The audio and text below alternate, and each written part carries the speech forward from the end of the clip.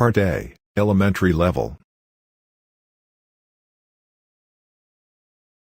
Lesson 1, Human Brain.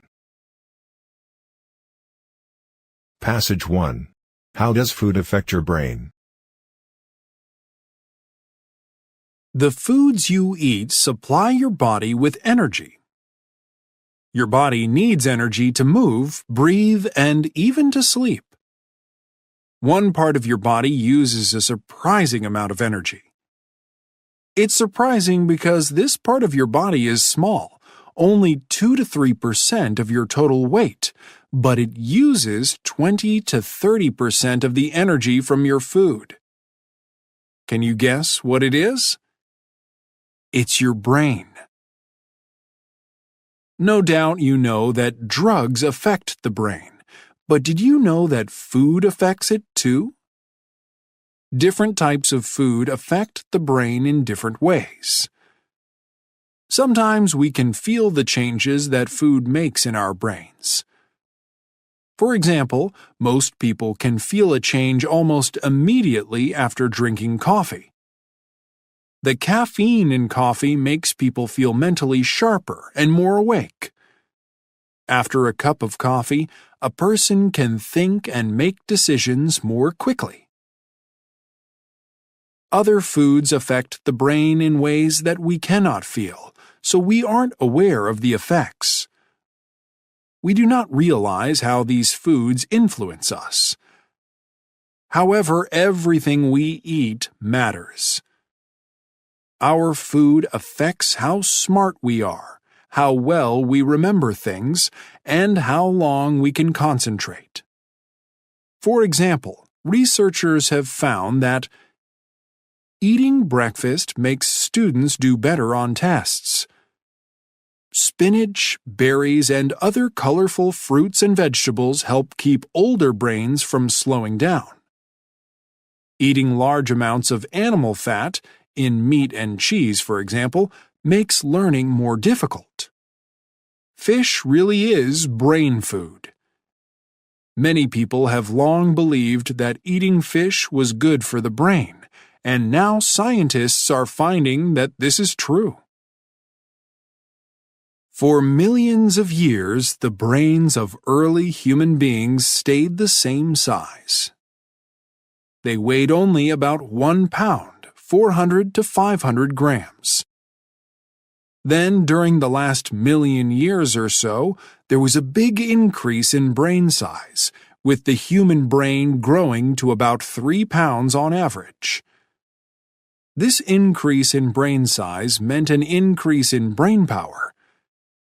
With bigger, more powerful, more advanced brains, human beings became smart enough to build boats and invent written languages.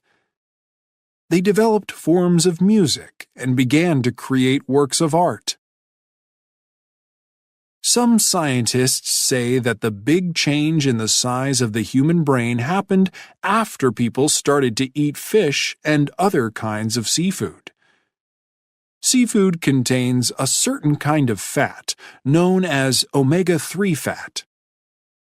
According to these scientists, omega-3 fat caused the increase in brain size. Today, brain scientists in general agree. This fat is still important for healthy brains, and most of us are not getting enough of it. Did you realize that your brain is always changing, no matter how old you are? The foods you eat affect how your brain grows, how well you learn, and how well you remember things. Maybe you have never thought about how you feed your brain. Luckily, it's never too late to start feeding it well.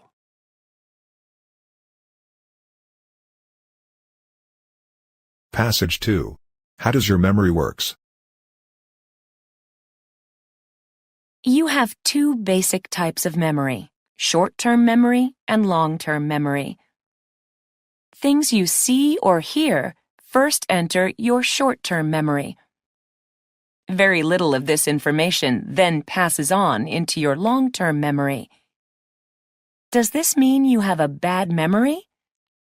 Not at all. Your short-term memory has a certain job to do. Its job is to store information for a few seconds only.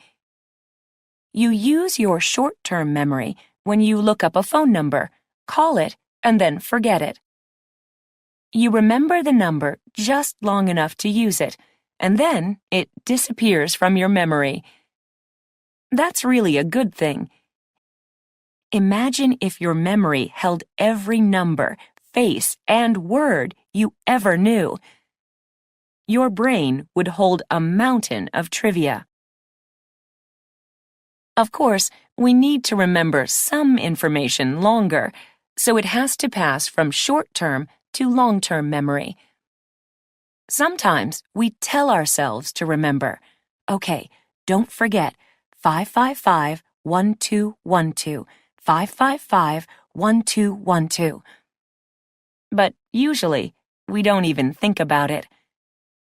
Our brain makes the decision for us. It decides to store the information or let it go. The brain seems to make the decision by asking two questions. Does the new information affect our emotions? Does it make us happy, sad, angry, or excited? Does the new information concern something we already know, so our brain can store it with information that is already there?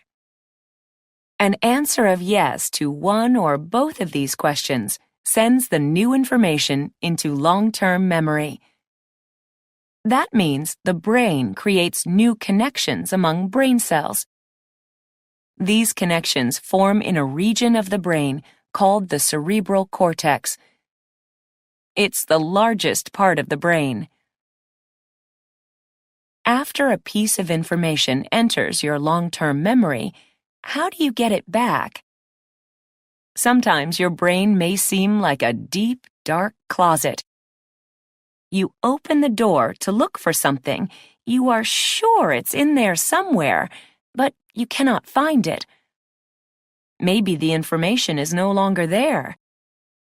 Information disappears when connections among brain cells become weak. They get weak if time passes and the connections are not used. That is why it's good to review your notes from a lecture soon after the class. Do not wait too long to look in the closet.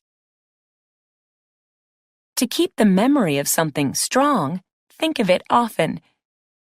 For example, look at those lecture notes the next day and the day after that, too. Then wait a few days and review them again. Every time you think about something, the connections in the brain get stronger. Then it's easier to remember the information when you need it. Unfortunately, this advice applies only to certain kinds of things that you try to remember. It won't help when you are trying to remember a name that's on the tip of your tongue. A tip-of-the-tongue experience is the feeling that you're about to remember a word, but it just won't come out. These experiences are common among older adults, but everyone has them. College students, on average, have 1 or 2 a week. This advice also won't help you remember something that just never made it from short-term to long-term memory. No matter how hard you try, you won't find it in your memory. So you'll need some other strategy to help you figure out where you left your keys.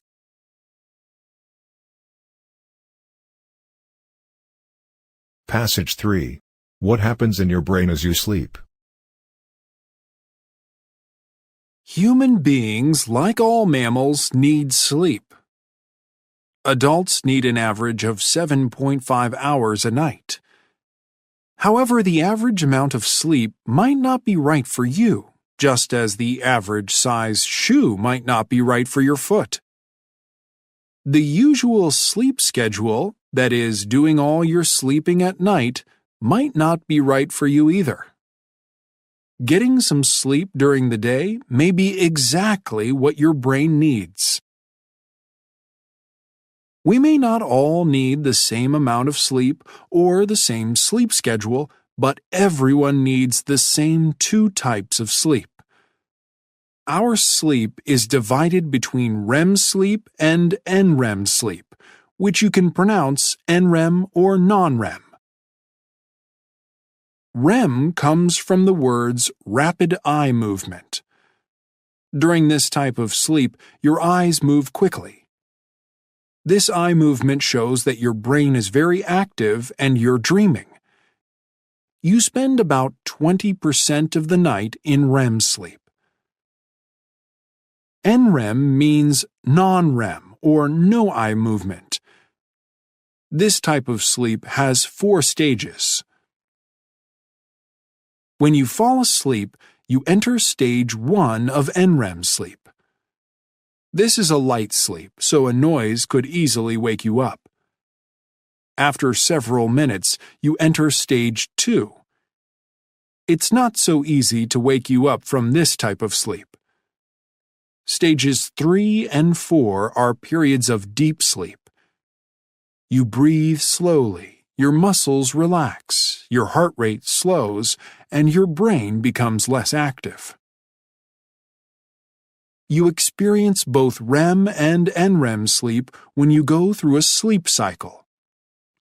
A cycle is a group of events that happens again and again, like the cycle of seasons that happens each year.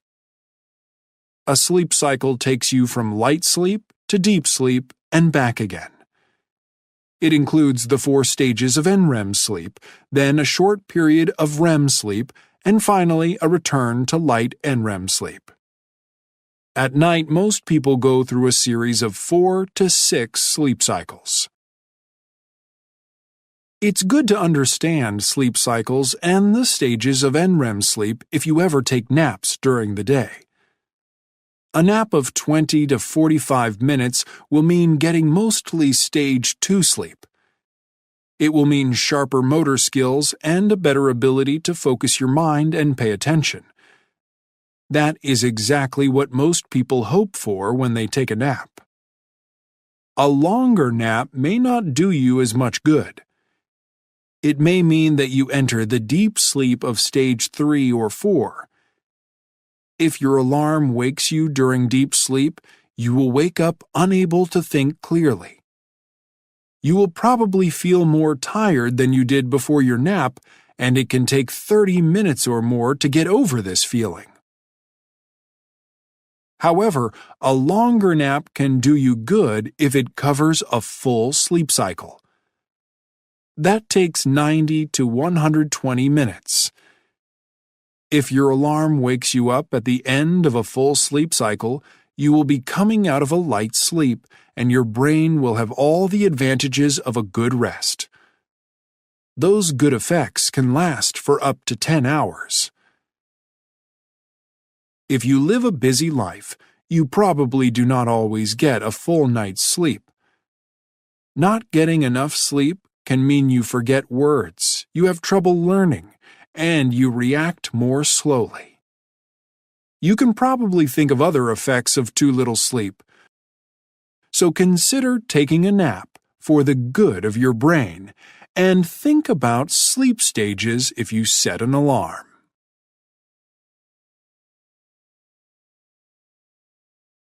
Passage 4. Research on dreaming. Bruno Beckham has a good job. He also has a new job offer. He has to make a decision right away, but he's not sure whether he should accept the offer.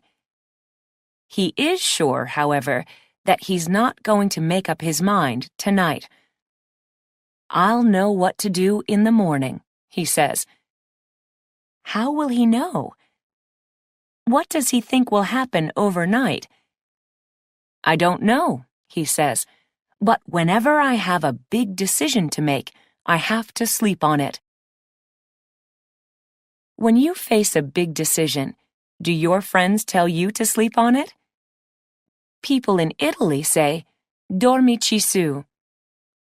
It means the same thing. In France, they say, la nuit porte conseil, meaning the night brings advice. People in many cultures believe that something useful happens during sleep. But what happens, and why? Maybe the answer can be found in our dreams. Many people believe that dreams help us in our daily lives. The American boxer Floyd Patterson believed this. He used to dream of new ways to move in a fight, and he claimed that these moves helped him surprise other boxers. Srinivasa Ramanujan, an important mathematician from India, said that all his discoveries came to him in dreams. Artists, scientists, and writers report getting ideas from dreams, too. The English writer Mary Shelley did.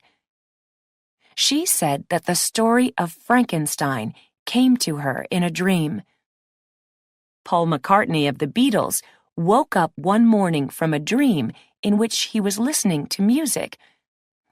He immediately went to the piano and played the music, which became Yesterday, one of the Beatles' most famous songs. Scientists do not agree on what dreams mean or why people dream. Some doubt that dreams have any important purpose. They say that dreams show activity in the brain, but it's like the activity of a car going in circles with no driver. It does nothing useful. On the other hand, many scientists claim that dreams are helpful. They say that dreams are good for learning new skills and developing strong memories. Some researchers hope to learn more about the dreams of people by studying the dreams of animals. At the Massachusetts Institute of Technology, MIT, scientists have studied the dreams of rats. In one study, the rats were learning to run through a maze, and the scientists would record the activity in the rats' brains. Later, during REM sleep, the rats' brains showed exactly the same activity. The rats were going through the maze again in their dreams. Researchers could tell if the dreaming rats were running or standing still. In fact, one researcher reported that they could pinpoint where the rats would be in the maze if they were awake. Were the rats practicing for the next day? Does dreaming somehow help them learn and remember? Do human brains work this way? The researchers at MIT are searching for answers to these questions. Right now, there is no explanation for dreams that everyone accepts. There is a great deal we still do not know about the sleeping brain, but maybe one day we will know all its secrets.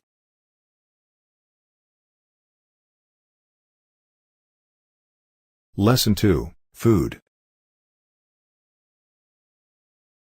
Passage 1. Chocolate maker. How do you feel about chocolate? If you like it, you are far from alone. The question is, why are so many people so crazy about it?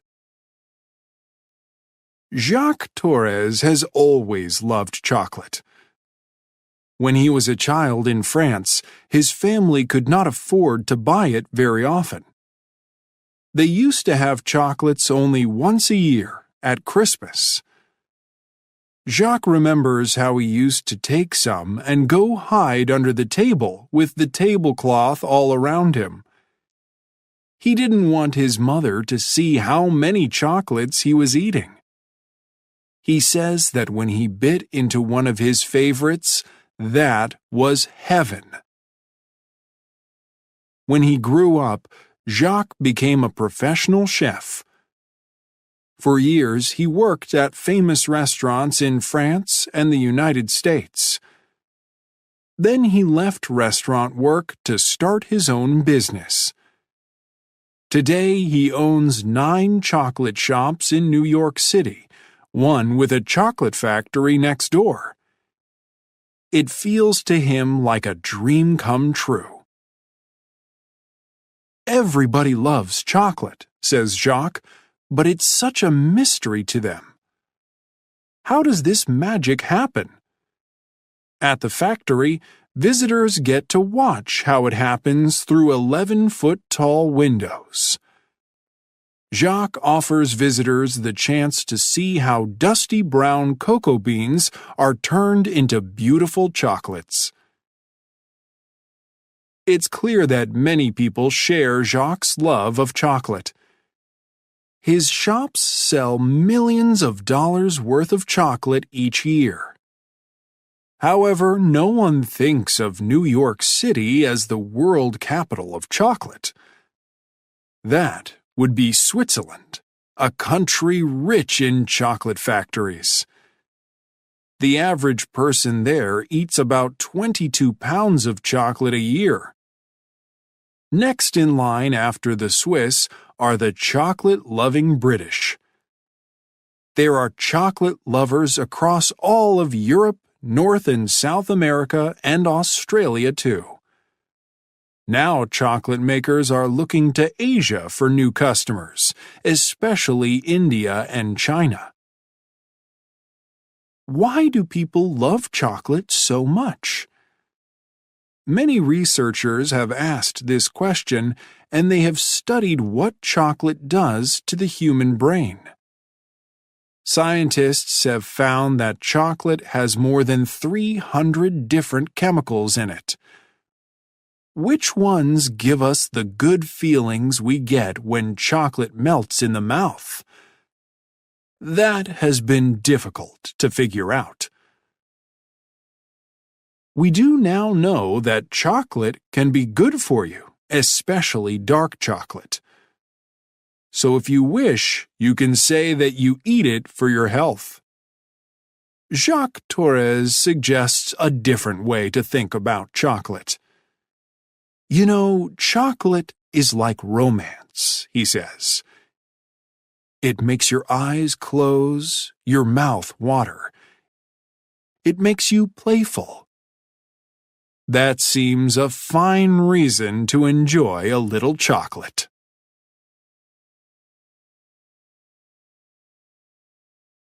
Passage 2. History of the tomato. Ah, the tomato, so well loved by foodies everywhere. The French used to call it la pomme d'amour, the love apple. Today, cooks around the world do wonderful things with it.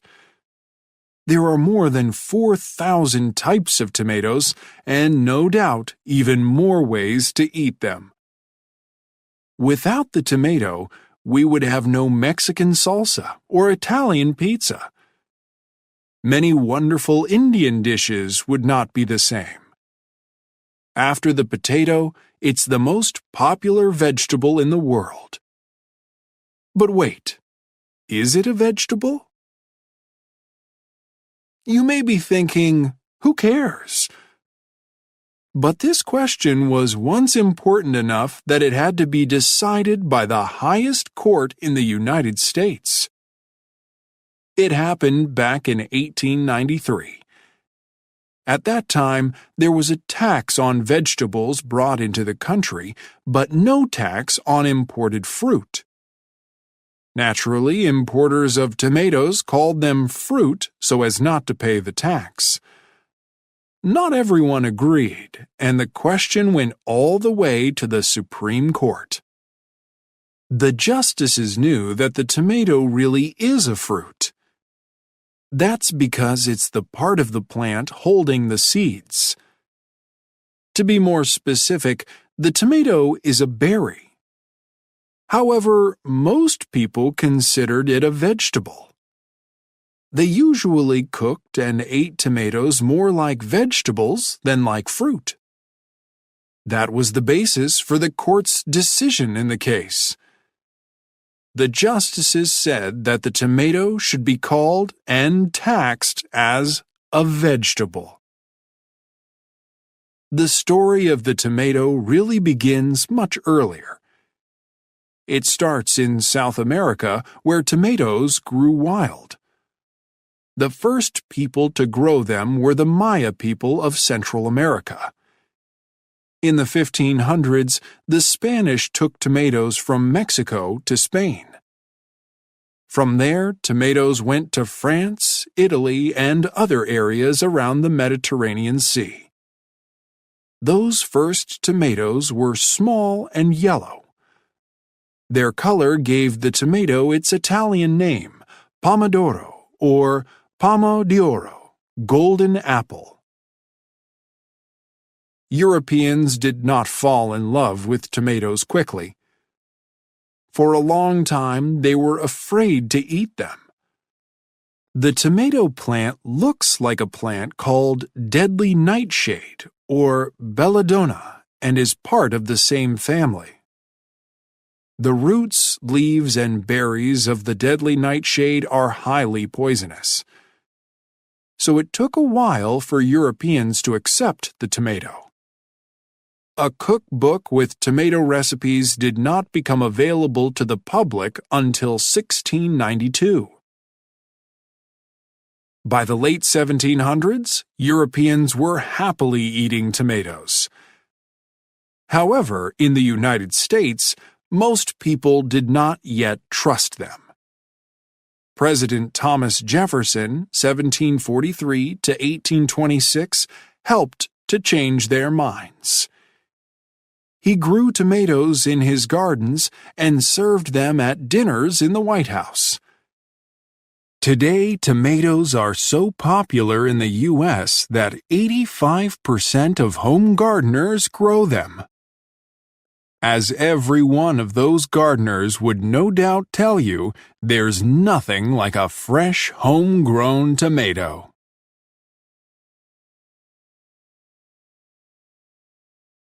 Passage 3.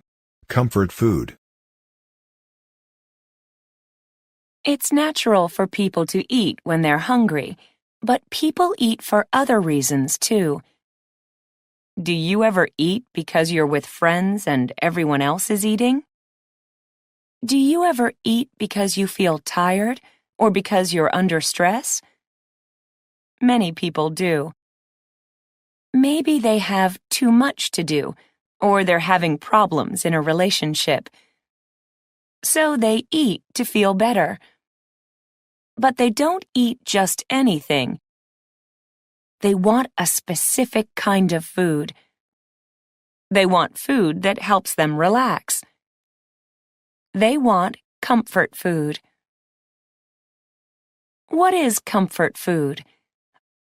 For most people, it's food that is easy to prepare and easy to eat.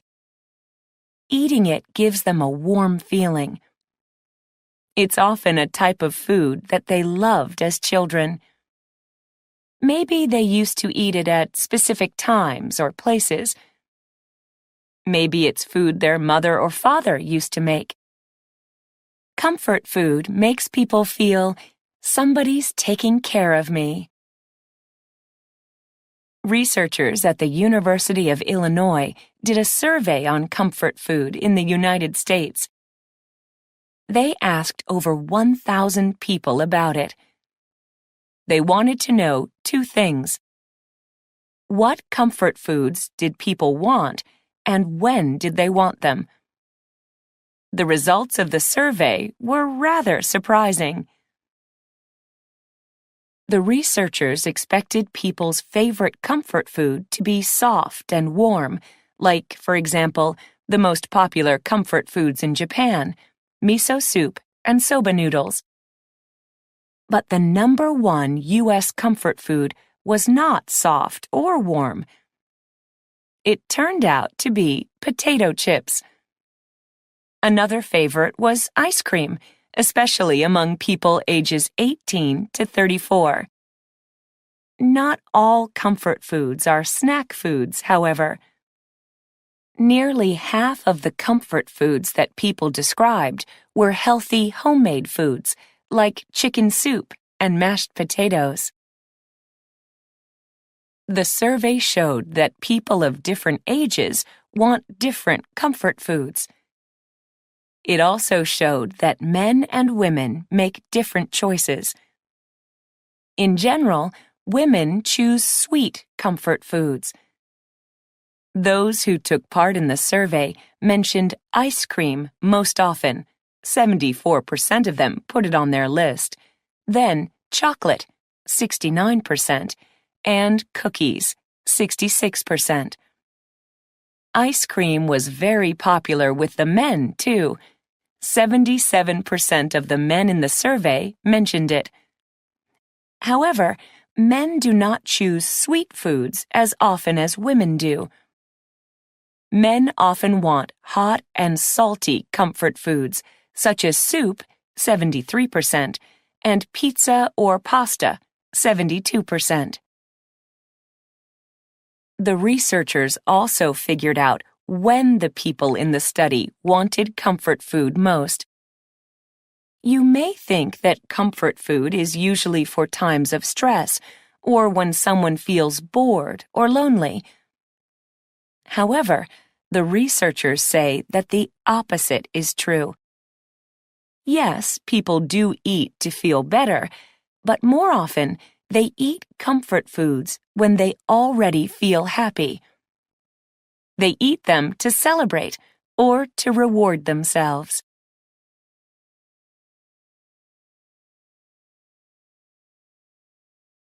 Passage 4. Slow food. Italians know and love good food. It's at the heart of their culture. So is taking the time to enjoy their food. They do not like to rush through meals. As a result, many of them think that fast food is a terrible idea. In 1986, the first American fast food restaurant, a McDonald's, opened in Rome. Many Italians were surprised and angry. They saw it as an attack on Italian culture. One man, Carlo Petrini, decided to fight back. Fast food is the enemy, he said, and he started a group called Slow Food. Today, over 100,000 people in 160 countries belong to the group. More people join every day. The members of Slow Food share many of the same ideas about problems with food today. One of those problems is fast food. Slow Food members consider it unhealthy. They also do not like that fast food is the same everywhere. That's boring, they say. What is better are healthy local food traditions with all their wonderful variety. Slow Food members worry about a second problem, too. For a variety of reasons, some types of plants and animals are becoming very rare. Some have become so rare that the world is in danger of losing them completely. Some examples are several kinds of dates that grow only in the area around Siwa, Egypt. The blue egg chickens of Temuca, Chile, who produce eggs only when they live outside. The wild coffee plants of the Harina forest in Ethiopia, the only place in the world where you can find coffee plants in the wild. And the piraruca, a fish in the Amazon River that can weigh more than 500 pounds, as much as 250 kilograms. Slow Food does not want to let these plants and animals disappear, so the organization is working with local groups to stop that from happening. Slow Food wants to protect biodiversity, the wide variety of types of plants and animals we have on Earth. There is a third problem that worries Slow Food members. Much of our food today is produced by big companies. These companies sell their products in distant places, so they want products that can travel well. Big growers want the kinds of fruit and vegetables that look good after a long trip.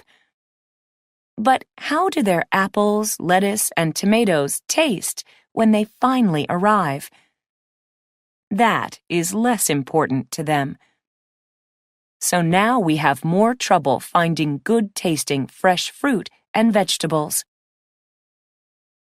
Today, it has become common to eat foods from far away. Foods eaten in the United States travel an average of 1,300 miles to reach the dinner table. In the past, people got most of their food from farms in their local area.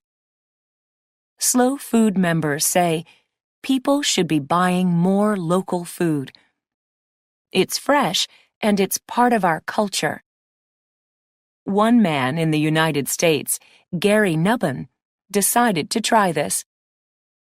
For 1 year, all his food came from plants and animals near his home in Arizona.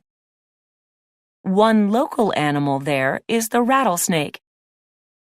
Nubbin ate that, too.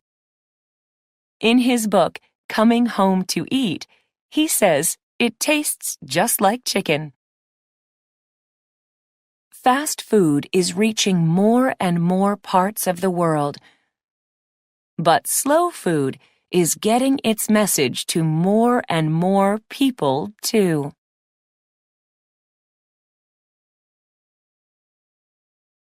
Lesson 3, Communication.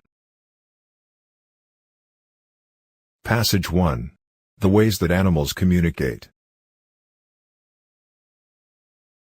Who is better at communicating, people or animals?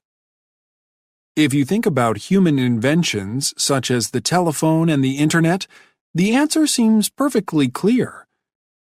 Human beings are the great communicators.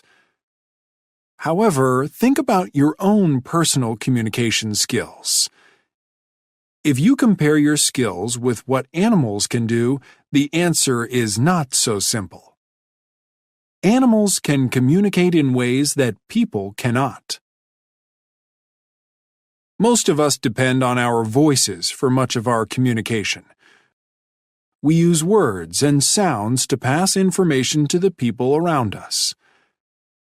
However, the sound of the human voice cannot travel very far. Even the voice of an opera singer with years of training cannot travel as far as many animal voices. Think of the elephant, for example.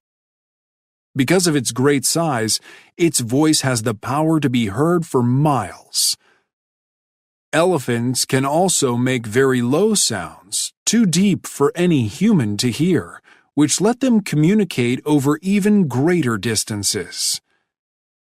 These sounds travel in sound waves both through the air and through the ground. How do elephants receive the messages? No one knows. Maybe they hear them with their ears, or maybe they sense them in some other way. It's possible that the sound waves pass from the ground through the elephant's toenails into their bones and then to their brains. Let's also consider communication through movement. Professional dancers use dance to share ideas and emotions. When we watch them, we may be able to understand what they are saying with their bodies. But even a great dancer's ability to speak through movement cannot match the average honeybees. Bees do a dance that tells other bees where to find food. The dance tells the other bees which way to go so they can fly to the food in a straight line. It also tells them exactly how far to go. It clearly describes both the direction and the distance to a specific place. The sense of smell offers another way to communicate. People can get information through their sense of smell, as when your nose tells you something good is cooking in the kitchen.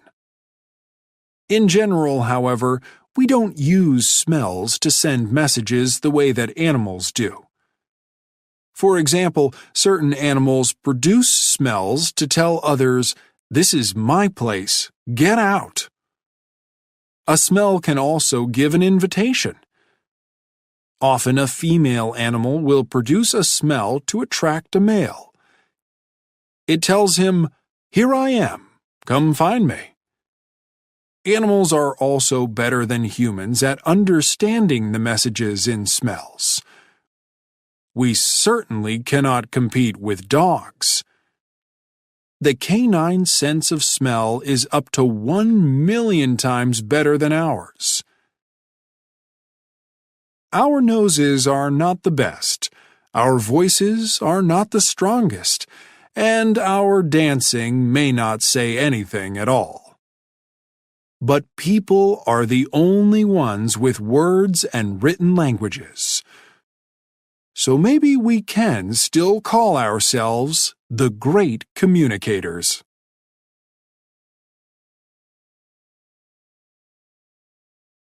Passage 2. How do we communicate with laughter? People have many ways to express themselves, that is, to show how they feel or what they think. One way that feels especially good is laughter. We all laugh when we see or hear something funny. We also laugh when we see other people laughing, which is why we say laughter is contagious. Laughter clearly has a role to play in human communication, but what are we saying when we laugh? A team of psychologists studied the laughter of 120 students at a U.S. university by having the students watch funny movies. Sometimes the students were alone, and sometimes they were in pairs.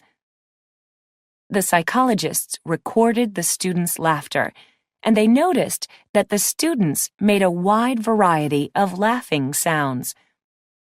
They also noticed differences in how many times each student laughed and how the student laughed.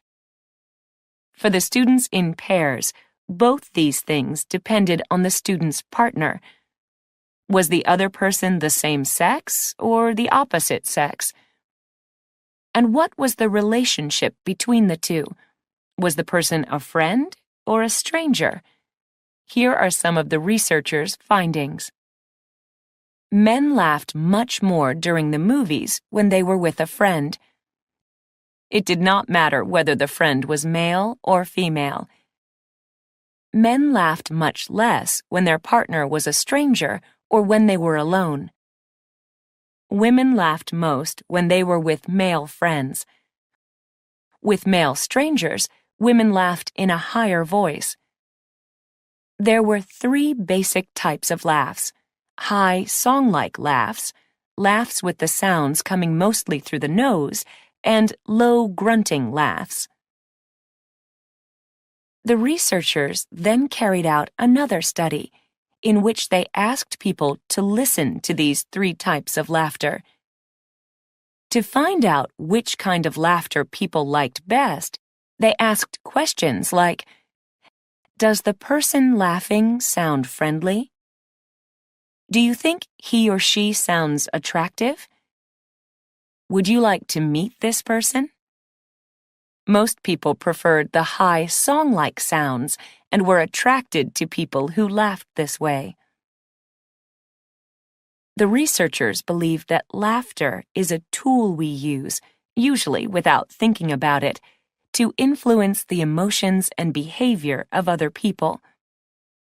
They say we often use laughter to show that we want to be friends.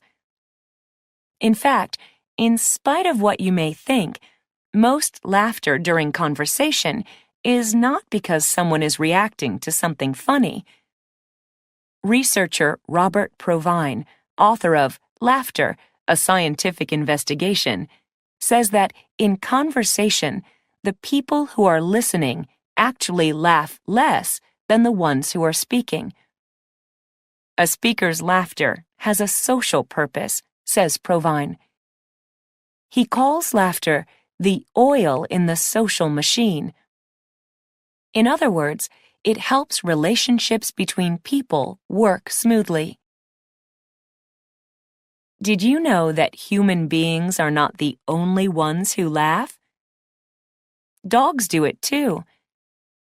Canine laughter sounds something like ha ha ha, and it seems to express the idea, let's play. Another researcher, Jacques Panksepp, reports that rats laugh too. The white rats he works with in his lab laugh when he tickles them. But please do not go out and try this. Panksepp warns, you have to know the rat.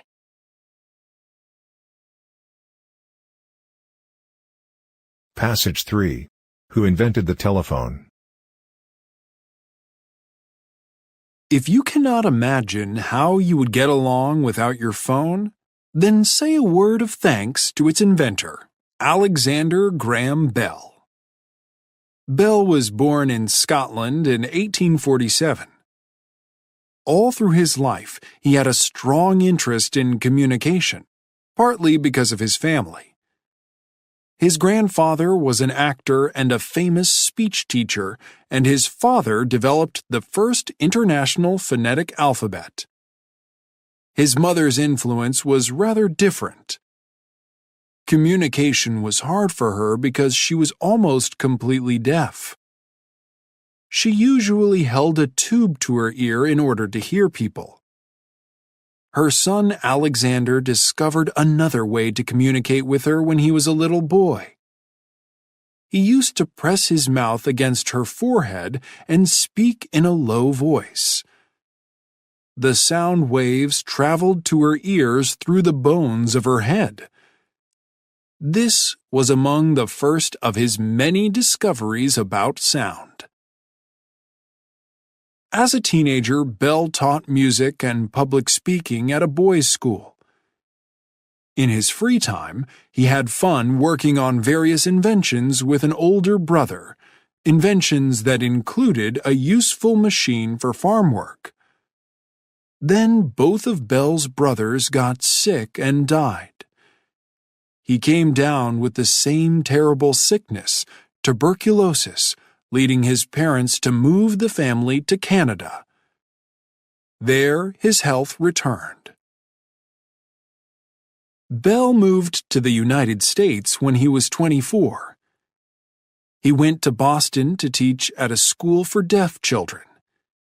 In Boston, he fell in love with Mabel Hubbard, a student of his who later became his wife. During this period of his life, Bell was a very busy man.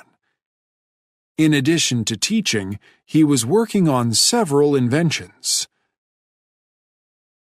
Bell's main goal was to make machines to help deaf people hear.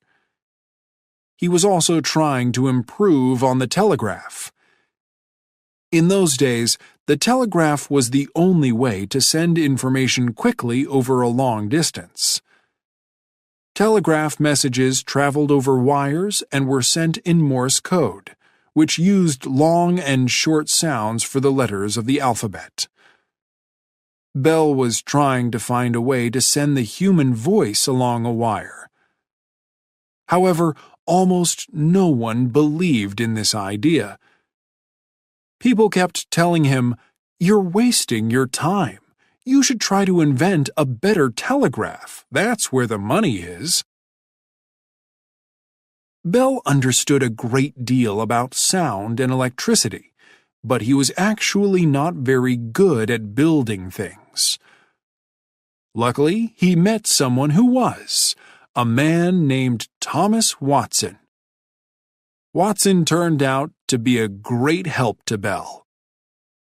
One day, it was March 10, 1876, The two men were working in separate rooms.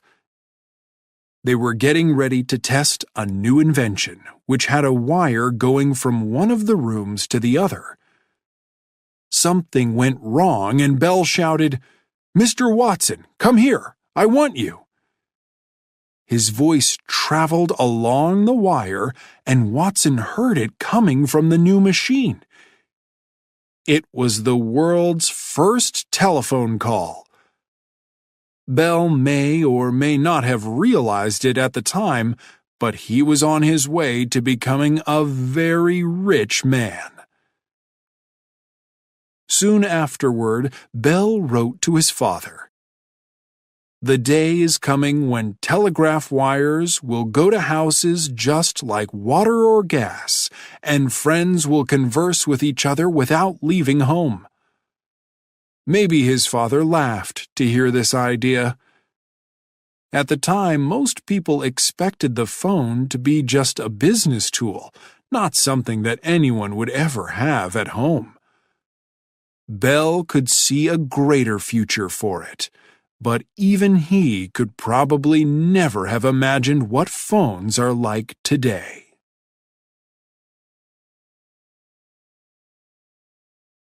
Passage 4. Speaking with your eyes. When we think about communicating with other people, we usually think about talking or writing. That is, we think about using words. However, much of the communication that takes place in person happens without words. It happens through nonverbal communication. We send nonverbal messages in many ways, including with our face, our hands, and the way we stand, move, and use the space around us. We get messages from others in the same way.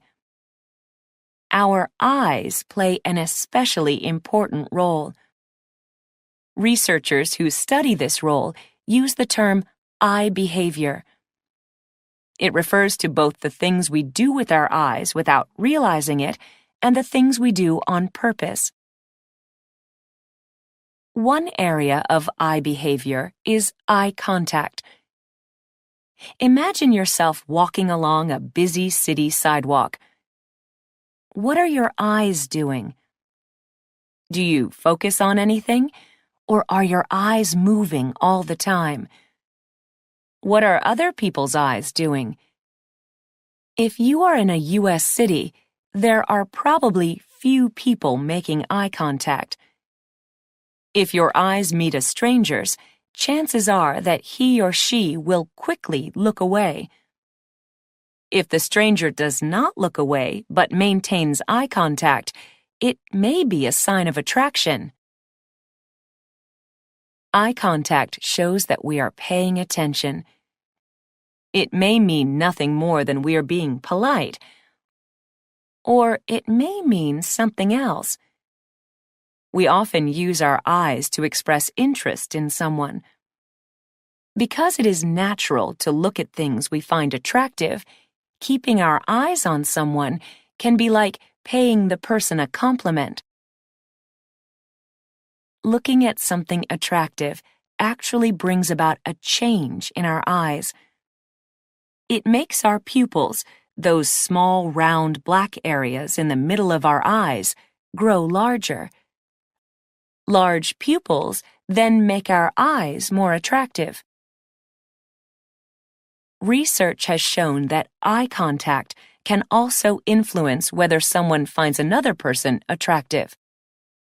In a study at the University of Aberdeen in Scotland, Dr. Claire Conway asked participants to look at photos of faces.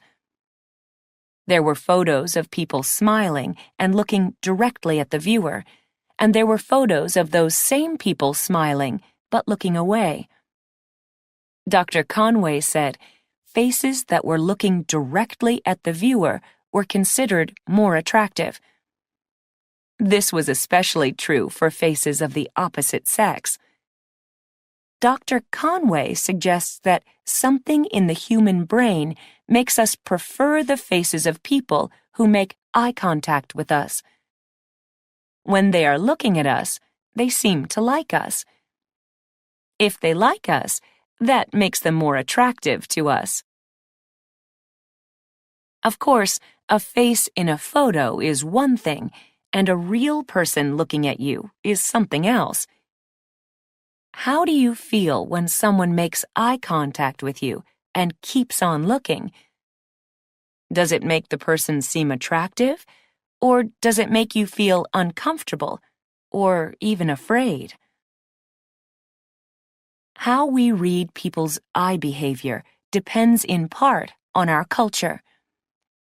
In some cultures, making and keeping eye contact is a sign of respect. In others, it has the opposite effect. As we grow up, we learn the rules of our culture for nonverbal communication in general and eye contact in particular. We learn what we are expected to do and what we are allowed to do. But even as an adult, you may find there is still more to learn about the language of the eyes.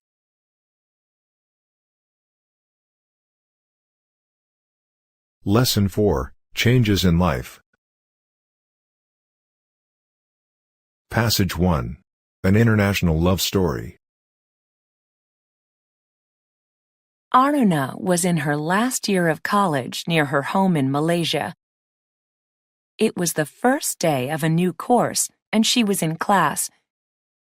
Suddenly, she says, I had this awful feeling of being watched. She looked across the room and found that someone was staring at her, an exchange student from Europe. He continued looking at her all through the class. He did it the next day, too, and the next. Finally, she told herself, enough, I'm going to talk to him. That will stop him. So she went and sat down next to him. She discovered that his name was Hervé, and he was French.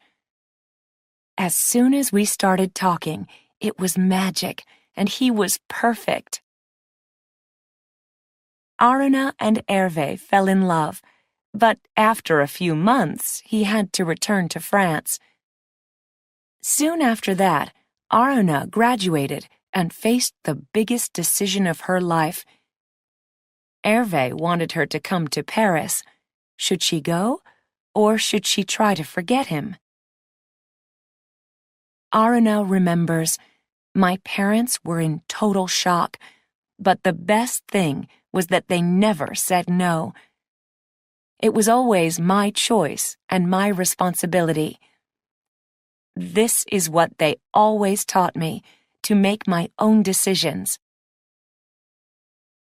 It was hard for Aruna to think of leaving family, friends, and home. Living in France would be a challenge, too. For one thing, she did not speak French. And it was difficult for me, she says, because I wasn't really sure what to expect. When I met Hervé, he was a student and almost like a tourist. He was happy in Malaysia and he felt comfortable there, but that wasn't real life for him. I was about to meet another Hervé whom I didn't know, the Hervé who was no longer a student, but a man with a serious job, and a Frenchman in his own country. Aruna decided to go. I had to take the chance. Although there were many differences between us, we were so much alike. I knew that he was the one for me. For Aruna and Hervé, it was the right decision, and now they are happily married. Marriage is not easy, and it's even harder when two people have to deal with differences in language, religion, and culture. Aruna says, the cultural differences were enormous. I come from an Islamic country, although my family is Christian, and many things in France shocked me. The hardest thing, she says, is to understand the way that French people think. Smaller differences in their everyday life caused problems, too. Aruna laughs. We are like night and day. I eat rice 3 times a day, and I don't wear shoes in the house. Also, I want to take care of my husband, like my mother and her mother before her, but that makes Hervé uncomfortable. Even with all the challenges, after 13 years and 1 child together, they are still very much in love.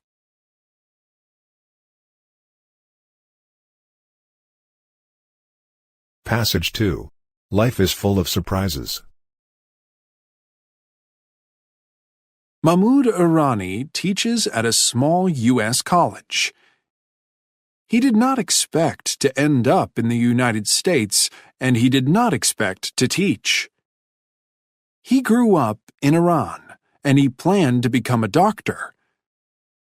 However, as people say, life is full of surprises.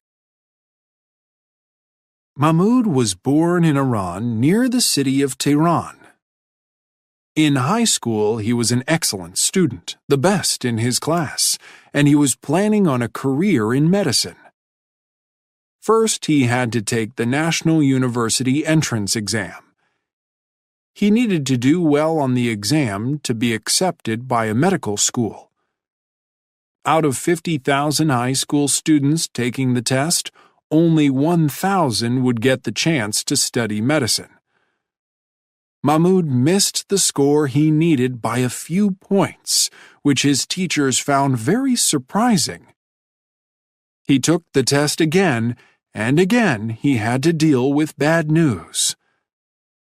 I was disappointed, he remembers, but I said, "That is my fate." Mahmoud had to make a new plan for his future, so he chose to study English. After college in Tehran, he decided to go to the United States for an advanced degree in English. A few months later, he arrived in Buffalo, New York. He entered an English as a Second Language (ESL) program at the State University there. Mahmoud was one of about 500,000 international students who entered the United States to study that year, but he managed to do something that few others could do. In less than 2 years, he went from studying ESL to teaching it at the same school. While on a visit home, Mahmoud had an interview at a university in Tehran. They offered him a teaching job, and he accepted it. Officials at the university made an agreement with him.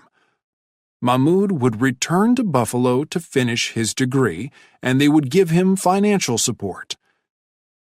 After he finished, he would come back to teach. So Mahmoud went back to New York feeling great, believing that his future was secure. Things did not turn out as he expected, however. There was a revolution in Iran, which caused great changes in the country. Soon Mahmoud received a letter from his university in Tehran.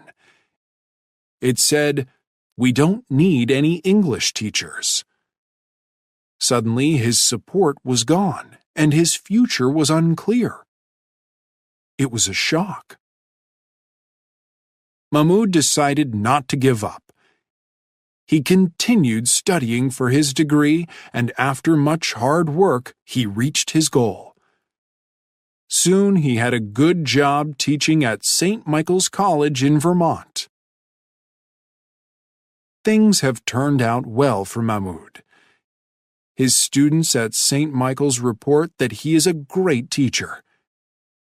He is married, and he and his wife, Roya, have 2 children. Roya, who is also from Iran, is a doctor. Mahmoud has always been interested in medicine. "I could go to medical school now," he says, "if I had the patience." he says that he does not plan to make a career change at this stage in his life. However, he adds, "I know that life is full of surprises."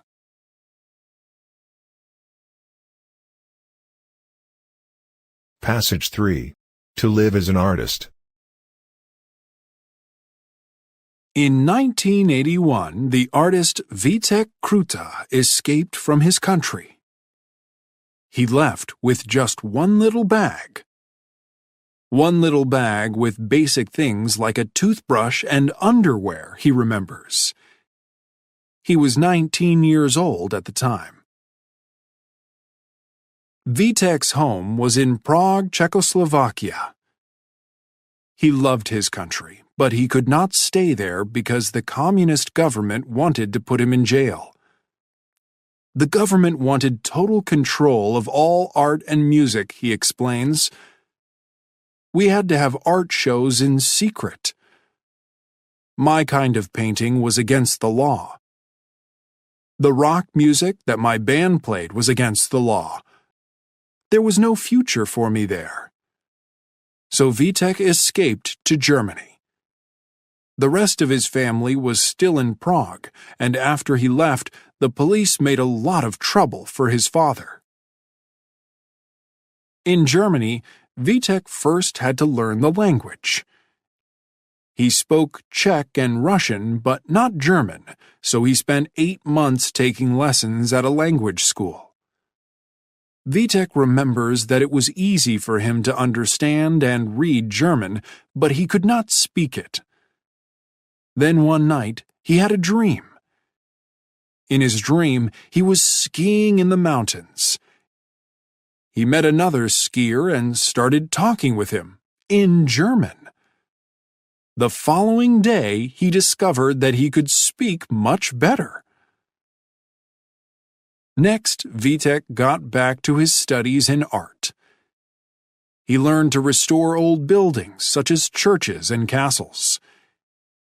He spent 10 years doing this kind of work, and then he faced another big change in his life. He got a job offer in the United States. Vitek knew hardly any English, but he did not let that stop him. After all, he had a great deal of experience learning new languages. So he and his wife Lucy decided to make the move. Today, Vitek is a painter, an architect, and much more. He is a man with a lot of energy. He works in his studio, he teaches art classes, and he helps manage an art school. Vitek also likes to get people with different talents and abilities together to do big art projects. Sometimes he has a group work on restoring a building. Sometimes they cover a room with murals, large pictures painted on the walls. Vitek likes to do projects in public places, at schools or in city buildings or in churches, so that anyone can see and enjoy them.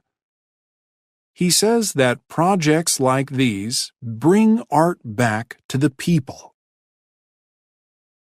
Vitek believes that art plays an important role in the world. Art lets people be creative, and the world needs creative people. Vitek explains, if we are not free to be creative, and I'm talking about scientists and mathematicians too, not just artists, then human beings can only copy the past. We cannot move forward.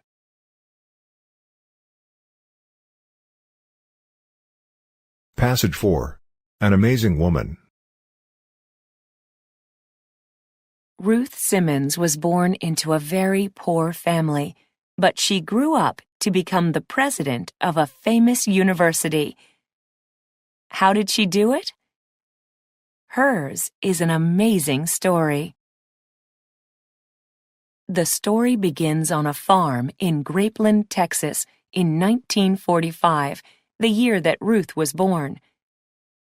Her parents were farm workers, and she was the youngest of their 12 children. They could not give their children many things, and Ruth never had any toys to play with. For Christmas, she did not receive any presents at all, except a shoebox with an apple, an orange, and some nuts. However, in Grapeland, Ruth was not really aware of being poor. No one else had much either. Then the family moved into the city, to Houston, where people had more money, and being poor was much harder for Ruth. In school, other children laughed at the way she spoke and dressed.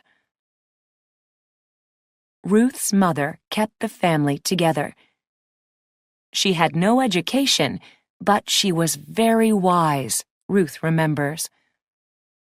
She taught us about the real value of being a human being, what mattered and what didn't matter. Ruth's mother did not have big dreams. She just wanted to see her children grow up. This was not a simple wish. At that time, there was segregation in the United States, and life was dangerous for African Americans, especially in the South. Ruth remembers living in fear. If you looked at someone the wrong way, you could be killed. At age 5, Ruth fell in love with school. She was lucky to have some excellent teachers. No one in Ruth's family had much education, but her teachers encouraged her to go to college. They gave her money and even a coat to wear. Ruth knew that college was going to be difficult, but she was brave enough to give it a try. At first, Ruth studied theater, but what kind of career in theater could a young African American woman hope for? She says, "Remember, I grew up in the South. I couldn't even go to theaters." So she studied languages instead. Later, she married, had 2 children, began a teaching career, and became a college administrator. Soon, people began to notice her and respect her abilities.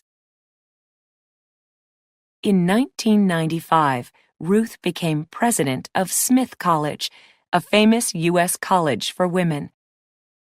Ruth was the first African American to lead such a famous college.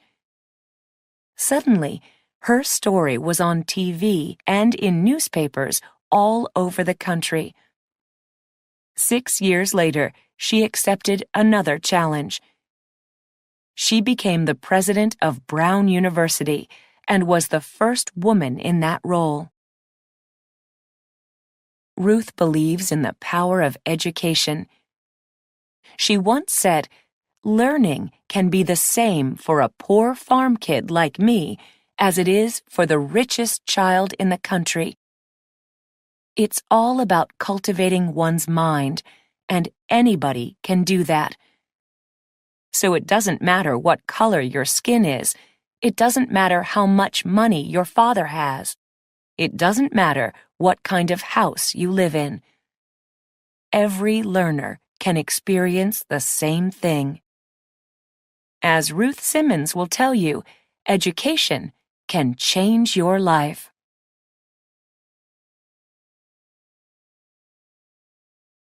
Lesson 5, The Ocean. Passage 1. Dealing with plastic in the sea. The Pacific Ocean contains more than half the water on the planet. It also holds a lot of trash, much of it plastic. There are plastic bottles, plastic bags, food wrappers, and many other kinds of packaging. Many of them were used only once before becoming trash and ending up in the ocean. Trillions of pieces of plastic are floating in the Pacific, and more go into its waters each year. All this trash is an ugly mess. It's an expensive problem, too.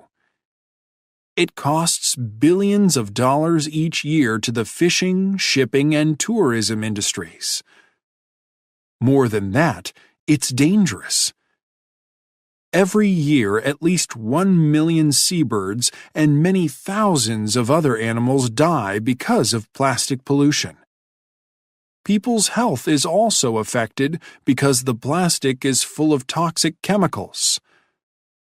Fish eat the plastic, and people eat the fish. Some of the trash ends up on beaches.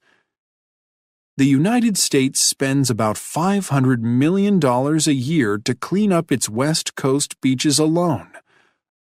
Around the world, people are working to clean up the beaches in their own countries. Since 1986, hundreds of thousands of volunteers have joined the International Coastal Cleanup. On the day of the 2014 cleanup, volunteers picked up more than 16 million pounds of trash. Other people are trying to figure out how to get the plastic out of the ocean.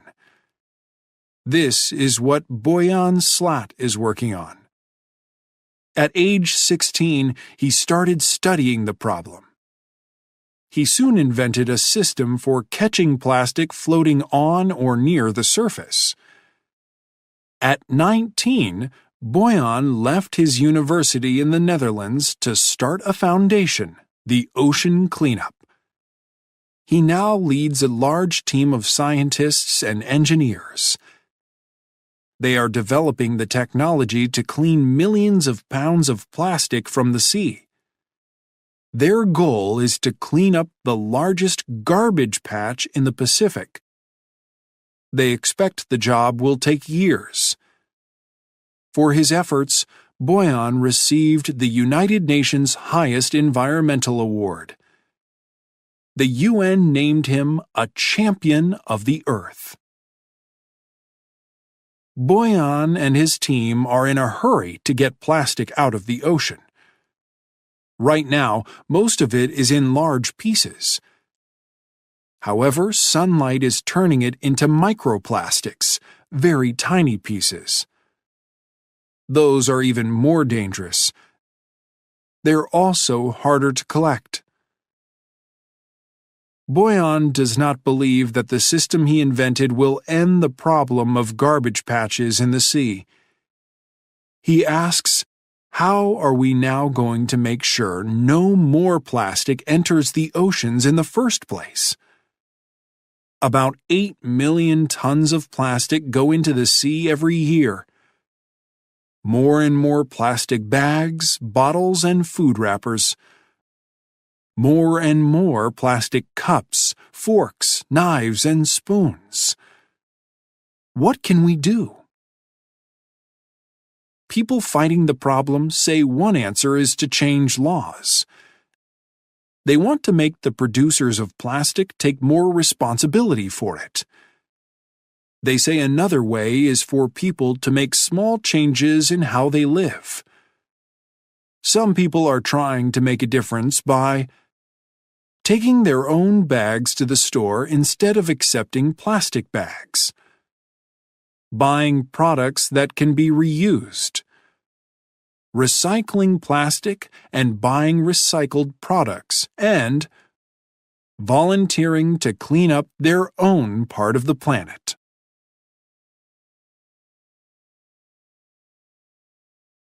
Passage 2.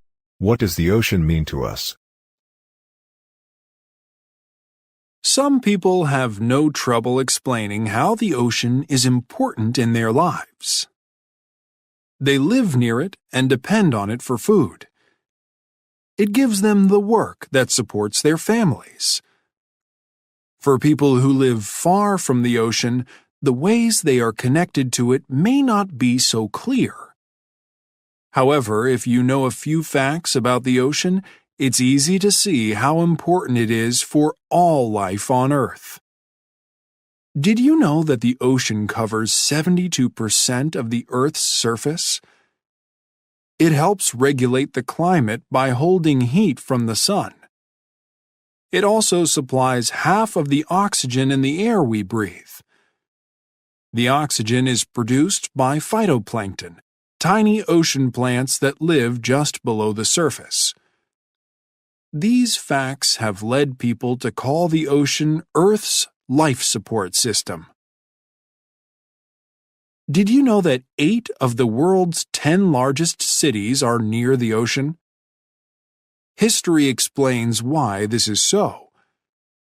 Cities began and grew on the coast, especially at the mouths of rivers, because the ocean was so important for food and transport.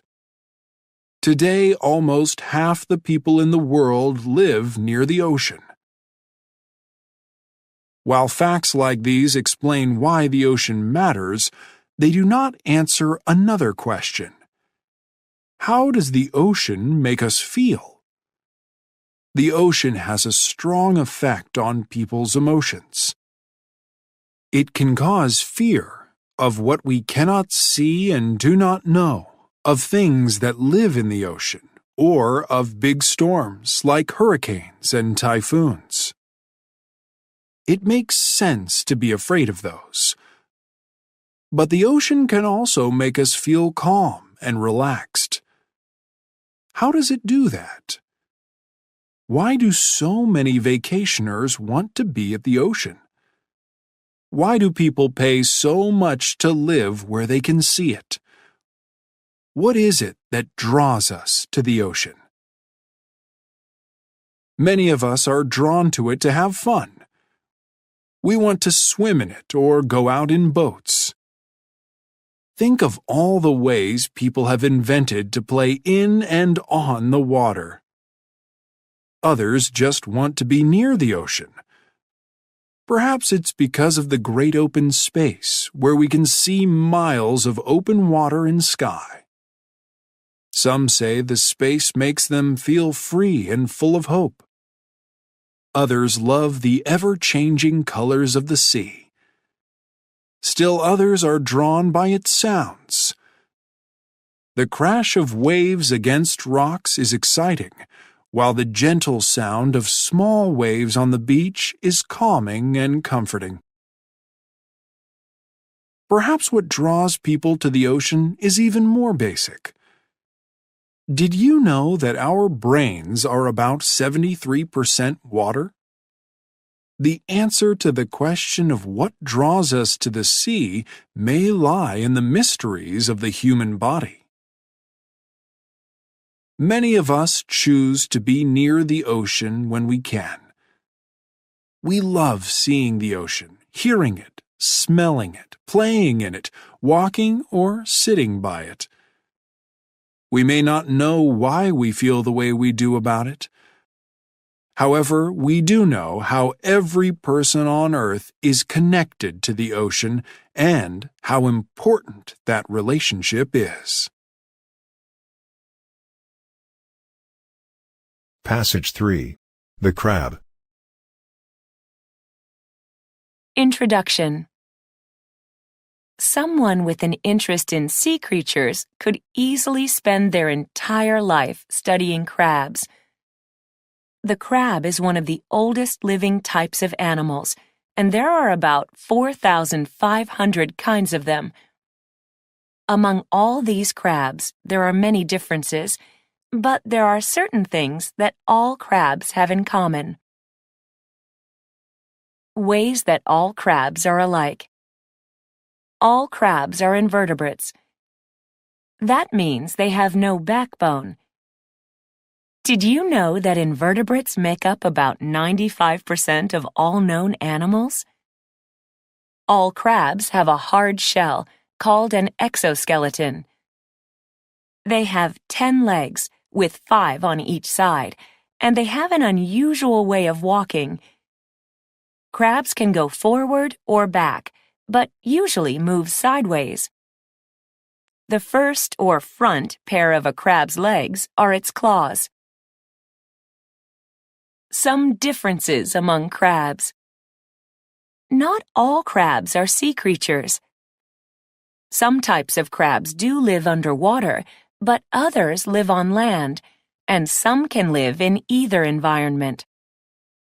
Some manage to survive in the hot water near underwater volcanoes, while others live under the ice in Antarctica. Crabs are often the same color as their environment. The most common colors are gray, brown, and white. However, some crabs are beautiful reds, blues, and purples. Some crabs are herbivores, plant eaters. Others are carnivores, meat eaters.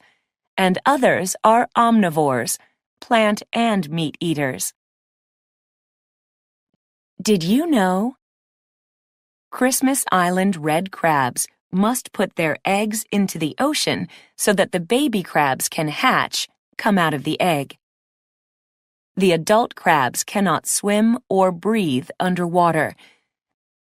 That makes it a dangerous business to be a mother. The largest crab in the world, the Japanese spider crab, can be up to 4 meters across, about 13 feet. The smallest is the pea crab. It's about the size of, can you guess? The largest land crab is the robber crab, or coconut crab. It can climb trees to pick coconuts. Its claws are strong and sharp enough that it can open the coconuts too. The Japanese blue crab is the kind of crab most often eaten. An especially helpful crab. The tiny trapeziid crab, only 1 centimeter long, or 1/3 of an inch, helps keep coral reefs alive. It cleans dirt from the reefs, letting the coral get the sunlight it needs to live. Today, much of the coral in the ocean is dying, so we should be glad for any help it can get. The last word on crabs. If someone calls you crabby, they are not paying you a compliment. A person who is crabby seems unhappy and often complains. They might always be like that, or they might get that way only at certain times. Some of us get crabby when we are tired or hungry, or have too much work to do. It may not be fair to the poor crab to use its name this way, but English speakers have been doing it since the 1700s and will probably go on doing it. So the crab will just have to put up with it.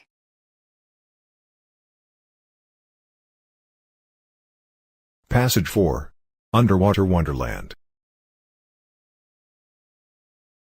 The Great Barrier Reef off the coast of Australia draws people from all over the world. It's a beautiful place to swim, go boating, and relax on the beach. However, what is most special about the Great Barrier Reef is what you can see underwater. The Great Barrier Reef is 1,400 miles long, over 2,200 kilometers. It's made up of almost 1,000 islands and nearly 3,000 coral reefs, making it the world's largest coral reef system. It's the only living thing on the planet that can be seen from space. The reefs were built over thousands of years by billions of tiny sea creatures called coral polyps. It may be difficult to think of coral polyps as animals. They do not swim or move themselves across the ocean floor. They do not have eyes, ears, a heart, or a brain. A coral polyp is basically a tiny soft body with a mouth and a stomach. It also has tentacles that help it protect itself and catch food. Some coral polyps live alone, but most live in groups called colonies. Each differently shaped part of a reef is its own colony. A colony has a single species or type of coral. In the Great Barrier Reef, there are about 400 species of coral in all. Most of the 400 are hard coral species, the type that builds reefs. They produce calcium carbonate, the same thing shells are made of, at the base of their bodies. They use it to attach themselves to a rock or the sea floor. Then it becomes hard, like a shell. Reefs are built over time as coral produce more and more calcium carbonate. Reefs then attract many other types of sea creatures and plants. Exactly how many, no one can say. Counting just the fish, the Great Barrier Reef is home to more than 1,500 species. In 1975, the Australian government established the Great Barrier Reef Marine Park. The point was to protect the reefs. However, these reefs, like coral reefs everywhere, are in danger. A great deal of the coral has already died.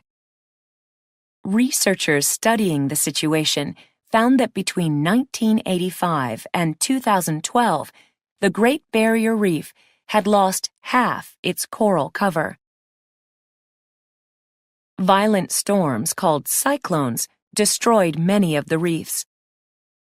The researchers say storms caused about half the damage to the coral. Climate change could cause storms like these to hit more often. If they do, the coral cover won't have enough time between storms to grow back.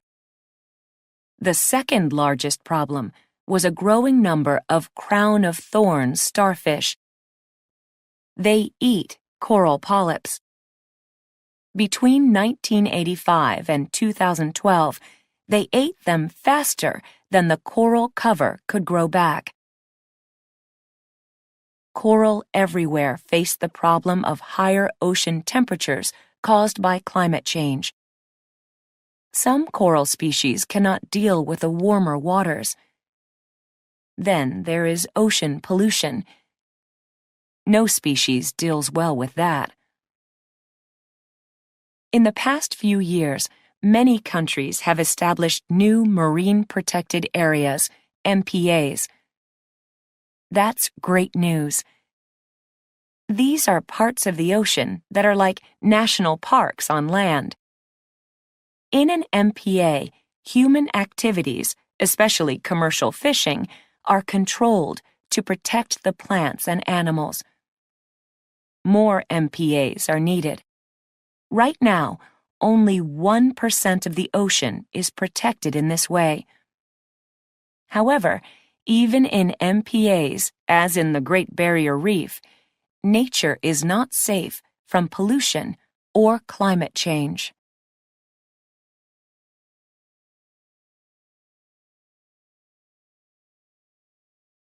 Part B, Intermediate Level. Lesson 6, Health. Passage 1. Living over 100 years old. Would you like to live to 100?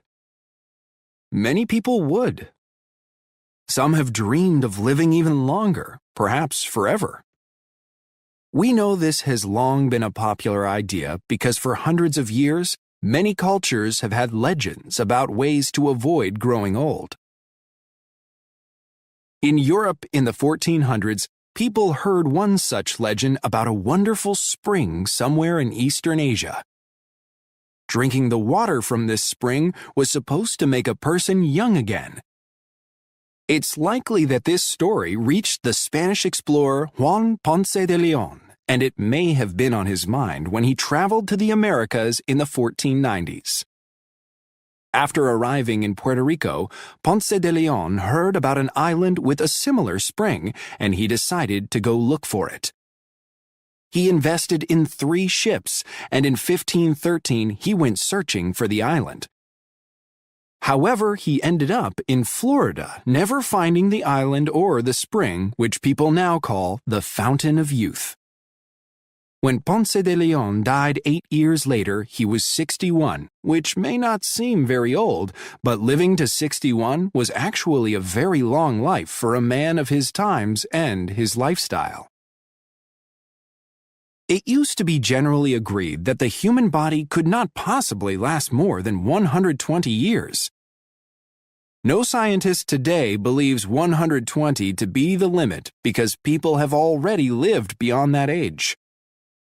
A woman in France, Jean-Louise Calment, made it to 122 years and 164 days. Today, people in many parts of the world are living longer lives than their ancestors did, partly because of better public health services and safer drinking water. Greater understanding of how to treat heart problems has made a big difference in life expectancy as well. Scientists are learning more all the time about how we can live longer, healthier lives, and maybe someday they'll even learn how to stop the aging process completely. While you're waiting for that day to come, there are things you can do to increase your life expectancy. Do you think you can follow these 3 rules? Rule number 1. Treat your body well. Your everyday lifestyle influences how long you will live. For example, smoking can take years off your life, and even if it doesn't make you sick, it will affect your skin and make you look older. So don't smoke, get enough sleep, lead an active life, and be sure to eat right. In other words, eat foods that are good for you and don't eat too much. Rule number 2. Don't take risks. Forget about motorcycles and wear your seatbelt when you travel by car. Also, try to choose a nice, safe way to make a living. If you can avoid it, don't do a dangerous job, like going to sea and working on a fishing boat. Rule number 3.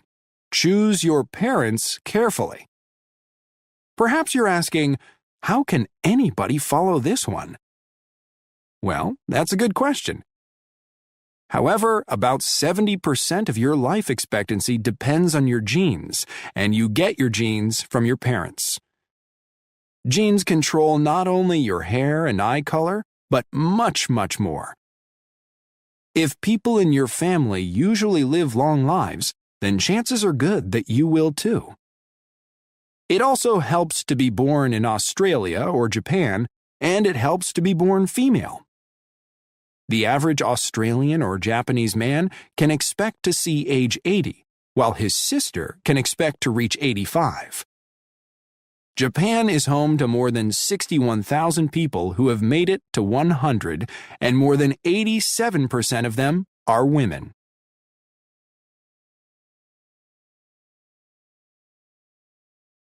Passage 2.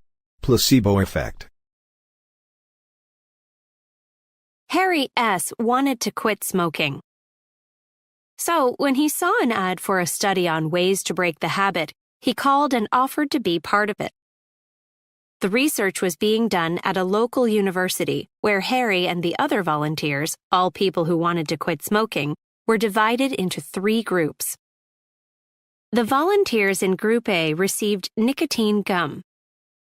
That's chewing gum with nicotine, the drug and tobacco that gives smokers the good feeling they get from smoking. When these smokers felt the need for a cigarette, they could chew a piece of this gum instead, and it would give them the nicotine their bodies were used to. The volunteers in Group B, including Harry, got some gum too. Theirs was just plain chewing gum, but they didn't know it had no nicotine. The people in Group C got nothing. A group like this in a study is called the control group. After a 4-hour period with no cigarettes, Harry and the other volunteers had to write answers to a series of questions.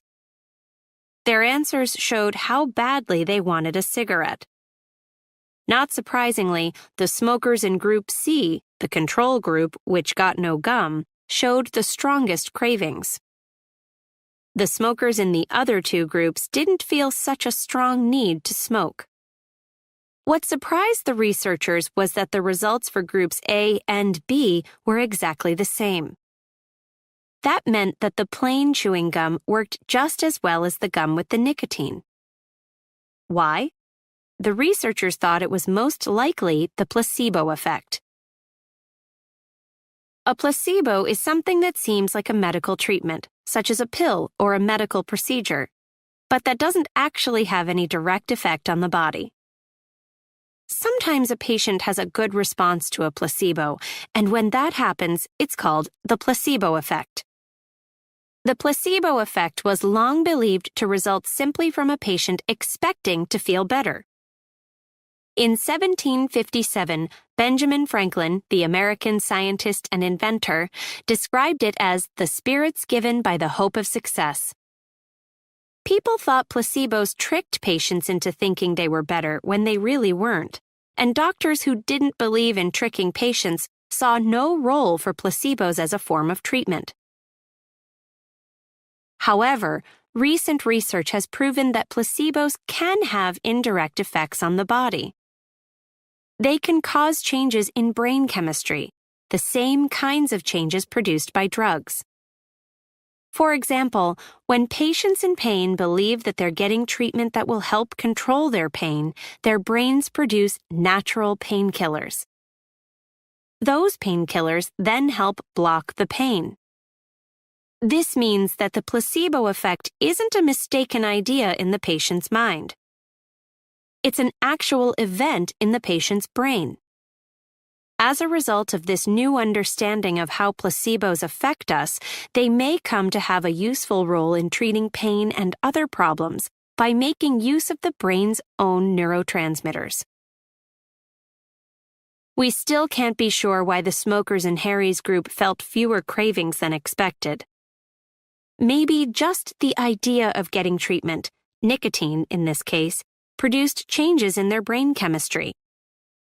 But maybe the people working with the volunteers had something to do with it too.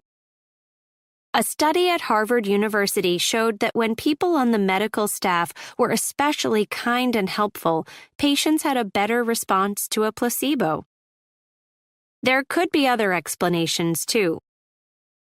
Maybe the sugar in the chewing gum helped the smokers in Group B feel better. One thing we do know about the placebo effect is that further research is needed.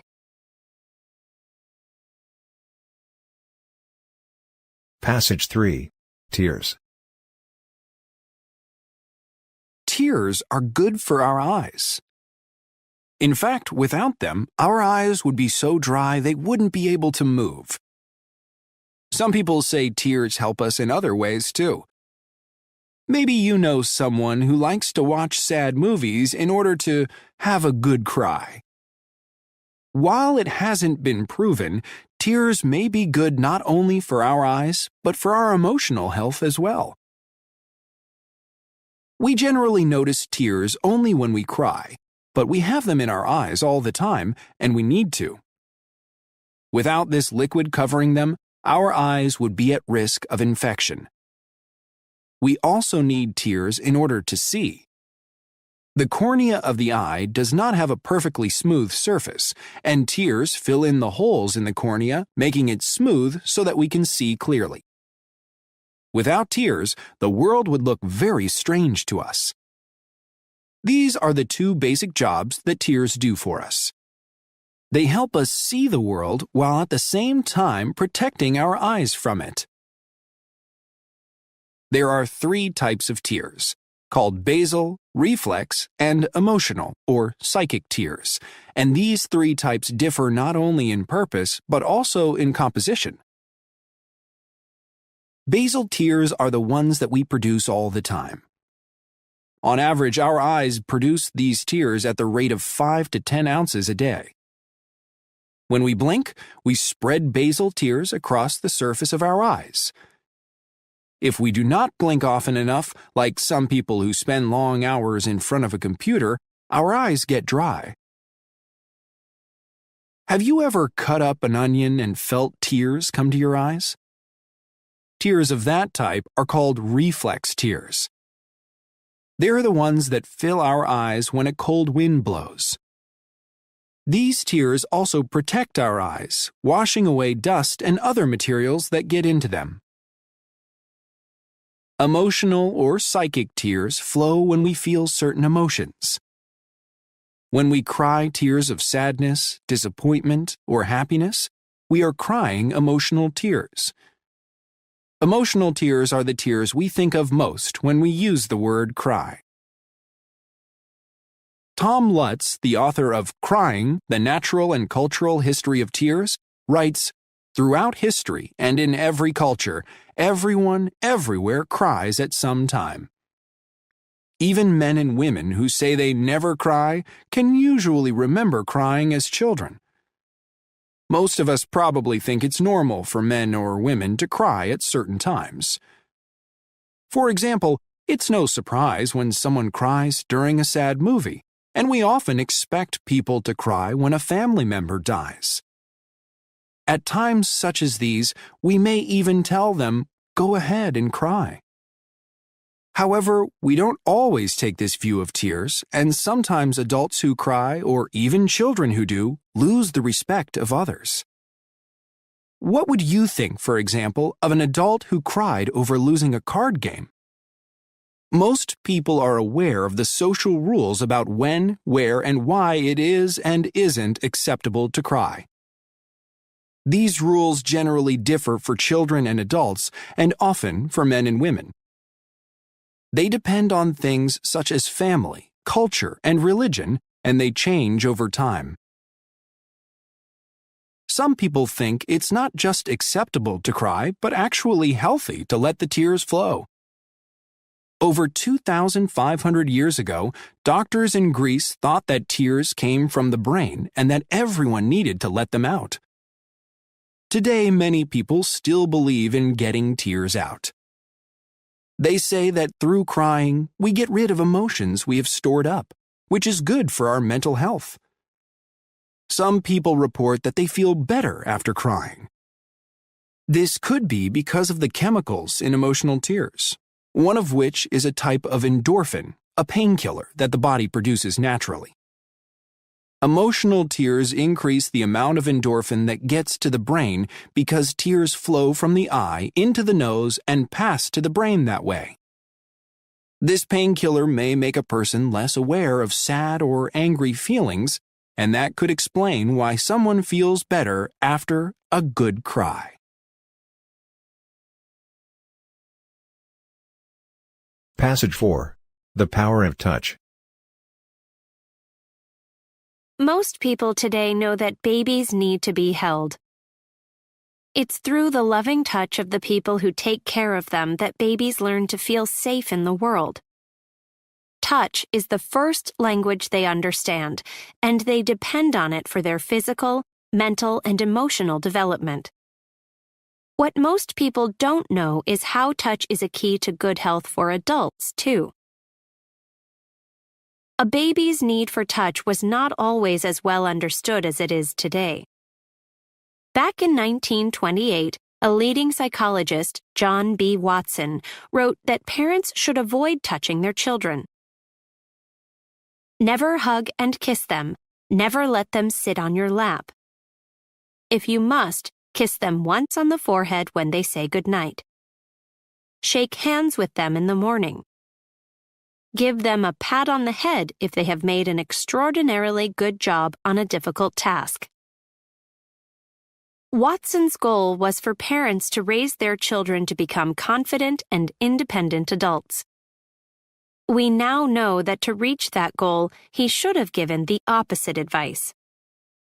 In the 1980s, researchers in the United States started to study the effects of touch on newborn babies.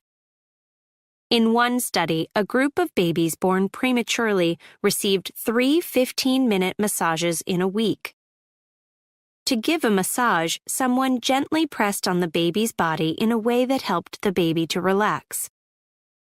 A second group of babies received only the usual medical care for premature babies, which generally included very little touching. The researchers then recorded the baby's weight gains, an important sign of good health in newborns. They found that the babies who had received the massages gained 47% more weight than the control group.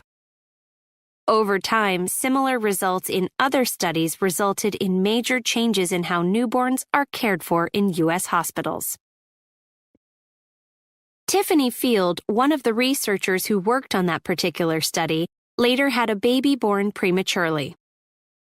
This life-changing experience and a growing understanding of the benefits of touch led Dr. Field's career in a new direction.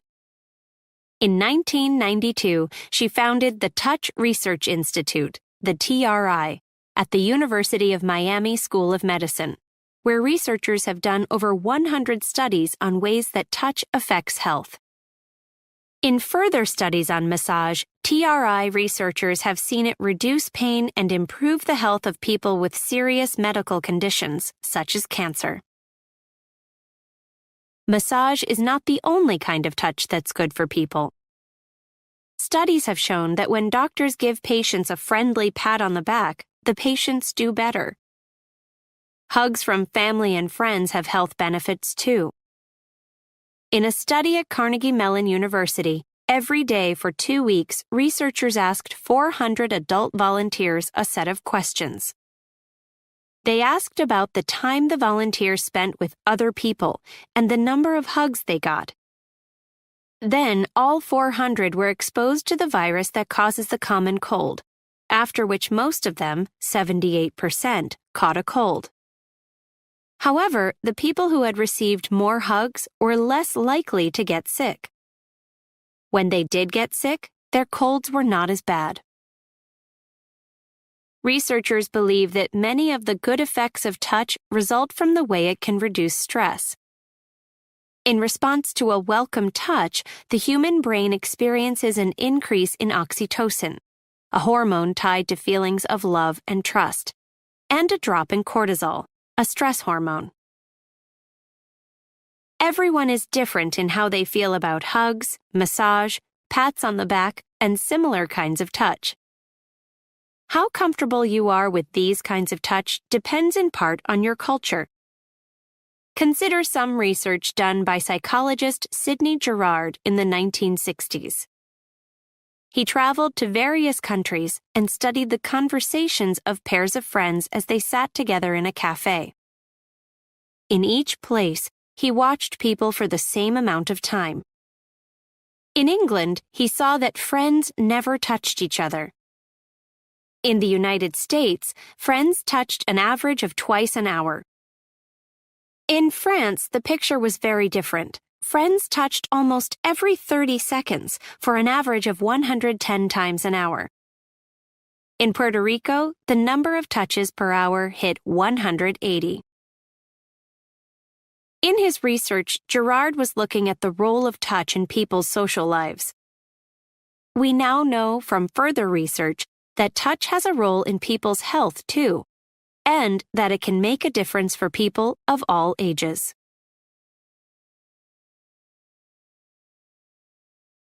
Lesson 7, Business. Passage 1. Young Entrepreneurs. The world has always had entrepreneurs, people who come up with an idea and turn it into a business.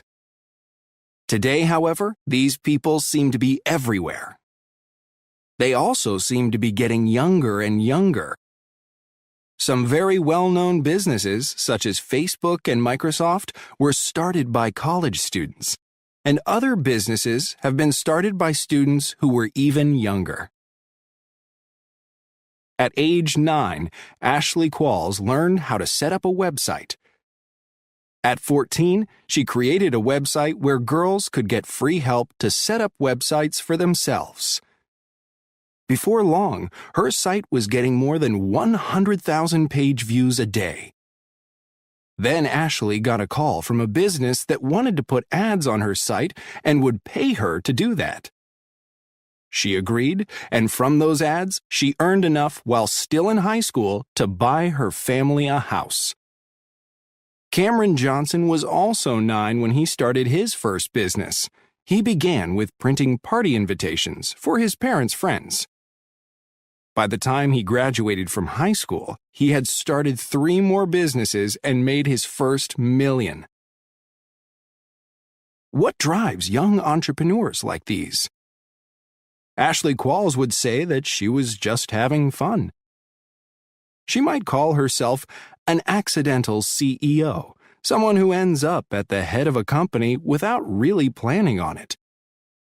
Pierre Omidyar might say the same thing. He created the world-famous eBay, but he says he did not mean to start a business. He was just trying to look good for his girlfriend. Cameron Johnson, on the other hand, knew exactly what he wanted.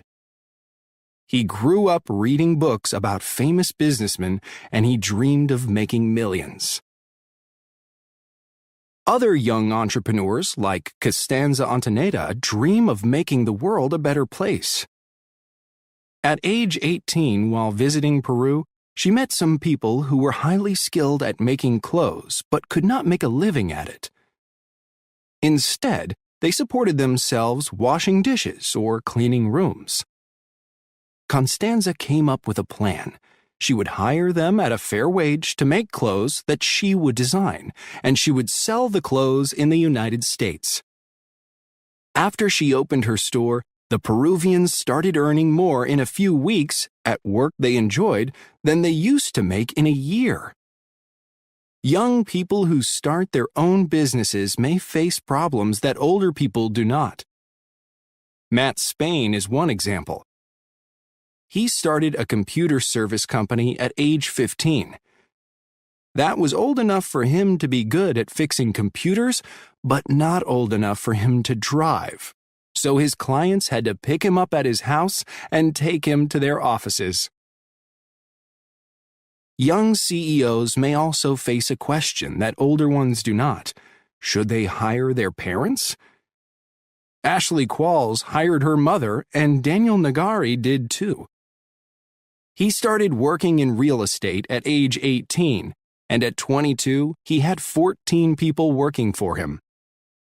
He got his mother to leave her high-paying job to work for him by showing her that with his company, she would earn even more. He was happy to hire someone he knew so well and trusted completely. Young or old, most entrepreneurs are alike in some ways. For example, they're willing to take risks, and they believe they'll succeed. If you would like to know more about starting your own business, you can pick up a book about it. Cameron Johnson wrote his first at age 15. Passage 2. International Language of Business. Felice Yilmaz works for a company in Istanbul and usually speaks Turkish at work. When she travels to England on business, she deals with people there in English. But when she goes to Germany or Brazil, she doesn't use German or Portuguese. Again, she uses English. I use English in Japan and Thailand, too, she says. It's the language of international business. How did English get to be so widely used? It's not the oldest living language or the most beautiful to the ear. It has sounds that are hard to pronounce and words that are hard to spell. So why has this particular language spread so far? Some people would answer by pointing to the influence of movies and music. However, films made in English often appear dubbed into other languages, and many people enjoy songs in English without understanding the words. So, the question remains. Part of the answer can be found in the nature of the language. English has certain qualities that make it especially useful. For one thing, its grammar is quite simple, making it easier to learn. For example, learners of English don't have to worry about whether a noun is masculine, feminine, or neuter, while learners of many other languages do. In German, for example, der Mond, the word for the moon, is masculine, but die Sonne, the sun, is feminine. Anyone would expect the words for girl and woman, das Mädchen and das Weib, to be feminine, but they are neuter. English also has a huge vocabulary. Early English developed from Germanic languages, which gave it its most common words, such as the, is, of, go, you, man, and woman. English has always taken words from other European languages too, including Latin, attract, design, and invent, and Greek, alphabet, mathematics, and theater. After 1066, when invaders from France came to power in England, English gained many French words, such as officer, crime, and service. Since that time, English has welcomed words from many other languages: Spanish, Arabic, Turkish, Urdu, Chinese, and Japanese, to name just a few. To understand the spread of English, we also have to look at political and economic history. During the 1600s and 1700s, people from England traveled all over the world, taking their language to North America, Africa, India, and Australia. New nations were born, and their governments used English. Then, in the 1800s, England led the Industrial Revolution, and London became the world's great financial center. That made English the language of money. In the 1900s, it also became the language of science and air travel. Then came the Internet.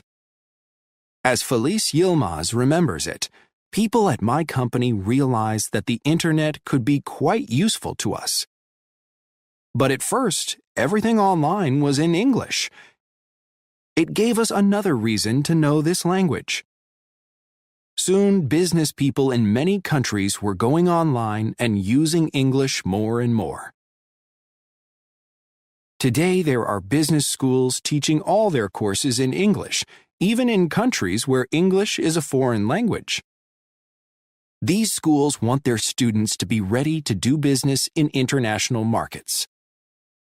Companies around the world are investing in English classes for their employees. They believe English will be the language of the future. Today, there are about 400 million native speakers of English. While many more people speak Mandarin Chinese, about 900 million, few of them are outside China. People who speak English, on the other hand, live and work all over the world.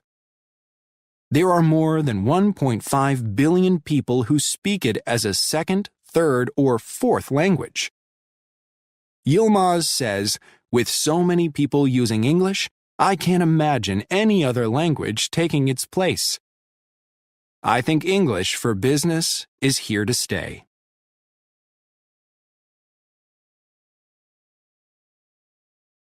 Passage 3. Worker-owned businesses. King Arthur Flour is the oldest flour company in the United States. Its flour is of very high quality. Just ask the people who use it. All across North America, people who care about making fine bread buy King Arthur Flour, and the company even has customers in Switzerland, Japan, China, and Saudi Arabia. King Arthur Flour began in 1790 as the Sands, Taylor, and Wood Company, and members of the Sands family have stayed with the company all these years. Frank Sands was the fifth member of the Sands family to lead the company. He started working there in 1963 when his father was in charge of the business, and eventually Frank's wife Brinna joined him there. When Frank and Brinna decided to retire, none of their children wanted to take control of the family business, which meant that the future of King Arthur Flour was uncertain.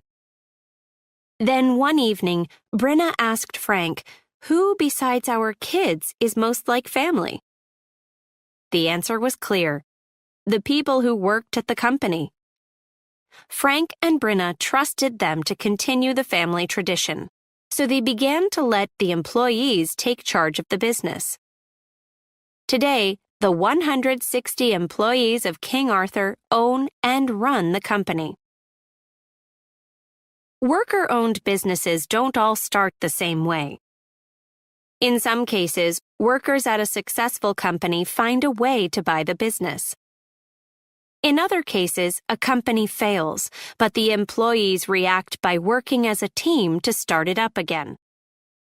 Often, a group of people decide to set up a new business together. What makes them want to do this? Some want to be part of the decision-making at their workplace. Others want a chance to share in a company's profits. There are various types of worker-owned businesses. Some of them make a product, like flour, and others provide a service, such as healthcare or cleaning offices. There are also various ways to organize these businesses. However, most worker-owned businesses share certain important ideas. One idea is that all the workers, not just the people in charge, should have the chance to be owners. A second is that all financial information about the company should be shared openly with the workers. A third is that the workers should have the right to vote on business decisions. Then they have real control. The worker owners at King Arthur believe in these ideas. They are proud to call King Arthur an employee-owned, open-book, team-managed company. Here are the stories of how 2 more such companies began. 8 employees at a photocopy shop in Massachusetts, USA, were unhappy with their jobs. Working conditions were terrible and the pay was low, says one of the 8. Plus, we had no job security. The manager could get rid of any one of us at any time for any reason. We ran the shop for the owners, and we started to ask, why can't we do it for ourselves? So they went into business together and started Collective Copies. 33 years later, they have 2 shops. One afternoon a month, they close their doors to meet and make business decisions. In Como, Puerto Rico, there weren't many jobs for young people. Miriam Rodriguez, who lived in Como, wanted to do something about it. She organized a committee to work on the problem, and the result of their efforts was a furniture business, Las Flores Metalarte. The business now has more than 150 worker owners producing tables, chairs, kitchen cabinets, and so on. The success of the company has led to other new businesses in the town, including a sandwich shop and a child care center. Worker-owned businesses are not unique to the United States, and their effects are not limited to the worker owners themselves. According to a study in Italy, worker-owned businesses are good for their communities. They lead to a higher quality of life. The researchers who did the study looked at things like healthcare, education, and social activities in many Italian towns. They also considered problems in the towns, such as crime. They found that towns with more worker-owned businesses were better places to live in almost every way.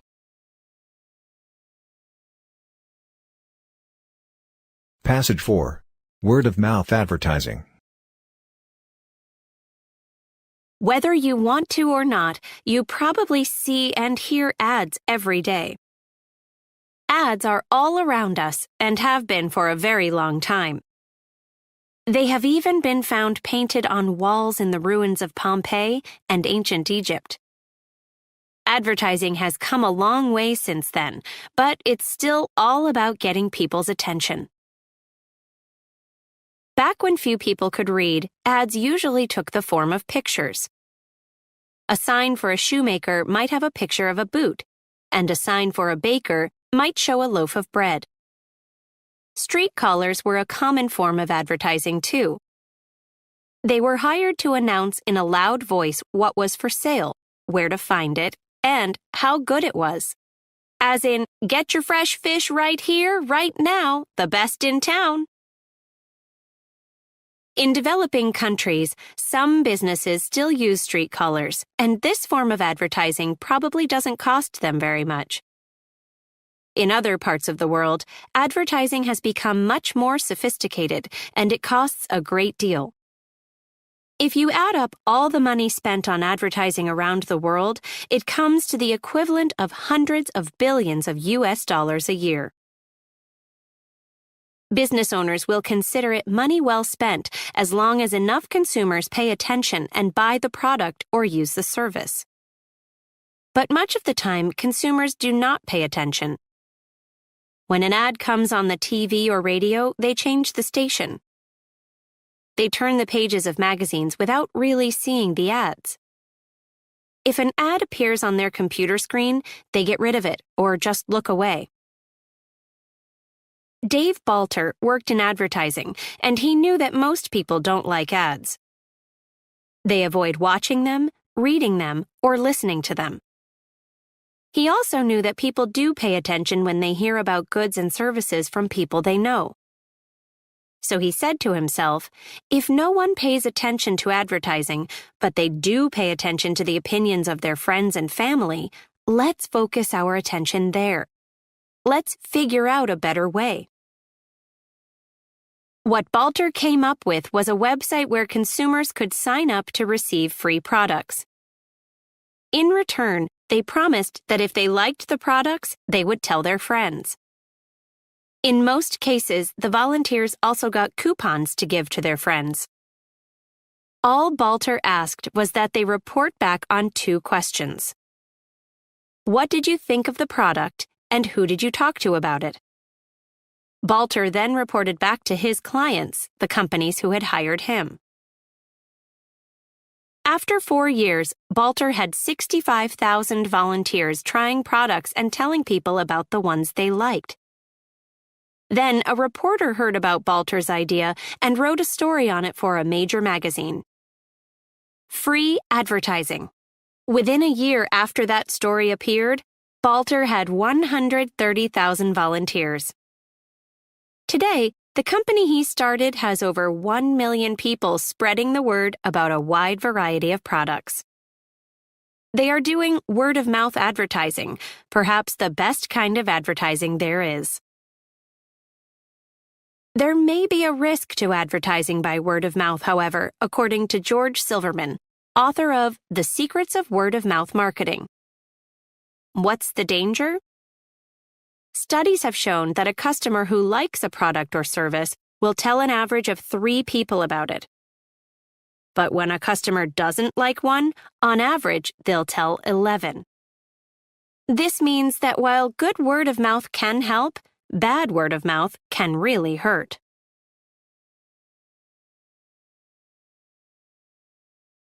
Lesson 8, The Environment.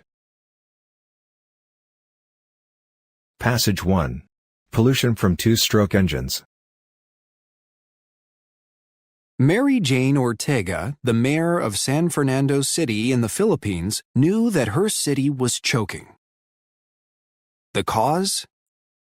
Air pollution, especially pollution from 2- and 3-wheeled vehicles like scooters, motorcycles, and tuk-tuks. The World Health Organization estimates that air pollution kills 2 million people a year. While big vehicles often get the blame for it, much of the blame in Asia really belongs to the little guys. Small vehicles with 2-stroke engines put out huge amounts of dangerous gases and oily black smoke. Cars with their bigger 4-stroke engines are actually cleaner and do less harm to the environment. In fact, one 2-stroke engine vehicle can produce as much pollution as 50 cars. Mayor Ortega thought that the solution was to get rid of the 2-strokes. She offered interest-free loans to help people pay for new vehicles with 4-stroke engines. Within 3 years, there were 400 of them on the streets of San Fernando. But there were still more than 800 of the two-strokes. Even with a loan, the change to a four-stroke was just too expensive for many people. Two-stroke engines are lighter and simpler, so they are less expensive to buy and maintain.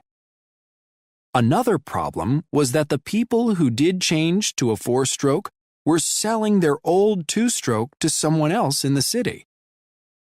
The loans had led to no decrease in either the number of two-strokes or the amount of pollution. San Fernando needed another solution, and it had to be cheap. Meanwhile, in Colorado, USA, a team of college students were trying to win a competition. They were developing a clean two-stroke engine snowmobile for use in Yellowstone National Park. The team built a winning snowmobile that led to the startup of a nonprofit business, EnviroFit. Using technology developed for the snowmobile, EnviroFit came up with a way to retrofit two-stroke engines. Retrofit means to improve a machine by putting new and better parts in it, after it is already made. The company designed a retrofit kit, a set of parts and tools for people to use on their own two-stroke engines. Using the kit could both reduce the pollutants in the exhaust and help the engine make better use of fuel. The company sent kits to the Philippines to be tested by 13 taxi drivers. Each driver had a 3-wheeled motorbike with a sidecar for passengers. After 8 months, the results were great.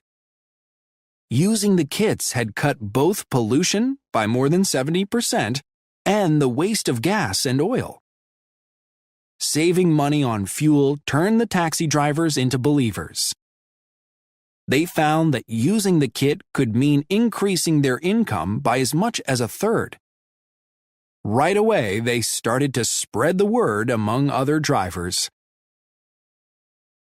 Rolando Santiago, president of a taxi drivers organization, was one of the first drivers to retrofit his engine. He says, "After 6 months of using the kit, my extra income helped me save for a matching house grant. I rebuilt my home and my neighbor's home, which provided better housing for 6 families." Santiago's story gives one example of how better air can lead to a lot of other better things. Few two-stroke engine vehicles are in use in the United States. However, the United States has good reason to care about the harm these vehicles do. Pollution pays no attention to borders between countries or continents. For that reason, the U.S. government has spent thousands of dollars on kits for cities in India and other parts of Asia that have major air pollution problems.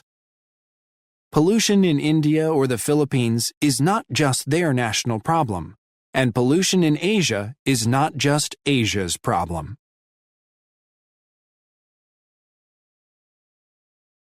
Passage 2. A renewable resource. Trees can be very beautiful, but they do much more than just look nice and give us shade for picnics. In fact, trees are so valuable that it's hard to see how we could exist without them.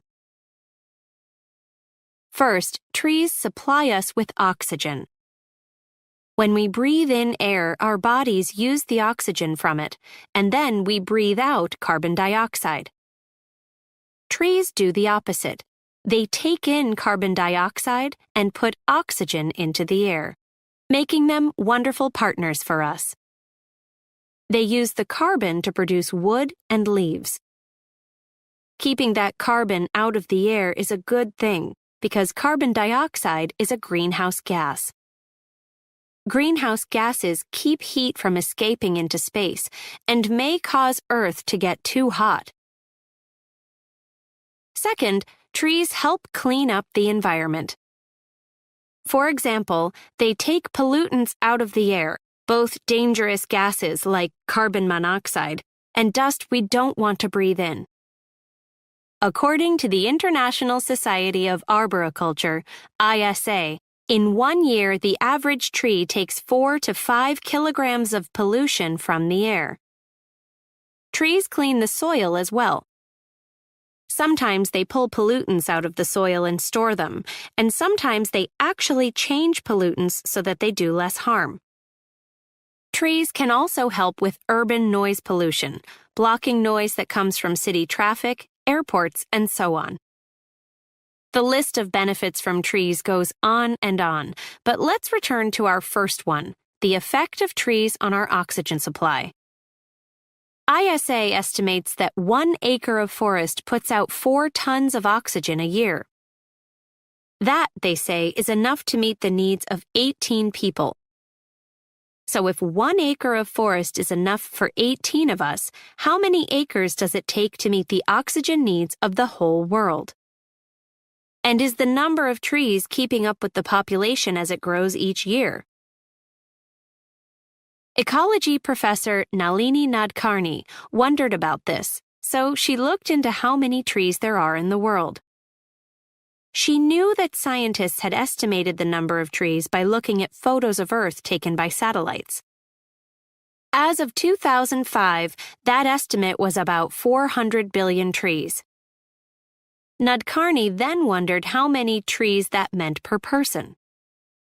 To get an answer, she divided the number of trees by the world's population at that time, and she found that there were 61 trees per person. Was that good news or bad? Nadkarni started thinking about how many trees she herself would consume in her lifetime. One of her students reported that each year the average American uses the amount of wood in a 100-foot tall tree that is 18 inches in diameter.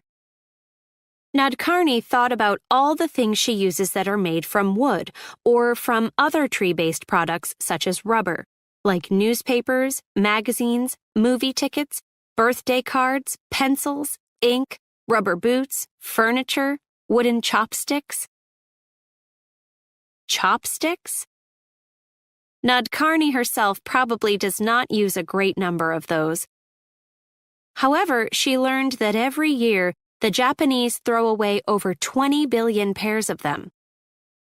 These chopsticks, called warebashi, little quick ones, are made of wood that comes from Vietnam, Malaysia, Thailand, the United States, and Canada. The Chinese throw away even more of them, 450 billion pair a year. That equals about 25 million trees every year. Nadkarni does not tell this story to make chopstick users or anyone else feel bad. She says, "I don't want people to feel guilty about their relationships with trees and say, 'Oh, I can never touch another tree-created product again.' She does want people to feel grateful that trees are such a wonderful resource, and to understand that trees are a renewable resource. We can plant more." In 2007, a 9-year-old boy in Germany decided to do that. Felix Finkbeiner wanted to follow the example of Wangari Maathai of Kenya. She was responsible for getting 30 million trees planted in Africa over 30 years. So he started Plant for the Planet. Since then, children around the world have gotten involved with this organization and planted billions of trees. According to a study completed in 2015, people are planting about 5 billion trees a year. The same study also provided a more accurate tree count. We actually have more than 3 trillion trees on Earth, more than 7 times as many as the earlier estimate. Both facts are very encouraging, aren't they? However, the same study provided some troubling facts. There used to be twice as many trees on Earth as we have now, and each year 15 billion are being cut down. At that rate, in 300 years, there won't be any trees left.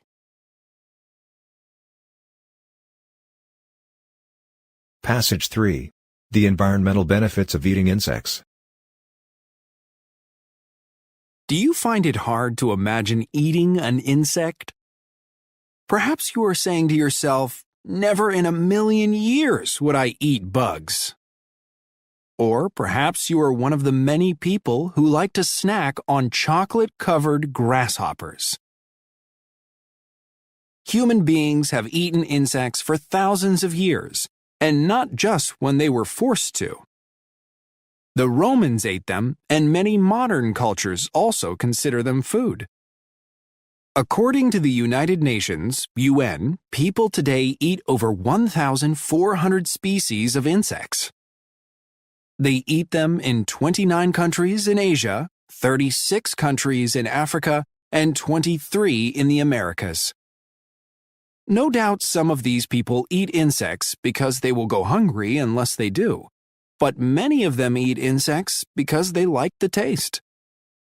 Now there is another good reason to eat insects: to help the environment. David Gracer eats insects, and he thinks you should too. He has set out to educate people in the United States about eating them, especially in place of beef, chicken, and pork. He says the major reason to eat less of those foods is that current methods of raising livestock, animals such as cows, chickens, and pigs, use 30% of all the land on Earth and have a terrible effect on the environment. According to Gracer, a 2006 UN report made clear just how bad the situation is. Raising livestock is causing much of our water pollution, destroying large areas of land, and adding to global warming. This is true for both huge factory farms and places where farmers can afford only a few animals. According to the report, raising cattle produces more greenhouse gases than cars and all other forms of transportation. Raising insects, on the other hand, would cause far fewer environmental problems. At present, most edible insects are not raised, but rather harvested. That is, people go out into the forest to find them. All anyone needs to do is collect them and cook them. However, increased demand has led some farmers to start raising them, as in Thailand, where many types of insects are popular snacks. David Gracer also points out some of the benefits that insects offer as food. For example, if you are trying to lose weight, you might like to know that grasshoppers contain only 1/3 the fat found in beef.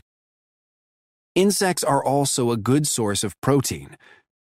Dried insects often have twice the protein of fresh fish. In terms of protein, insects again compare well with beef.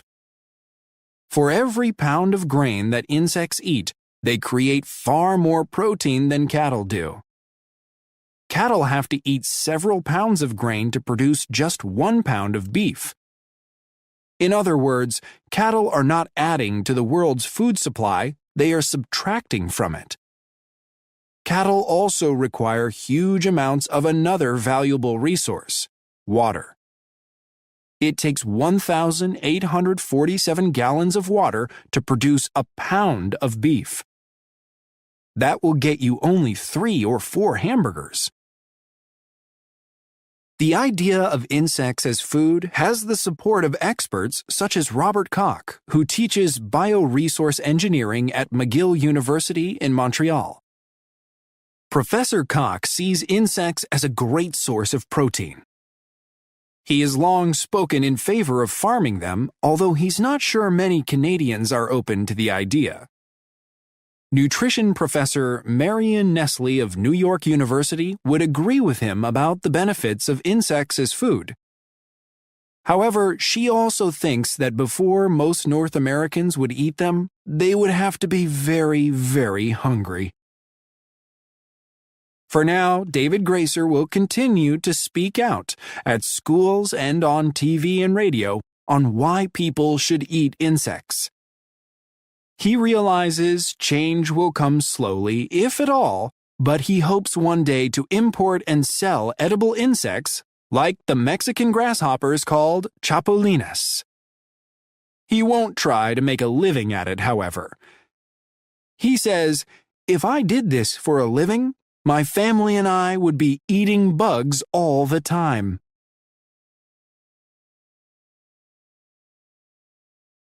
Passage 4. How do people depend on bees? Have you ever watched a bee at work on a flower? It wastes no time as it packs pollen onto its back legs to carry off to the hive. On their travels, bees carry pollen from flower to flower, pollinating the plants, a process which allows the plants to produce fruit. The bee and the plant are partners in this process, each essential to the other and to us. 1/3 of the food we eat comes from plants that need animals to pollinate them. Birds do some of this work, but insects do most of it, and most of those insects are bees. In the United States, bees pollinate 75% of all the fruits, vegetables, and nuts that growers produce. Without the services of bees, we would have no tomatoes, soybeans, apples, or pears, to name just a few bee-pollinated plants. If anything happened to the world's bee populations, that would be bad news for anyone who eats fruits or vegetables anywhere. If that includes you, then you need to know that bees today in North America, Europe, and Asia are facing many threats. Jeff Anderson knows a great deal about those threats. He has been a beekeeper for 30 years, ever since he married a beekeeper's daughter and went into the family business. Each year he travels the United States with his honeybees, spending the spring among California fruit trees and summers in the fields of Minnesota. He's continuing a long tradition of beekeepers who move their hives with the seasons so their bees can hunt for new sources of pollen. In ancient Egypt, beekeepers would transport their bees down the Nile River to find flowering crops. In North America, beekeepers over the years have traveled by covered wagon, riverboat, and train.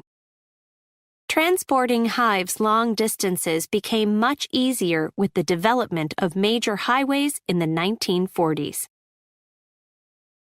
Around that same time, another change occurred. Traveling beekeepers in North America were used to paying farmers to let them place hives on their land. However, wild bees started disappearing, until finally there were no longer enough wild bees left to pollinate the farmers' crops. That meant the farmers had to call on the beekeepers' bees to do the job instead. Then the farmers started paying the beekeepers. The wild bees were disappearing because of changes in land use and methods of farming. As more and more land was developed for housing, there were fewer and fewer flowering plants to feed wild bees. Agriculture was changing too, with the introduction of new pesticides. Wild bees were carrying pollen with pesticides home to their hives and killing off entire populations. North America is home to at least 4,500 different kinds of bees. The bees that Jeff Anderson and other beekeepers work with are European honeybees, which were brought over from Europe about 400 years ago. Their numbers have been dropping too, and Anderson says it keeps getting harder to raise healthy honeybees. In the 1980s, honeybees came under attack from two types of parasites that were new to North America. Honeybees have been hurt by pesticides and diseases too. In the spring of 2005, U.S. beekeepers found that 1/3 of their honeybees had died during the winter, much more than is normal. From 2015 to 2016, in spite of ever-increasing efforts to protect honeybee populations, U.S. beekeepers lost over 40% of their bees. The reasons are still not fully understood. Saving wild bees may be the best hope for the long-term health of crops that depend on bees. However, wild bees face a problem that has to do with the way that farmland is managed. For example, one of the most productive farm regions in North America is California's Central Valley. Yet, this area is not at all welcoming to wild bees. Too little of the land is in its natural state. Farmers and homeowners there have put the land to their own uses and gotten rid of weeds, wild plants growing where they aren't wanted, which are rich sources of pollen for wild bees. Bee experts know that wild bees do best when farmers avoid chemical pesticides and leave some land in its natural state. Farmers and other big landowners, and anyone with a garden, must do whatever they can to protect wild bees. The disappearing bee is only one of the many environmental crises in the news today. But while there are serious problems with our environment, there are also many good people working hard to solve them. Douglas Barish, editor of the environmental magazine On Earth, knows that news about the environment often sounds bad, and it can make people anxious. Yet, he is not anxious. Why not? Experience tells him that within each problem lies its solution. He is always meeting people who, when they see something broken, immediately see an opportunity. They see a chance to fix something and make it better, whether it's a motor to be improved or a forest to be restored. In the case of the honeybee, perhaps there are laws that need to be changed. One thing is clear. We'll have to figure out how to save the bees' way of life if we want to save our own.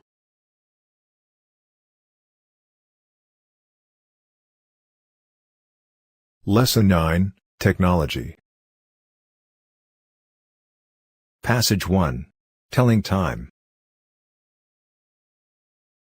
No one knows when people first thought about measuring time.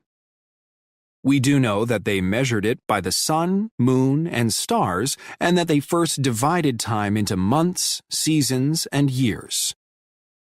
Later, they began dividing the day into parts, like hours and minutes, and they developed simple technology to help them do this. Today, we have much more advanced ways to tell time, and we can measure even tiny parts of a second. A great many things have changed in how people tell time, but not everything. The Sumerians, who lived in the area of present-day Iraq, were the first to divide the day into parts.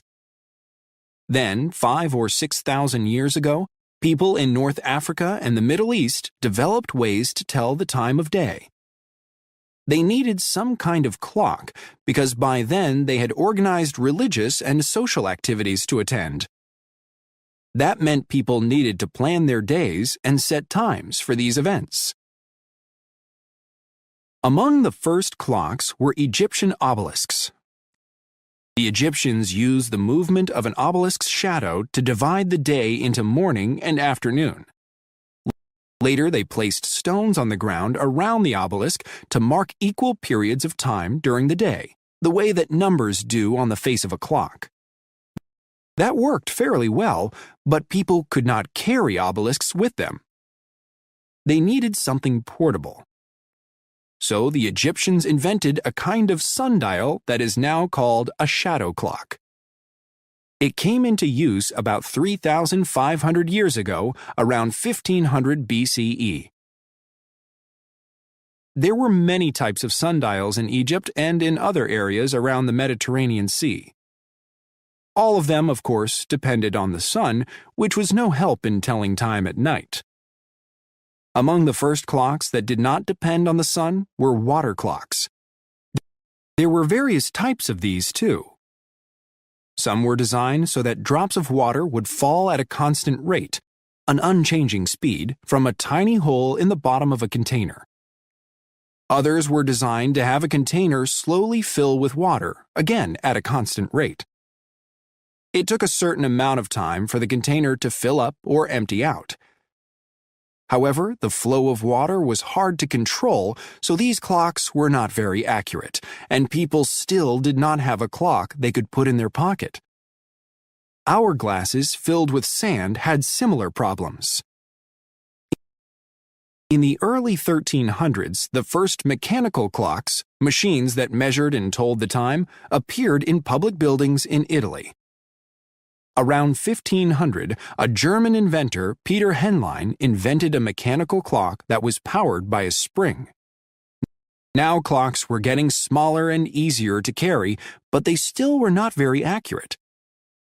Then in 1656, the Dutch scientist Christian Huygens invented a clock that was a big step forward. This was the first pendulum clock. A pendulum moves from side to side again and again at a constant rate. Counting the movements of a pendulum was a better way to keep time. Huygens' first pendulum clock was accurate to within 1 minute a day. Developments in clock technology continued as the demand for clocks increased. Clocks were needed for factories, banking, communications, and transportation. Today, much of modern life happens at high speed and depends on having the exact time. We must also have international agreement on what the exact time is. Now we have atomic clocks, the best of which are accurate to about 1/10 of a nanosecond a day. But even with these high-tech clocks, we still measure a year by the time it takes the Earth to go around the Sun, just as people did long, long ago. We say that it takes the Earth 365 days for a trip around the Sun, but that is not exactly true. A year is actually a little longer, 365.242 days, or 365 days and almost 6 hours. So we generally add a day, February 29th, every 4th year, and we call those years leap years. However, this creates another problem.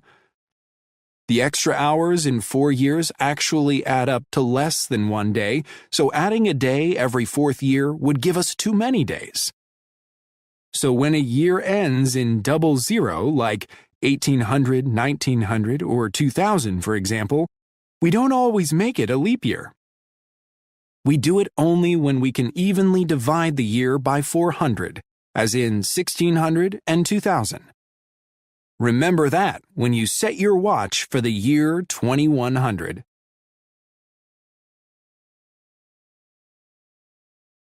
Passage 2. The screen versus the printed page. We do a lot of reading on screens these days, on computers, smartphones, and other kinds of electronic devices. Is reading on a screen a different experience from reading on a printed page? Most people would say yes, but is it different in a way that matters? In particular, are there differences for someone who's reading not just for fun, but to learn? Most college students today, at least in the United States, are reading some, if not all, of their course materials on a screen because electronic resources have begun to replace printed texts. So these students need to know, is one kind of reading better than the other when it comes to understanding and remembering what you read? Since the 1980s, over 100 studies have been carried out to see if the technology you use changes how you read. Scientists have tried to find whether the brain responds differently to on-screen text than to words on paper. So far, the research has had mixed results. However, people generally seem to do a little better when they read a text, especially a long one, on a printed page rather than on a screen. That is, they do a little better on tests of how well they have understood and can remember what they read. One reason for this may be the physical properties of books. When you open a book, you see a page on the left and a page on the right. The 4 corners on each page give you a sense of where you are as you read. It's also easy to see where you're going because at all times you can see how long the book is and where you are in it. That helps you make a mental map of the text. Every piece of information in the book has its home address, so to speak. And when readers want to return to a particular piece of information, they often remember where in the book it appeared. With an electronic text, on the other hand, you can't see the entire text, and you can't make the same kind of mental map. You can use the search function to find a particular phrase, but it's hard to see any section of the text in the context of the whole. This may help explain why people reading electronic texts have to use more mental energy, get tired more quickly, and don't remember as much. There also seems to be a difference in the attitude that readers bring to reading on a screen. Without knowing it, many people seem not to take it as seriously as reading on paper. They spend more time scanning rather than reading, and they are more likely to read a text only once. They are also more likely to get distracted. They're less likely to set goals for their reading and less likely to reread the hard parts. These behaviors won't help readers understand or remember what they've read. Many students seem to know without being told that reading a printed page gives them something that reading on a screen does not. Studies have shown that many students print out electronic texts when they really need to understand them well. This practice may change as technology improves. The experience of reading on a screen may become less tiring, and it may become easier for students to mark up an electronic text the way they mark up a printed page. However, you don't need to wait for technology to improve. You can go ahead and change the things that are within your control, your attitudes and behaviors. Start by giving on-screen text the attention it deserves if you are reading to learn. To better understand and remember what you read, plan to reread the text, especially the difficult parts. Avoid getting distracted while you're reading, and don't multitask. Do more than one thing at the same time. As you read, ask yourself questions about what you're learning. Take notes while you read and after you finish. These are tips that apply to any kind of reading, on paper as well as on a screen, whenever you're reading to learn.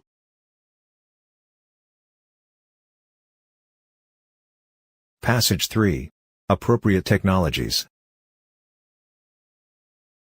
You are probably reading this book in a developed country. So when you hear the word technology, you are likely to think of computers, high-tech phones, cars, and so on. People who live in such countries can look forward to new and better models of all these products each year. Modern technology has made life in developed countries much easier. Technology can make life easier in developing countries too, but it has to be technology of another kind because the needs in those countries are very different. About 1.2 billion people, almost 1/5 of the people on Earth, don't even have electricity. What they need is technology that is appropriate for their situations. That is, they need technology that will help them meet basic needs for food, water, clothes, housing, health services, and ways to make a living. The phrase appropriate technologies means types of technology that use materials available in the local area, can be understood, built, and repaired by the people who use them, bring communities together to solve local problems. Some appropriate technologies are beautifully simple. For example, a project in Sri Lanka is using sunlight to make drinking water safe. Clear bottles are filled with water and placed in the sun for 6 hours. That is usually enough time for the sun to heat the water and kill germs. If the weather is cool or cloudy, it takes 2 days. This method has been proven to help people stay healthier.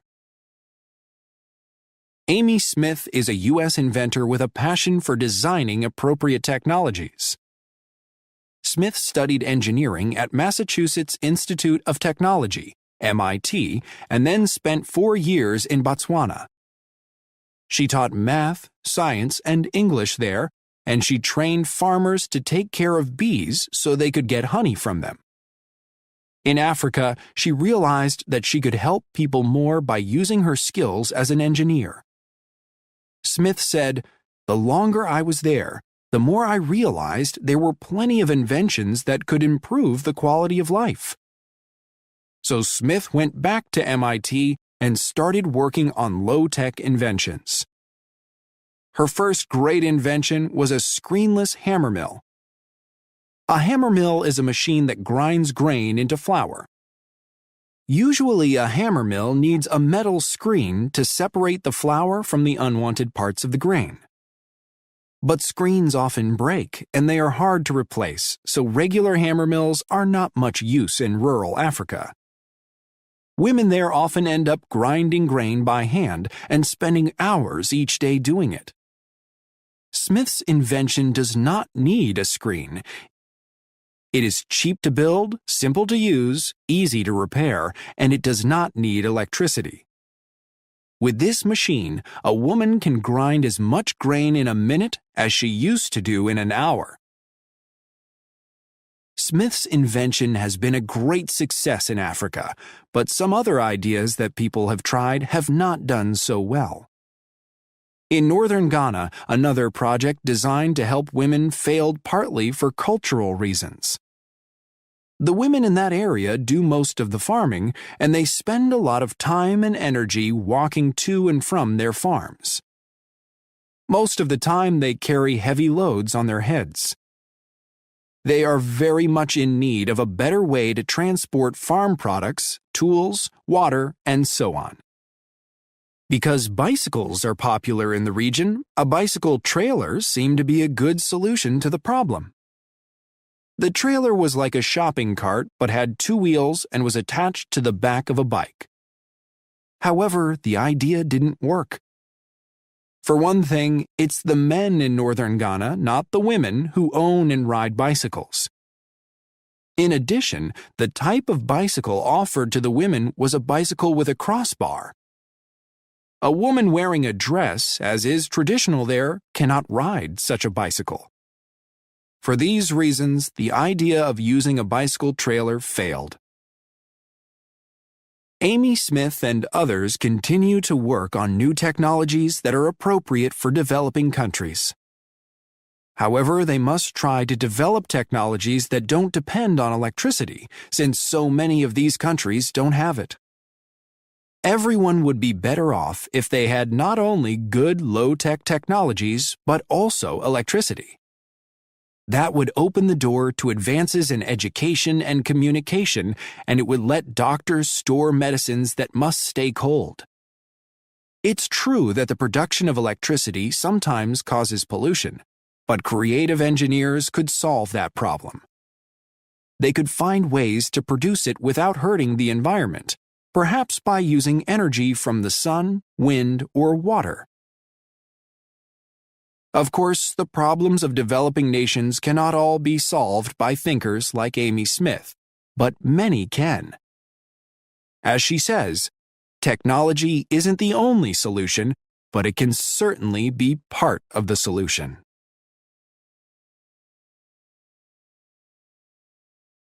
Passage 4. Technologies in Science Fiction. Facts are pieces of information we can show to be true. When we read history, we want to know the facts, what really happened. Fiction is the opposite. Writers of fiction make up stories. These stories tell about people and events that come from the writer's imagination. Science fiction writers imagine not only people and events, but perhaps most importantly, technology. They often write about the effects of that technology on a person, a group, or society. These writers usually set their stories in the future. Some of them have predicted technology that seemed impossible at the time but really does exist today. An Englishwoman named Mary Shelley was one of the first writers of science fiction. In 1818, she wrote the book Frankenstein, which tells the story of a young scientist, Dr. Frankenstein, who wants to create a human life. He puts together parts of dead people's bodies and then uses electricity to bring the creature to life. However, he cannot control the creature and it kills him. Since then, the idea of a mad scientist, someone who tries to use science and technology to gain power, has been very popular in science fiction, especially in science fiction movies. In 1863, the French writer Jules Verne finished his first novel, Cinq Semaines en Ballon, 5 Weeks in a Balloon, one of his many great science fiction adventure stories.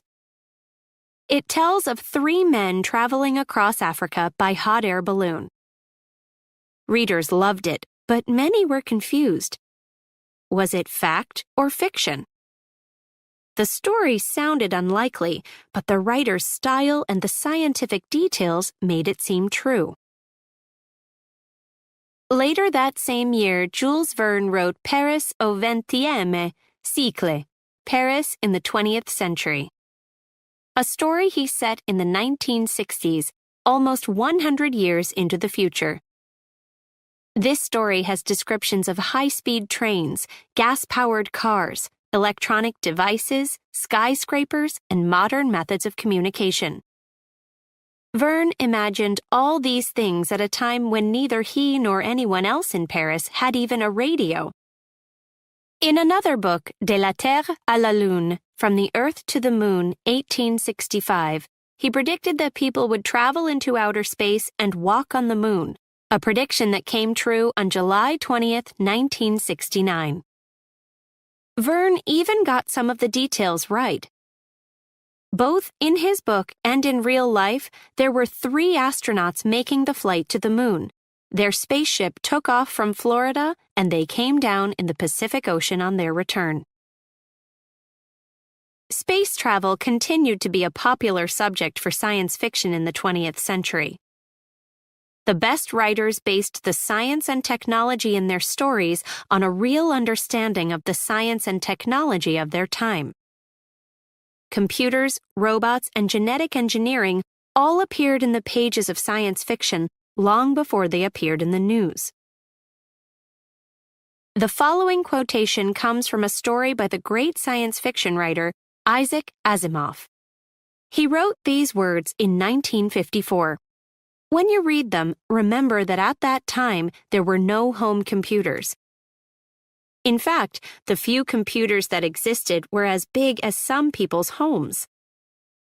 In this story called The Fun They Had, Asimov describes a child of the future using a personal computer to learn math. Margie went into the schoolroom. It was right next to her bedroom, and the mechanical teacher was on and waiting for her. The screen was lit up, and it said, "Today's arithmetic lesson is on the addition of proper fractions. Please insert yesterday's homework in the proper slot." Margie did so with a sigh. She was thinking about the old schools they had when her grandfather's grandfather was a little boy. All the kids from the whole neighborhood came, laughing and shouting in the schoolyard, sitting together in the schoolroom. And the teachers were people. Back in 1954, readers probably found Asimov's story hard to believe. Today, his ideas do not seem so strange, do they? Asimov, Jules Verne, and others made some accurate predictions. Does that suggest that we should pay more attention to what sci-fi writers are saying today about the world of tomorrow? Perhaps, but we should also remember that such predictions have been wrong more often than right. Here we are in the 21st century without flying cars or vacations on the moon, And in spite of computers, the internet, and online courses, people still do go to school.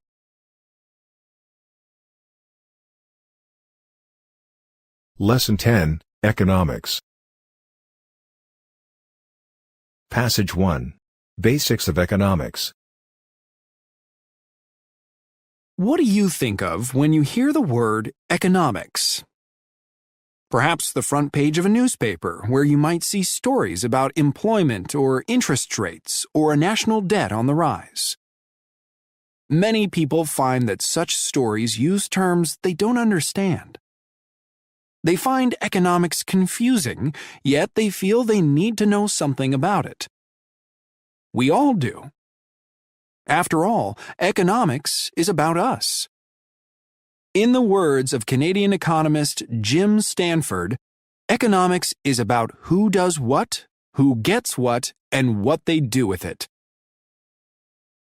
When we talk about economics, we are talking about ourselves as workers, consumers, savers, and investors. The results of our individual and collective decisions in those roles make up the economy. Our individual decisions include such things as what products to buy, what work to do, and how much to invest in our education. To get the things we need and want, we need to use our resources, our money, time, and skills, and those resources are limited. That forces us to make choices.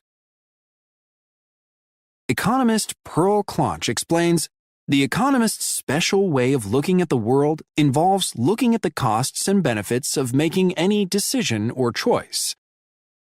Economics says that since everything interesting in life is scarce, choices have to be made. And choices involve costs as well as benefits. So if you want to make wise choices, you should use a benefit-cost approach. This method of decision-making, also called cost-benefit analysis, is often used by governments in deciding how to use their financial resources. Take the case of a decision about whether to build a highway. Officials would estimate the costs of the project, in taxpayer money, for example, and compare them with the benefits to highway users, for example. We can use the same approach in deciding how we spend our own money or our time. However, the costs of buying or doing something includes more than just the price we pay in dollars or euros or yen. When we choose one thing over another thing we also want, because we can't have both, then we lose the opportunity to get that other thing. Economists have a term for this loss: opportunity cost. When you have a limited amount of money and you choose to spend it on a pizza instead of a movie, you have lost the chance to see the film. The opportunity cost of getting the pizza is not getting to see the movie. To return to the example of the highway, when the government considers the cost to taxpayers, it must consider more than the price of labor and materials. Tax money is a scarce resource, and the government could use that money elsewhere.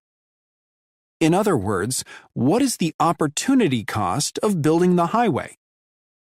In addition, there are environmental costs to consider, such as the loss of fields or forests. There may also be costs to people whose property lies in the way of the highway. Spending decisions are only part of the government's role in the economy. One of its most basic responsibilities is creating currency, the economist's term for money, which lets us make trades for goods and services. Imagine if we had to exchange goods and services without the use of money, the way people did before money was invented. How would you pay your school for your classes? You could offer to trade the school some of your belongings or do a job for them, but you might not have anything the school needed. Even if you did, you would waste a lot of time negotiating the trade. Money, on the other hand, lets us buy and sell goods and services quickly and easily. Most people agree that the government plays an essential role in creating and regulating money.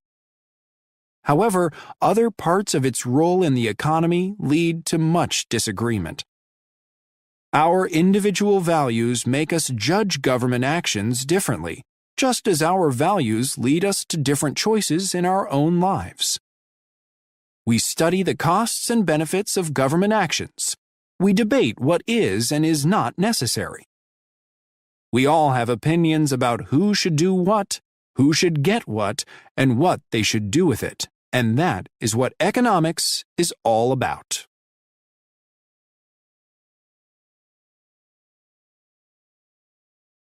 Passage 2. Supply and demand. Introduction. The most basic laws in economics are the laws of supply and demand. Demand means how much of a product or service people want to buy. Supply means how much of that product or service is available for sale or can be produced. Understanding these laws is essential to understanding how markets work.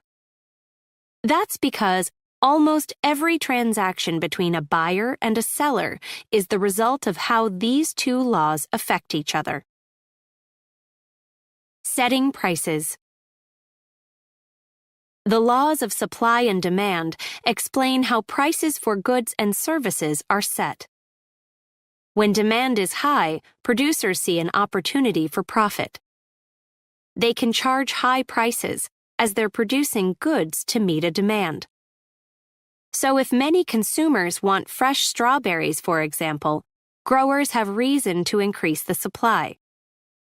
That's the law of supply at work. However, the law of demand says that when the price of something goes too high, fewer consumers will buy it. So if strawberries get too expensive, some shoppers will buy another fruit instead, and the demand for strawberries will drop. When the demand for strawberries is low, or when people aren't willing to pay a good price for them, growers reduce production. The goal of producers is to set a price low enough to bring in the number of sales they need, but high enough to make a profit. That price, the point where the quantity that consumers want to buy equals the quantity that sellers want to produce, is called the equilibrium price. It's the point where there's a balance between supply and demand. Notice in the diagram that as the cost of a box of strawberries rises, the supply goes up. But the demand for strawberries increases only as the cost drops. The point where the two lines cross is the equilibrium price. Imbalances between supply and demand. Two other important terms are surplus and shortage. When the supply is higher than the demand, producers have more of a good or service than consumers want. In that case, the difference between the supply and the demand is called a surplus. A surplus can mean anything from extra strawberries that no one is buying to extra workers that no one is hiring. When the opposite happens, the difference between supply and demand is called a shortage. A shortage means there isn't enough of something to meet the demand. For example, imagine a company producing a new toy, one that quickly becomes more popular than expected. It flies off the shelf. The company can't produce enough to keep up with the demand, and stores run out. The result is a shortage of the toy and some unhappy children. Other factors affecting demand. The example of the popular toy brings up another point about demand. Many factors other than price can play a role in how much of a demand there is for a product or service. How did this particular toy get to be so popular? Perhaps there was an especially effective ad on TV that sparked demand, or word of mouth might have done the trick. Then, as demand increased, the toy became scarce. When something is scarce, it often seems more attractive, which further drives up demand. We know that a change in price can affect demand, but other factors influence how much effect it will have. In the case of fresh strawberries, shoppers might easily change their minds about buying them if the price goes up $1. After all, there are close substitutes for strawberries. Other kinds of fruit are available too. On the other hand, we can assume that a $1 increase in the price of gas will make little difference in demand, as people will still need to drive to work or school or the doctor's office, and there's no close substitute for gas. Some drivers could use public transportation instead, but many could not or would not. Here we see another significant factor in how much a change in price will affect demand. Is the demand for a necessity, something people must have, or a luxury, something expensive you buy for pleasure? For most drivers, gas is a necessity. The demand for a necessity is less likely to rise or fall in response to a change in price than the demand for a luxury like fresh strawberries or expensive toys. Conclusion. To sum up, the law of demand says that if the price for a good or service goes down, people will buy more, and if it goes up, people will buy less. The law of supply says that if the price goes up, producers will produce more, and if it goes down, they'll produce less. However, these two laws don't tell the whole story. Nothing about economics is that simple.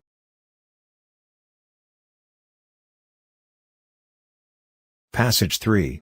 Behavioral Economics. An economist set up a table in a public place. Then he offered people walking by a choice of 2 chocolates.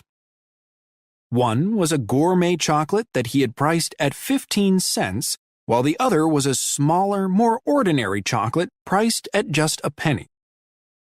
More than 70% of the people who stopped at the table preferred the higher quality chocolate. Even though it cost 14 cents more, they were willing to pay the extra money for it. Then the economist dropped both prices by a penny, so the gourmet chocolate cost 14 cents and the other one was free. All of a sudden, the numbers were reversed. Only 31% of the people who stopped would pay the 14 cents for the better quality chocolate. The other 69% went for the smaller, more ordinary one, the free one. Question: why does the thought of getting something for free have such a strong effect on people's choices? The same economist secretly visited some dormitories at the U.S. university where he teaches, leaving a 6-pack of soda in each of several shared refrigerators. In most cases, the sodas were gone within 3 days. The students had helped themselves. Then the economist returned, but this time, instead of a 6-pack of sodas, he left a plate with 6 $1 bills. 3 days later, all the money was still there. Question: what made students decide it was fine to take a $1 soda but not a $1 bill? The economist and a team of researchers carried out a test that involved giving volunteers electric shocks. After one set of shocks, the volunteers got a pill that was supposed to make them feel less pain. They also got one of 2 brochures about the pill. Some of the volunteers read in their brochure that the pill they got was expensive, while others read that their pill had been marked down to only 10 cents. There was no actual pain reliever in any of the pills. Nevertheless, after taking the pills, when the volunteers went through another set of shocks, most of them reported feeling less pain. Of the people who got the high-priced medicine, almost everyone said that it helped.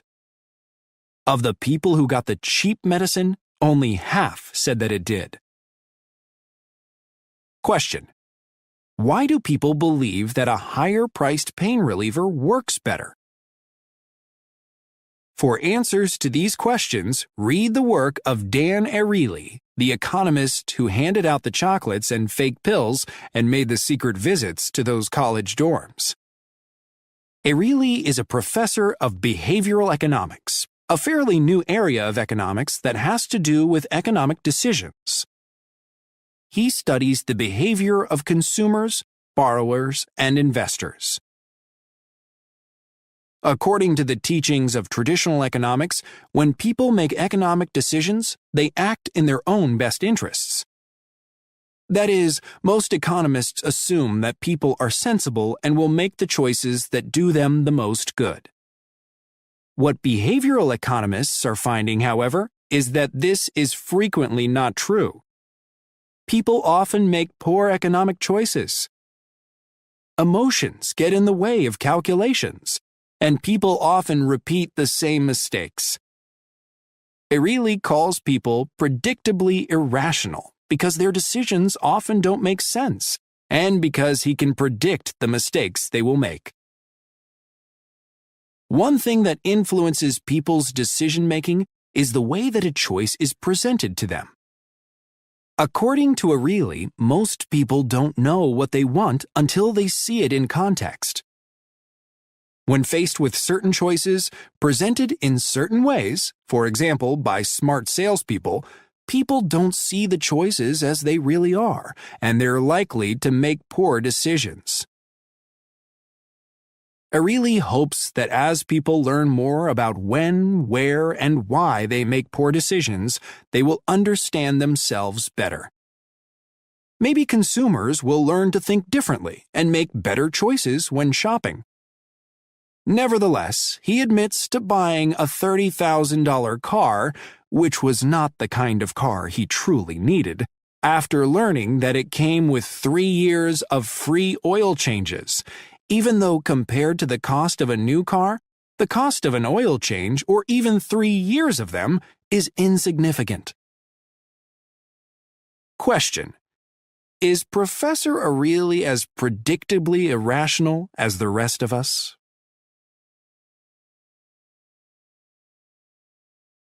Passage 4. The Economics of Happiness. People often think of economists as focusing on money, production, and the cold, hard facts of what happens in the marketplace. It may therefore come as a surprise to think of an economist asking, "How happy are you?" However, some economists very much want to know. Richard Easterlin is an economist who has studied national happiness for years. In 1974, he presented a new theory. He said that a nation's economic growth doesn't always lead to its people becoming happier. Poor people do become happier when they get enough money for basic needs, but beyond that, he said, more money does not mean more happiness. Easterlin pointed to Japan as an example. In the years following World War II, Japan experienced an economic boom, one of the biggest in the history of the world. Between 1950 and 1970, its economic production grew by more than 600%. Japan grew from a country torn apart by war into one of the richest nations in the world. Surprisingly, however, the people of Japan didn't seem to grow any happier. According to one poll, they actually felt less satisfied with their lives in the early 1970s than they had 15 years before. They were richer, yes, but happier, no. For years, economists accepted Easterlin's theory. The public accepted it too. It fit in with the popular idea that money can't buy happiness. Perhaps we want to believe in this idea because we all hope that happiness is within our reach even when wealth is not. Easterlin's theory has been back in the news in recent years. The discussion began when two young economists, Betsy Stevenson and Justin Wolfers, argued against it in a 2008 paper that other economists found very interesting. Their position was that money is, in fact, likely to bring happiness.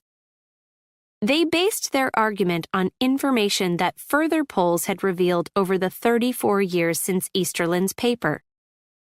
They said, "Our key finding is that income appears to be closely related to happiness. Most countries get happier as they get wealthier, and wealthy countries have citizens with greater happiness than poor countries."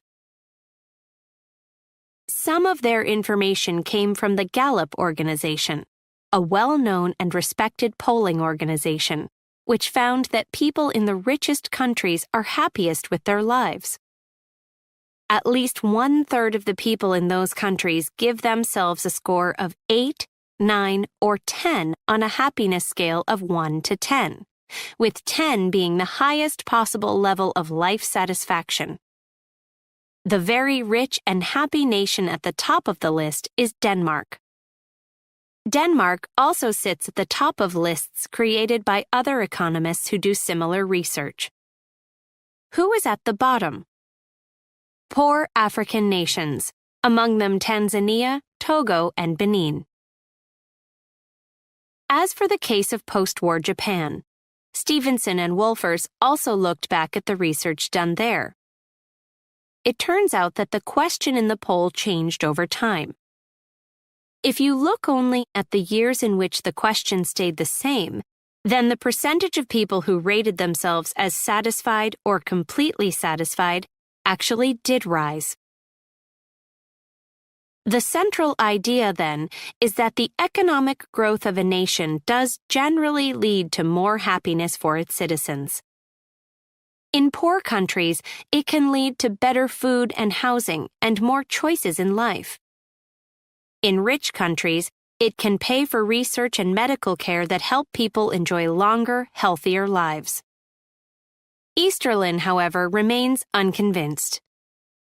He notes that China and the United States both grew richer in recent years without growing any happier. Easterlin, Stevenson, and Wolfers would all agree on at least one thing. Money isn't the only factor that influences happiness. Stevenson and Wolfers report that Latin American countries are happier than income alone would predict, and East European countries are less happy. When Stevenson and Wolfers speak about income and its influence, they're saying that what matters is absolute income. How much you make in dollars, pesos, euros, yen, etc. Easterlin, on the other hand, believes that relative income matters more. How much you make in comparison with other people. After your basic needs are met, you compare yourself with the people around you. How happy you are depends not on how much you have, but on how you think you compare with those others, and on how much more you want. Such comparisons may be human nature, or are they? Psychology professor Sonia Lubomirsky doesn't believe that happy people think this way. In her research, she has asked people who they compared themselves with. Less happy people, she reports, went on and on. How did happier people respond? She says, the happy people didn't know what we were talking about.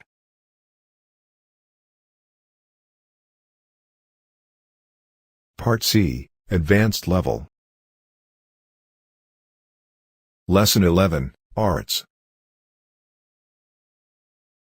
Passage 1. Anime. Anime is a special style of Japanese animation. You can immediately see the difference between anime and other styles of animation. This is because of the high quality of the artwork and the style of anime, such as characters with large childlike eyes. In addition, you will see that anime is strongly influenced by Asian and especially Japanese religious and cultural traditions. Specifically, in anime you can see the influences of Shinto, a Japanese religion, Zen Buddhism, another religious tradition that is practiced throughout Asia, and the martial arts, such as karate and judo, that have been an important part of Japanese culture for a very long time. You could say that anime provides a window into Japanese culture. Anime is closely related to Japanese-style comic books, which are called manga. Many anime television shows and videos got their start as popular manga. Just as anime is different from American animated films and television shows, manga are quite different from American comic books. Manga usually include fewer words, but more complex drawings than American comic books. Such complex drawings can tell the stories themselves without very many words.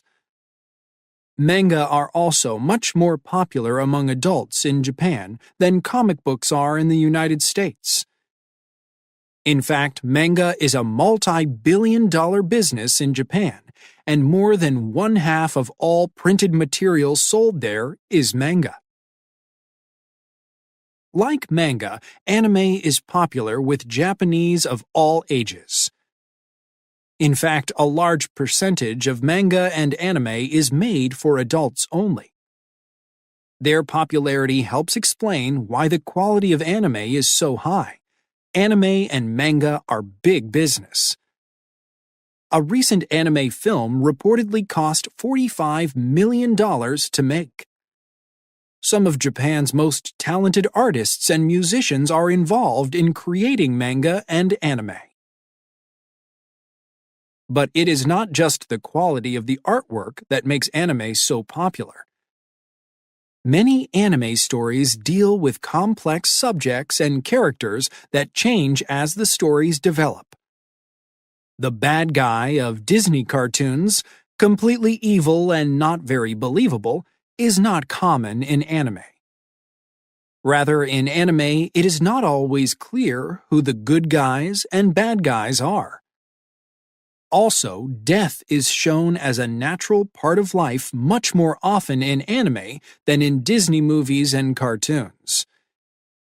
If your only experience with animation is Disney, anime might surprise or even shock you at first. However, many people soon become fascinated by this Japanese form of animation. Some of the most interesting anime deal with modern technology. In this type of anime, the differences between machines and people, males and females, and good and evil are not always clear. Anime often looks at the challenges of life and culture in a world of rapid technological change. The characters in this type of anime deal with deep moral questions, such as the possible negative effects of technology on human relationships. This is very different from the simple way that Hollywood films and cartoons usually deal with the same subjects. With the beauty of the artwork and the complexity and originality of the stories and characters, it should not be surprising that the popularity of anime is growing rapidly all over the world. Anime has also had an influence on Hollywood. Some animated films made in the United States today are more complex than they were in the past, and are fascinating not only to children, but also adults.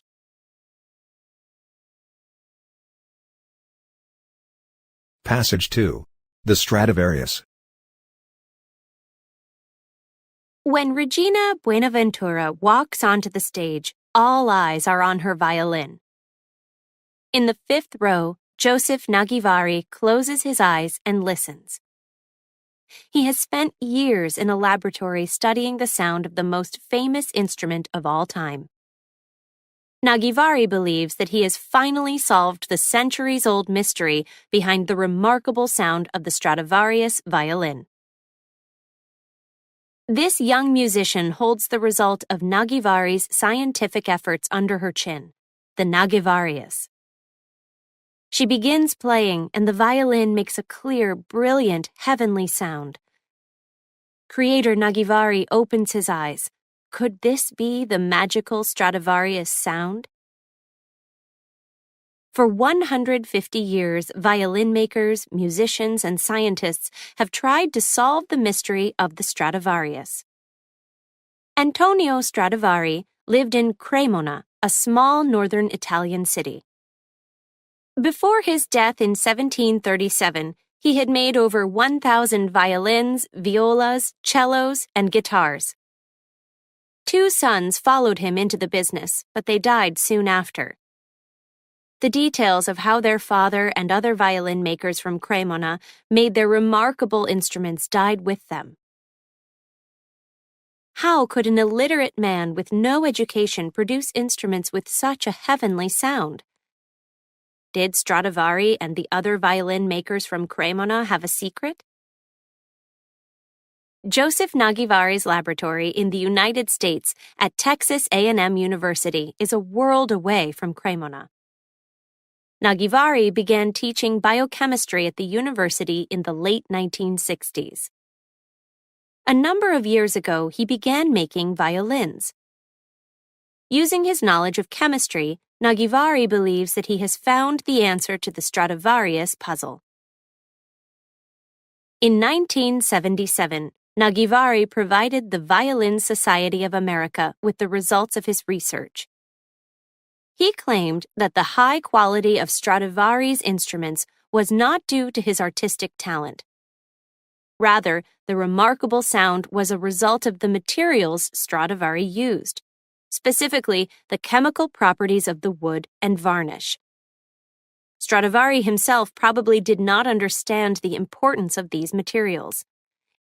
In other words, Stradivari was certainly talented, but he probably owed much of his success to luck. Nagivari's announcement shocked violin makers and dealers. His theory was a direct challenge to the way that violins had been made for years. It also challenged violin makers' belief in the importance of their artistic talent. Nagivari stands by his theory.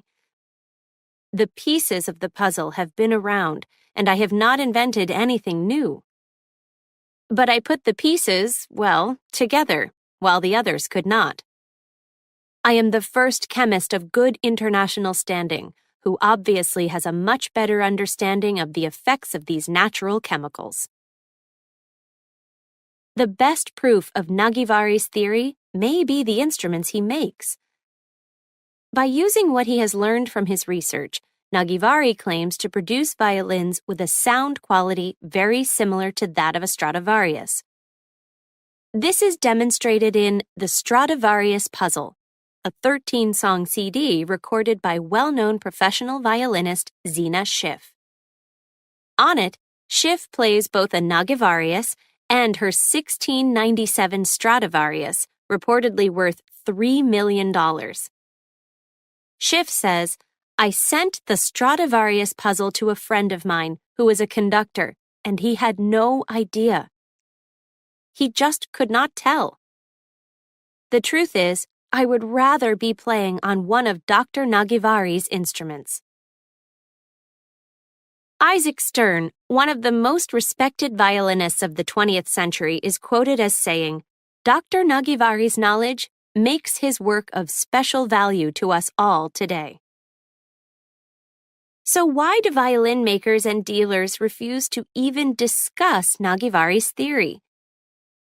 Nagivari's website suggests that because many violin makers consider themselves artists, they have a personal interest in focusing on the art, not the science, of violin production. And Schiff believes that violin makers and dealers feel threatened by the fairly low cost, $10,000 to $25,000, of a Nagivari instrument.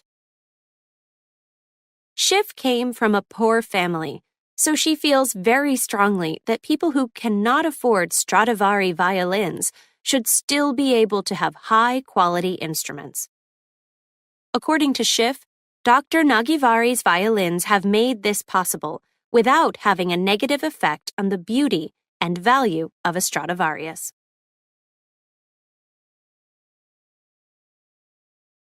Passage 3. Rapping. Rap is a spoken form of musical expression. It involves words spoken in rhyme with a recorded or live rhythm section. Many people use the terms hip-hop and rap to mean the same thing. In fact, hip-hop is the culture that modern rap grew out of. Hip-hop is a culture with its own language, clothing styles, music, and ways of thinking, and it is constantly growing and changing.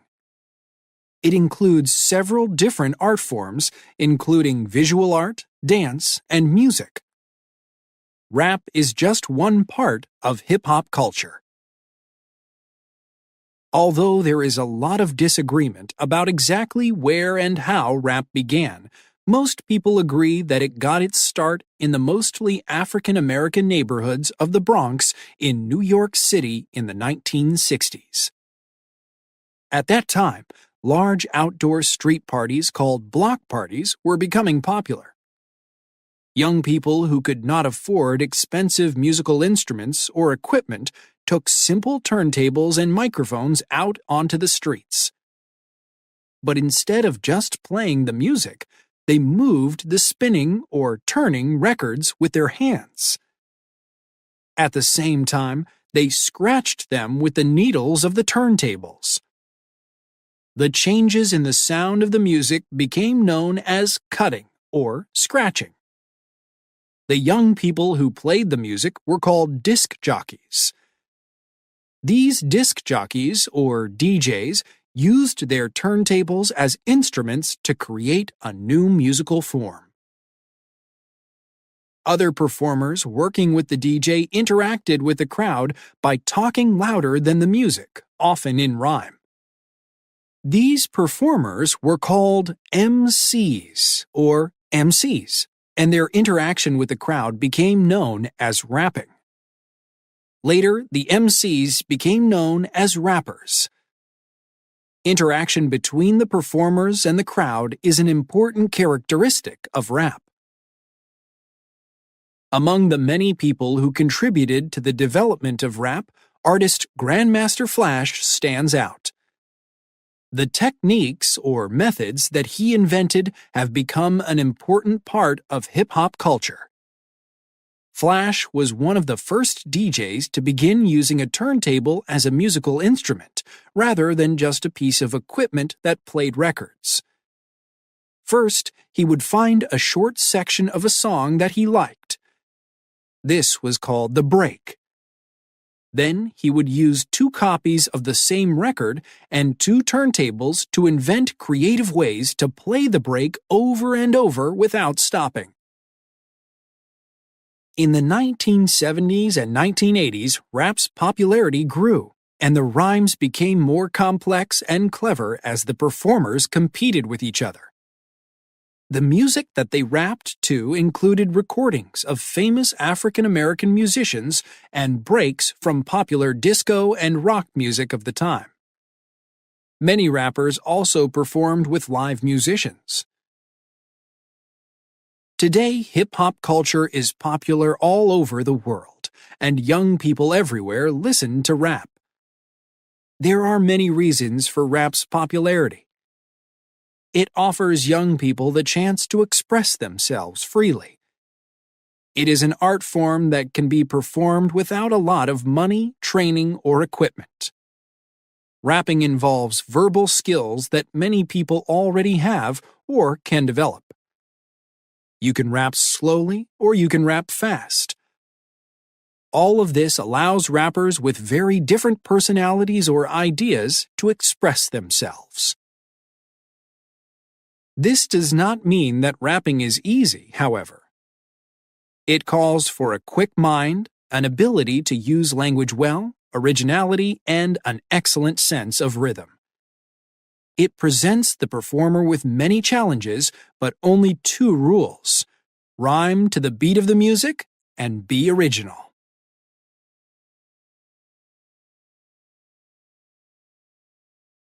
Lesson 12, The Youth. Passage 1. Gifted Child. At the age of 18, Canadian teen chess player Pascal Charbonneau had all the qualities of a child prodigy. He was smart, knew a lot about a variety of subjects, had achieved a lot at a young age, and was confident in his abilities. But Charbonneau did not like to be called a prodigy. Winning a championship at this age is considered special, but I don't like thinking of myself as someone who is very different from other people, he said at the time. Like many 18-year-olds, Charbonneau was trying to decide where to go to college. School had always been easy for him, as it is for most gifted students. Many gifted students choose to finish school early to avoid getting bored, but Charbonneau decided to cruise through his classes so he could concentrate on chess and some of his other interests, such as sports and French literature. In general, gifted students tend to have an insatiable appetite for information. They are also perfectionists. In addition, most are independent and sensitive to injustice.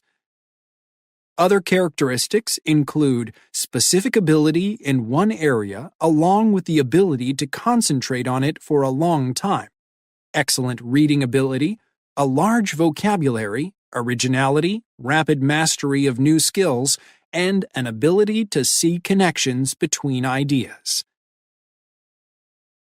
Having these characteristics can be challenging, even depressing, said 18-year-old Charbonneau. He was critical of even his best performances. I'm rarely ever happy with what I do. Charbonneau knew that the pressure on him would soon begin to grow as every young chess player tried to become the next champion. That pressure has destroyed a lot of talented young people. For example, many young musical prodigies have walked away from their careers after discovering they will not become the star of their dreams, says François Gagné. Gagné is an expert on gifted children who worked at the University of Quebec at Montreal, Canada for many years researching the topic.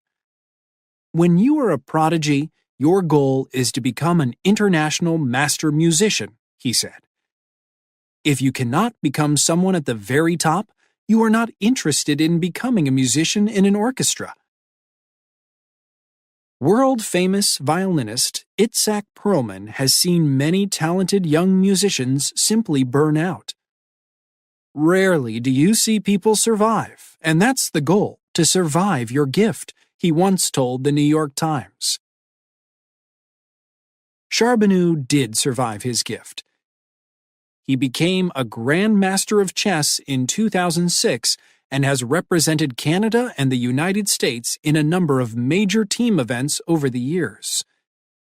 He studied mathematics and finance at the University of Maryland in the United States, graduating in 2006. He then went on to work as a financial analyst in New York City. Between 2 and 5% of young people are gifted, 2 to 3 years beyond their peers. But extremely gifted prodigies, the Beethovens and Mozarts, are much less common, perhaps 1 in a million, said Gagné. Here are some facts about several well-known child prodigies.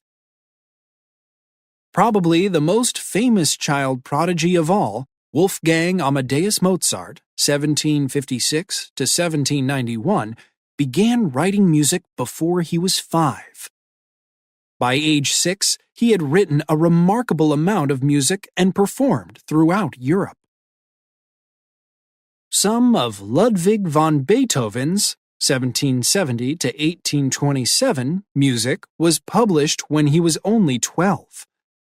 Despite losing his hearing as an adult, he continued to write music until his death. It is often said that the great scientist Albert Einstein, 1879 to 1955, failed at school. In fact, he did well and could be described as a prodigy. Einstein was always a high achiever, although his best work was done when he was in his 20s.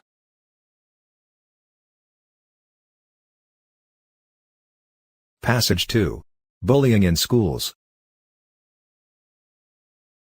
A middle school student is regularly threatened and beaten by his classmates.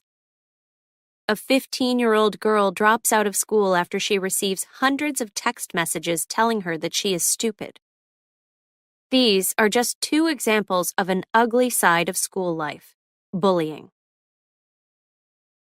Dr. Dan Olweus, an expert in bullying from Norway, studies aggression in schools. On his website, bullying is defined as aggressive behavior that is intentional and that involves an imbalance in power. Most often, it is repeated over time. Notice that the definition includes the word aggressive rather than violent. That is because not all bullying is physical. Often, it is emotional. In a recent report on bullying in the United Kingdom, 44% of students from 13 to 20 years old reported that they had been bullied at least once a week. In studies conducted in the United States, 25% of students reported that they had been bullied. Who are the bullies? They can be male or female, and they are often popular among their peers. They do not have low self-esteem or anxiety. Instead, they have a strong need for power and domination.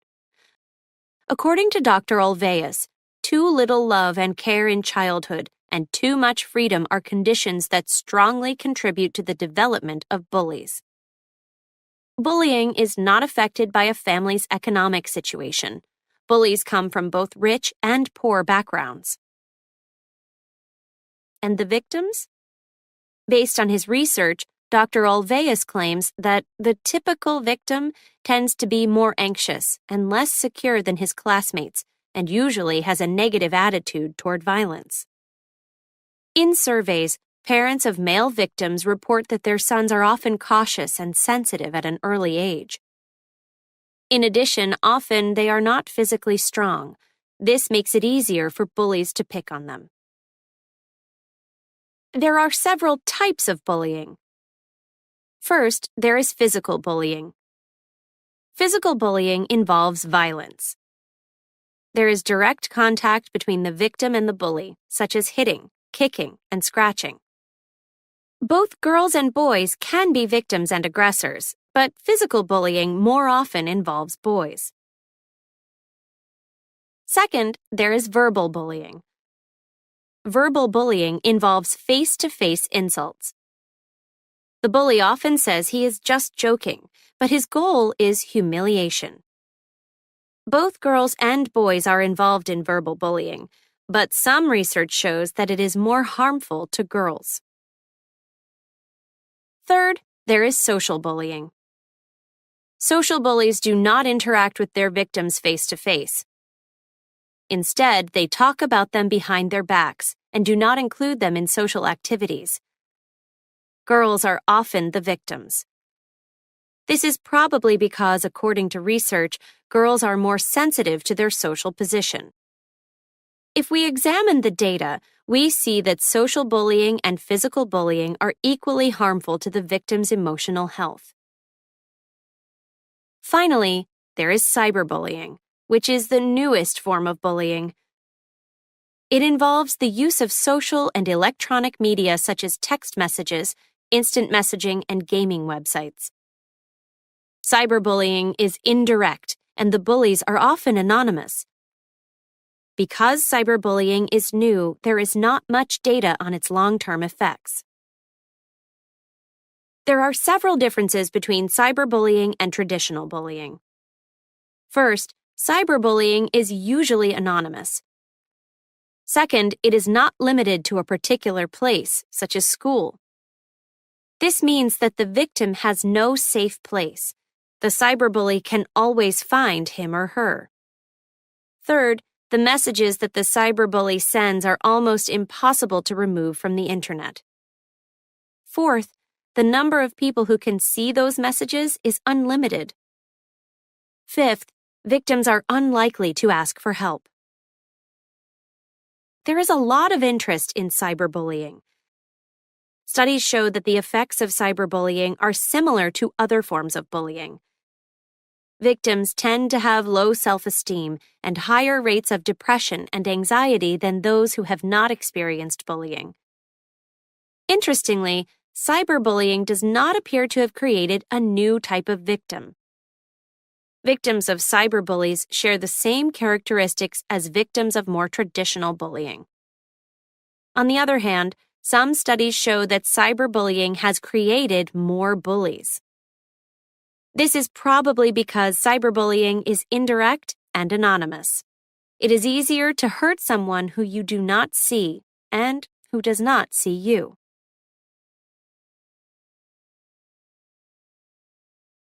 Passage 3.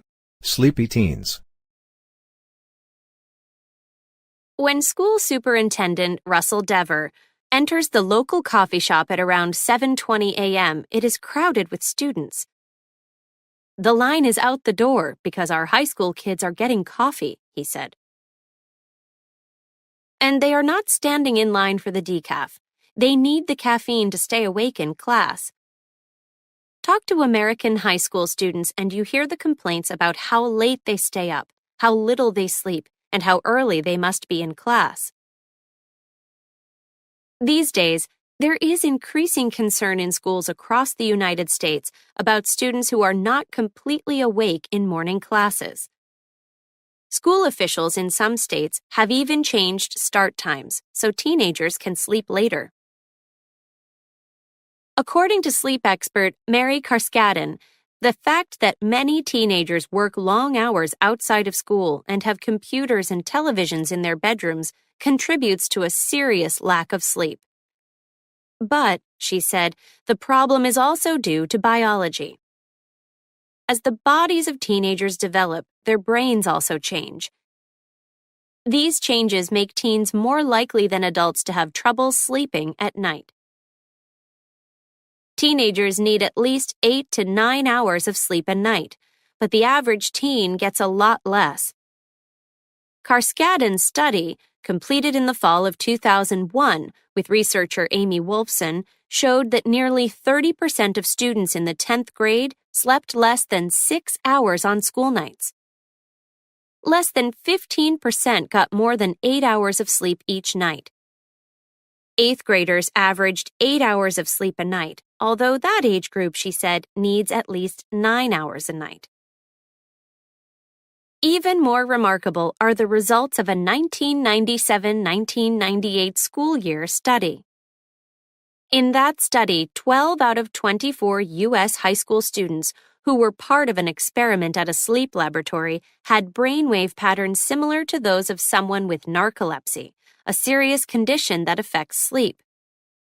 What's going on is that at 8:30 in the morning, these kids would normally be in school sitting in a classroom, but their brain is still in the middle of the night, said Carskadden. Parent Dawn Dow says her son just cannot go to bed before 10 p.m.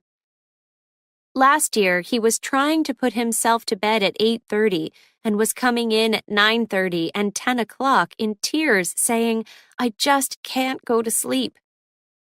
It is not a case of children wanting to be up late. It is a change in his chemistry. So, would letting teenagers wake up later make a difference? Kyla Wallstrom of the University of Minnesota in the United States studies the effects of changing school start times. She has looked at students in Edina and Minneapolis, two cities in Minnesota, where public school officials have moved high school starting times past 8:30 a.m. In Minneapolis, the middle school begins at 9:30 a.m. She said the later starting times have reduced student absences.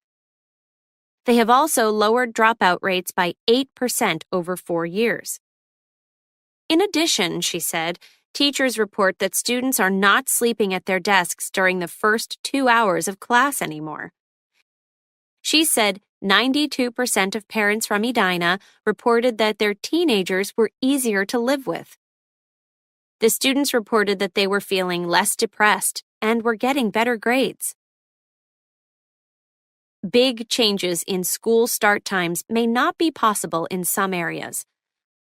However, Wallstrom said her research shows that even small changes can contribute to a solution to this serious problem.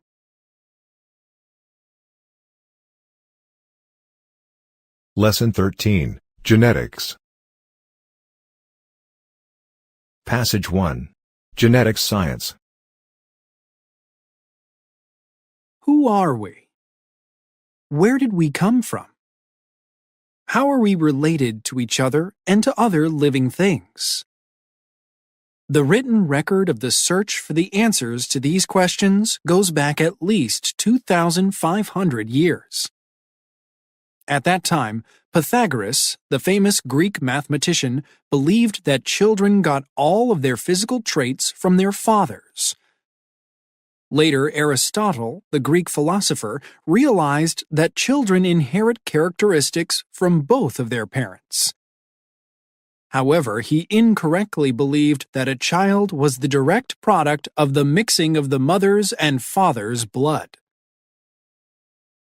Modern genetics, the science that helps us to understand how and why we get traits from our parents, was not born until the 19th century. The father of modern genetics was Gregor Mendel, an Austrian scientist. Through 8 years of experiments on pea plants, Mendel proved that characteristics from the mother plant and characteristics from the father plant are not mixed together when the two plants cross-pollinate and produce the next generation of plants. Rather, the characteristics that are dominant, stronger, will come out in the first generation. The characteristics that are recessive, weaker, will only appear in the second generation. For example, if you take a very short pea plant and cross-pollinate it with a very tall pea plant, you might expect the new pea plant to be of average height. But in fact, the first generation of plants will all be very tall, because that characteristic is dominant.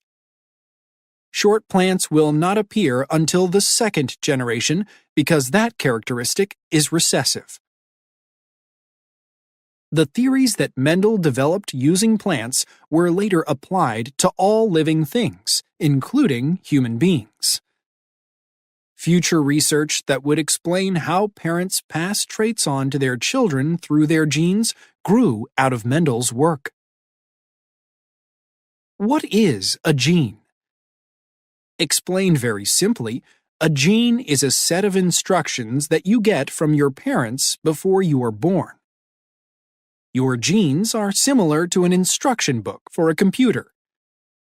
When you open the book, you see a list of all of the parts of the computer. Then you see instructions telling you how to make the computer work.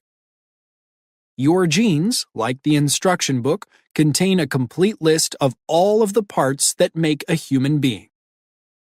They also contain instructions on how to put the parts together to make one special individual, you. Today, scientists are learning more and more about genes and their effect on what we look like, how we behave, and what kinds of sicknesses we have or are likely to get in the future. They are using this information in 2 areas: genetic engineering and genetic testing. Through genetic engineering, scientists change how genes work.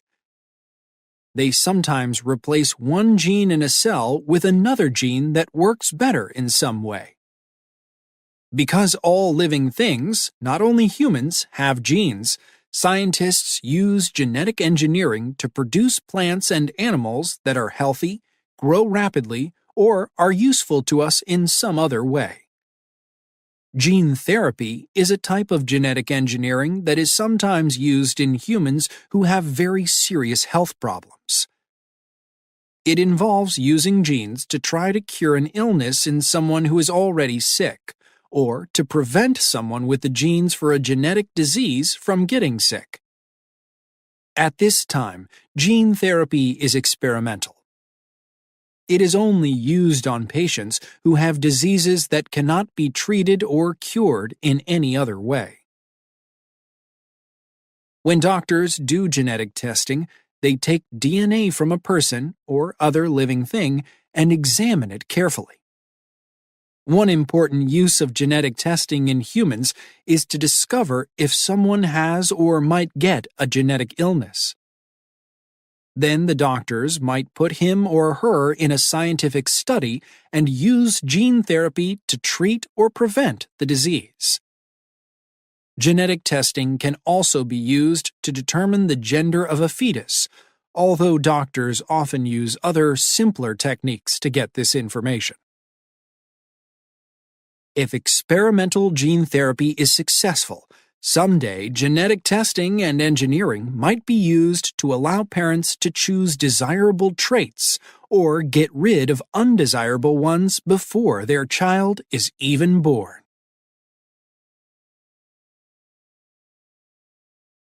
Passage 2. A Terrible Inheritance. If you had a risk of developing a genetic disease, would you want to be tested for it? What factors would affect your decision? If there were no way to prevent, treat, or cure the disease, would you still want to be tested? As gene research progresses, these are questions that a growing number of people are facing. As many are discovering, there are no easy answers. Meet Catherine Moser. Moser is an occupational therapist at Terence Cardinal Cook Healthcare Center, a nursing home on the Upper East Side of Manhattan. In 2002, Moser's maternal grandfather died at Cook. He had Huntington's disease, a severe genetic illness that attacks the brain. Victims of the disease usually begin to show symptoms when they are 40 to 50 years old.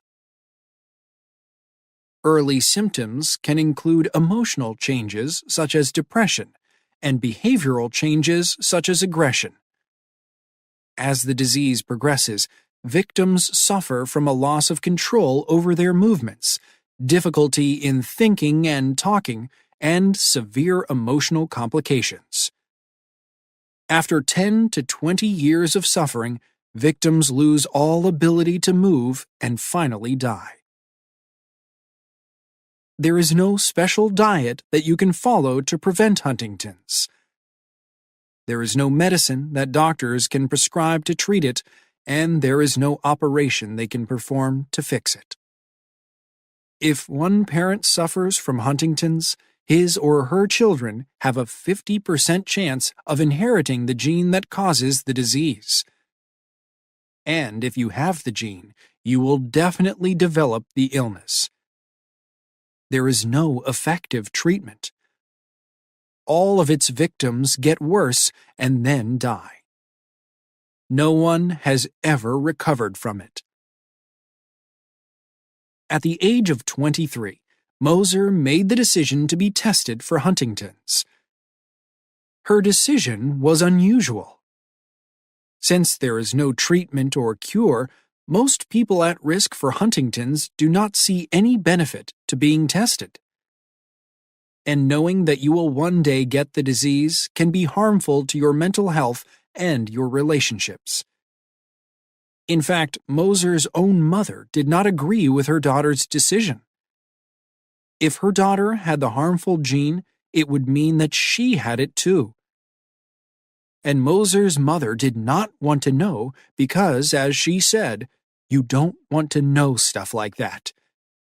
You want to enjoy life. Nancy Wexler, like Catherine Moser, comes from a family with a history of Huntington's. Her mother, grandfather, and 3 of her uncles died of the disease. And like Moser, Wexler works closely with victims of the disease. She is a neuropsychologist at Columbia University and is in charge of the Hereditary Disease Foundation. She is an expert in Huntington's. In fact, she was involved in the discovery of the gene for the disease in 1993. That discovery led to the development of a genetic test for the disease. It is the same test that Moser decided to take years later. Wexler, like Moser, had always intended to have the test when it became available. But when she was actually faced with the decision of whether or not to be tested, she realized that she did not want to know.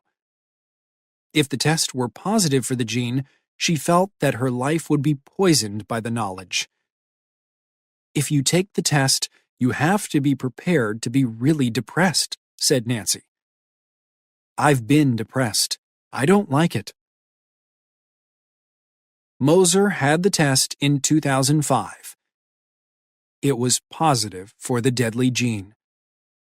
However, she says that she is not sorry that she was tested. I'm the same person I've always been. It's been in me from the beginning. At first, it was difficult for her to be around the Huntington's patients at work. However, she now finds strength and purpose in working with them. She is also involved in raising money for research on Huntington's disease. Mostly, she is busy living her life. I have a lot to do, and I don't have a lot of time. Sadly, Moser's mother has not spoken to her daughter since she found out the results of the test. In an interview, her mother said, "It's a horrible illness. Now he, my husband, has a wife who has it." Did she think of him? Did she think of me? Who is going to marry her? Wexler has never been tested, but it seems that she has been more fortunate than Moser. She is now in her 60s, past the age when symptoms of the disease usually appear. As Wexler continues her research, Moser goes on with her life.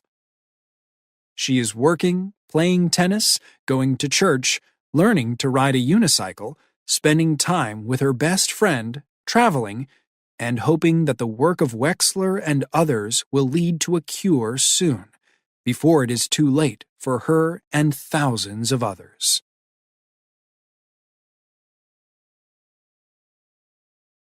Passage 3. Designing the Future. A young couple has decided that it is time to have a baby. So, what is the first thing they do? They go shopping. But not for clothes or furniture. That will come later. Before anything else, they must decide whether they want a girl or a boy. Next, it is time to consider their future child's intelligence. Do they want a gifted child, or would a child with an average level of intelligence be acceptable? And what about personality? Do they care if their child is shy? Is kindness important to them? Finally, it is time to consider physical traits.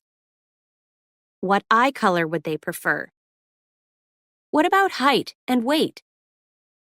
Do they want an athletic child so that he or she can play tennis with mom? There are so many features to choose from. Actually, the situation described above does not happen today. But a recently developed technique in genetic engineering has led many scientists to believe that changing a human embryo's DNA, and thus its traits, is scientifically possible. If this sounds more like science fiction than science, think again. The technique is called CRISPR. According to experts, using CRISPR to cut out and replace a piece of human DNA would be remarkably easy. Jennifer Doudna, a respected biologist and the co-developer of the technique, recently said, "Any scientist with molecular biology skills and knowledge of how to work with embryos is going to be able to do this." Already, genetic testing can be used to identify gender very early in the embryo's development. The genes that mark for a number of genetic diseases can also be identified. Some scientists are convinced that they will soon find the genes for a wide variety of traits: physical appearance, artistic talent, a tendency toward depression, just about anything you can imagine. And if scientists know the gene or genes that control a specific trait, it is at least theoretically possible that CRISPR could be used to replace an undesirable trait with a more desirable one. But just because scientists can do it, does it mean they will do it? Guoping Feng, a biologist at the Massachusetts Institute of Technology, MIT, thinks so. In the future, he hopes to use CRISPR to replace human genes that cause disease with healthy ones. He believes it will take about 10 to 20 years for the technology to be safe enough to use in humans. "It's hard to predict the future," Feng said, "but correcting disease risks is definitely a possibility and should be supported. I think it will be a reality." Not everyone shares Feng's positive attitude, however. Doudna, the scientist who co-developed CRISPR, organized a meeting to restrict the use of the technique on human embryos. At the end of the meeting, Doudna and a group of experts in genetics, ethics, and law called for scientists to agree not to use CRISPR to produce children with genetic changes. However, the group supports basic research using CRISPR, including experiments on embryos. What do non-experts think about all of this?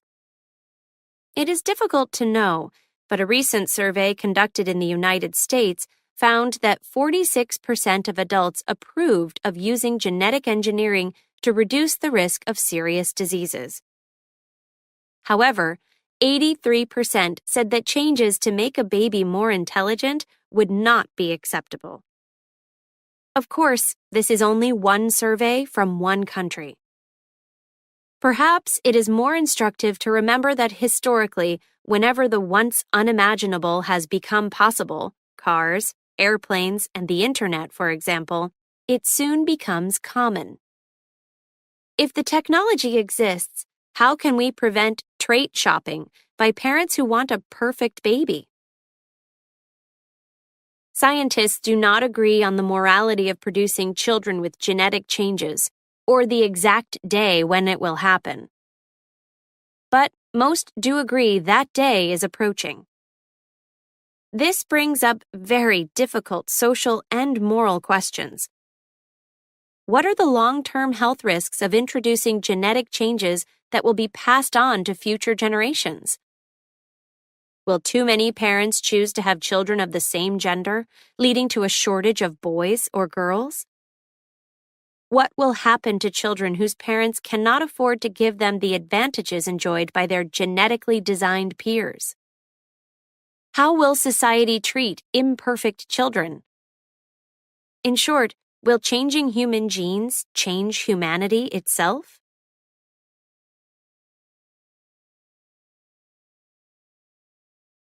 Lesson 14, Emotions. Passage 1. Expression of emotion. In the northwest of Canada, there is a group of people called the Utquisikalingmiut, or Utku. According to anthropologist Jean L. Briggs, author of the book Never in Anger, the Utku have no real word in their language for anger. And even more remarkable, adults rarely seem to get angry. The word that they use to describe the angry behavior of foreigners translates not as anger, but rather as childishness. Similarly, the Ifaluk people of Micronesia seem to rarely get angry. However, in contrast to the Utku, they talk about anger all the time and have many words to describe it. They consider anger to be evil, a demon in fact, and fear it. The expression of grief and gratitude is central to the Kaululi culture of Papua New Guinea. In contrast, people from the United States generally spend very little time talking about grief or gratitude. Research on American males shows that they are particularly uncomfortable expressing these emotions. What is going on here? Aren't we all human beings? Don't we all feel the same basic emotions? This is a topic that philosophers, scientists, religious leaders, and anthropologists, among others, have been arguing about for centuries.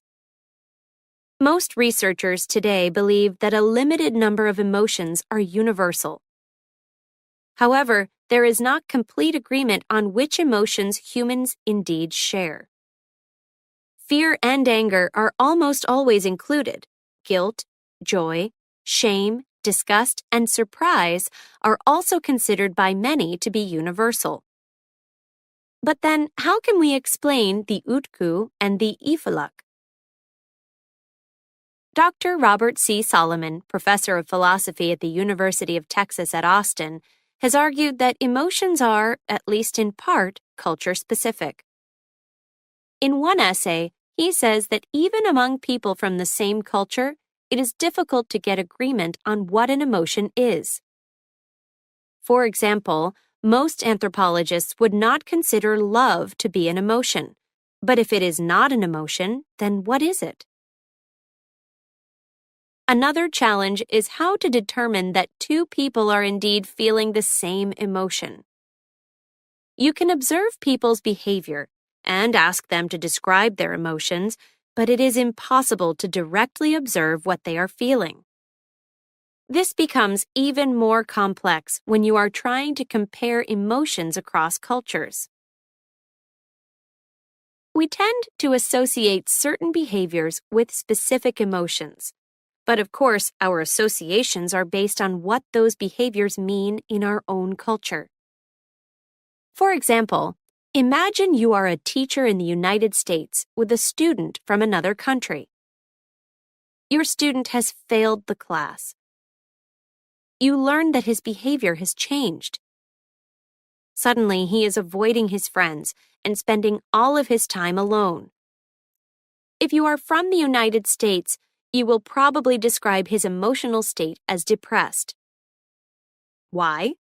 In U.S. culture, there is a belief that people who suddenly change their behavior and avoid other people are often depressed. However, if you have some knowledge of the student's culture, you might recognize his behavior as an expression of deep shame at disgracing his family. Of course, this example is very simple. It does not mean that people from your student's culture do not ever experience depression, or that people from the United States do not feel shame. However, can someone from a culture that does not place the same value on family honor really understand this deep feeling of disgrace? In other words, is shame really the same emotion in all cultures? Another reason to believe that not all emotions are universal is the fact that different languages characterize emotions in different ways. For instance, in the ancient Indian languages of Sanskrit and Bengali, emotions are described as being either sattva, lightness, rajas, movement, or tamas, heaviness. Interestingly, two of the examples of sattva, cheerfulness and nobility, are not generally considered to be emotions in English. Is this just a language difference? Or does it reveal that people across cultures do not share a similar emotional experience? The mystery of whether emotions are universal or culturally specific is one that most likely will never be solved. That probably contributes to our fascination with the subject.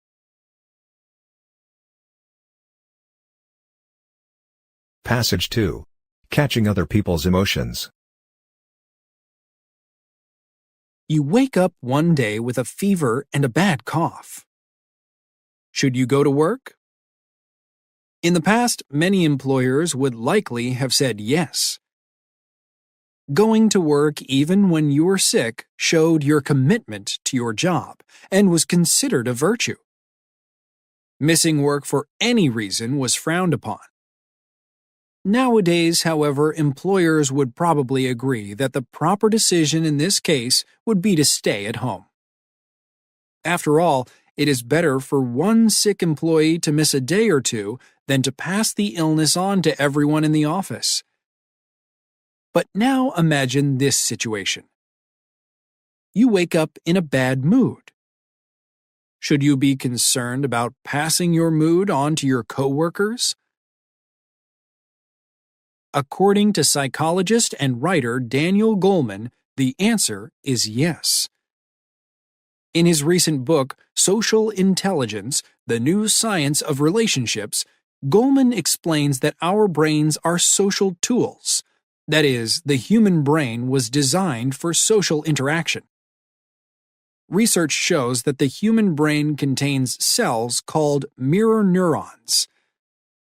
According to Goleman, these neurons allow us to sense both the move another person is about to make and their feelings, and instantaneously prepare us to imitate that movement and feel with them.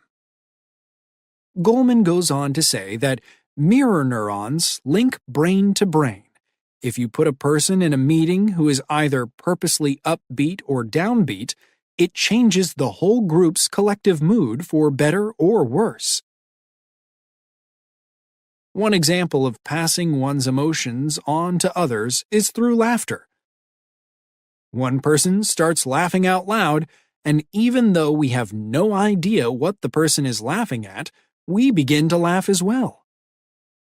When people are alone, on the other hand, they rarely laugh out loud, even when they read or hear a very humorous joke. This suggests that laughter is meant to be shared. When someone laughs out loud, it is easy to recognize his or her emotional state. But most emotions are not expressed in such an obvious way. How are we able to recognize them? Brain research has shown that our ability to sense others' emotions is in our genes. We may not be conscious of it, but we are particularly good at reading others' facial expressions. Even the most reserved people reveal some emotion on their faces. For example, a movement as small as a raised eyebrow can communicate a world of information.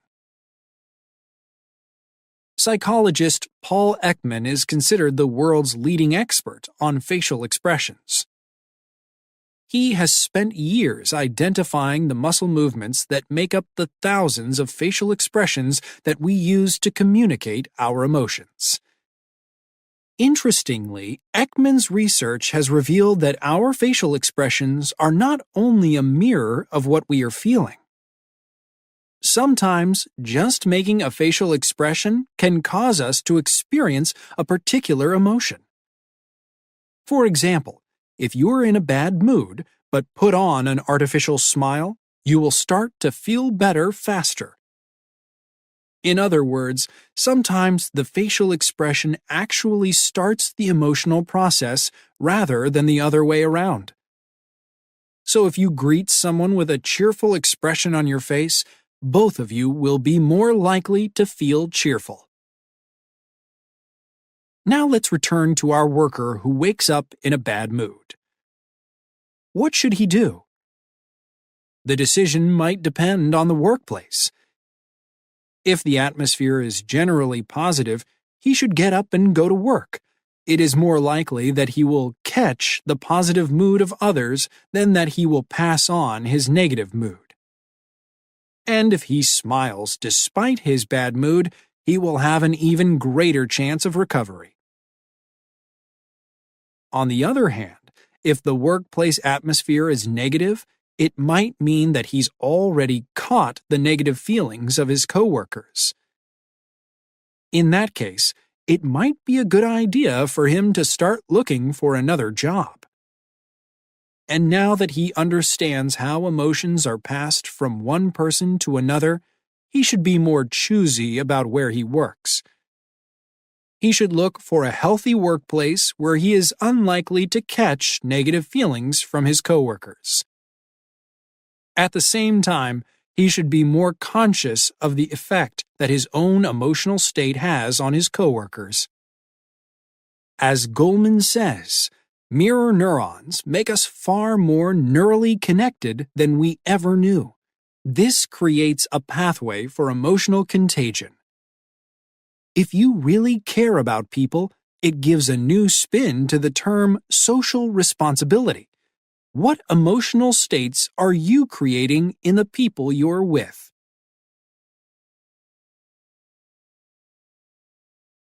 Passage 3. Microexpressions. Dr. Paul Ekman has been named one of the most influential psychologists of the 20th century. He is an expert in nonverbal communication, including gestures and facial expressions.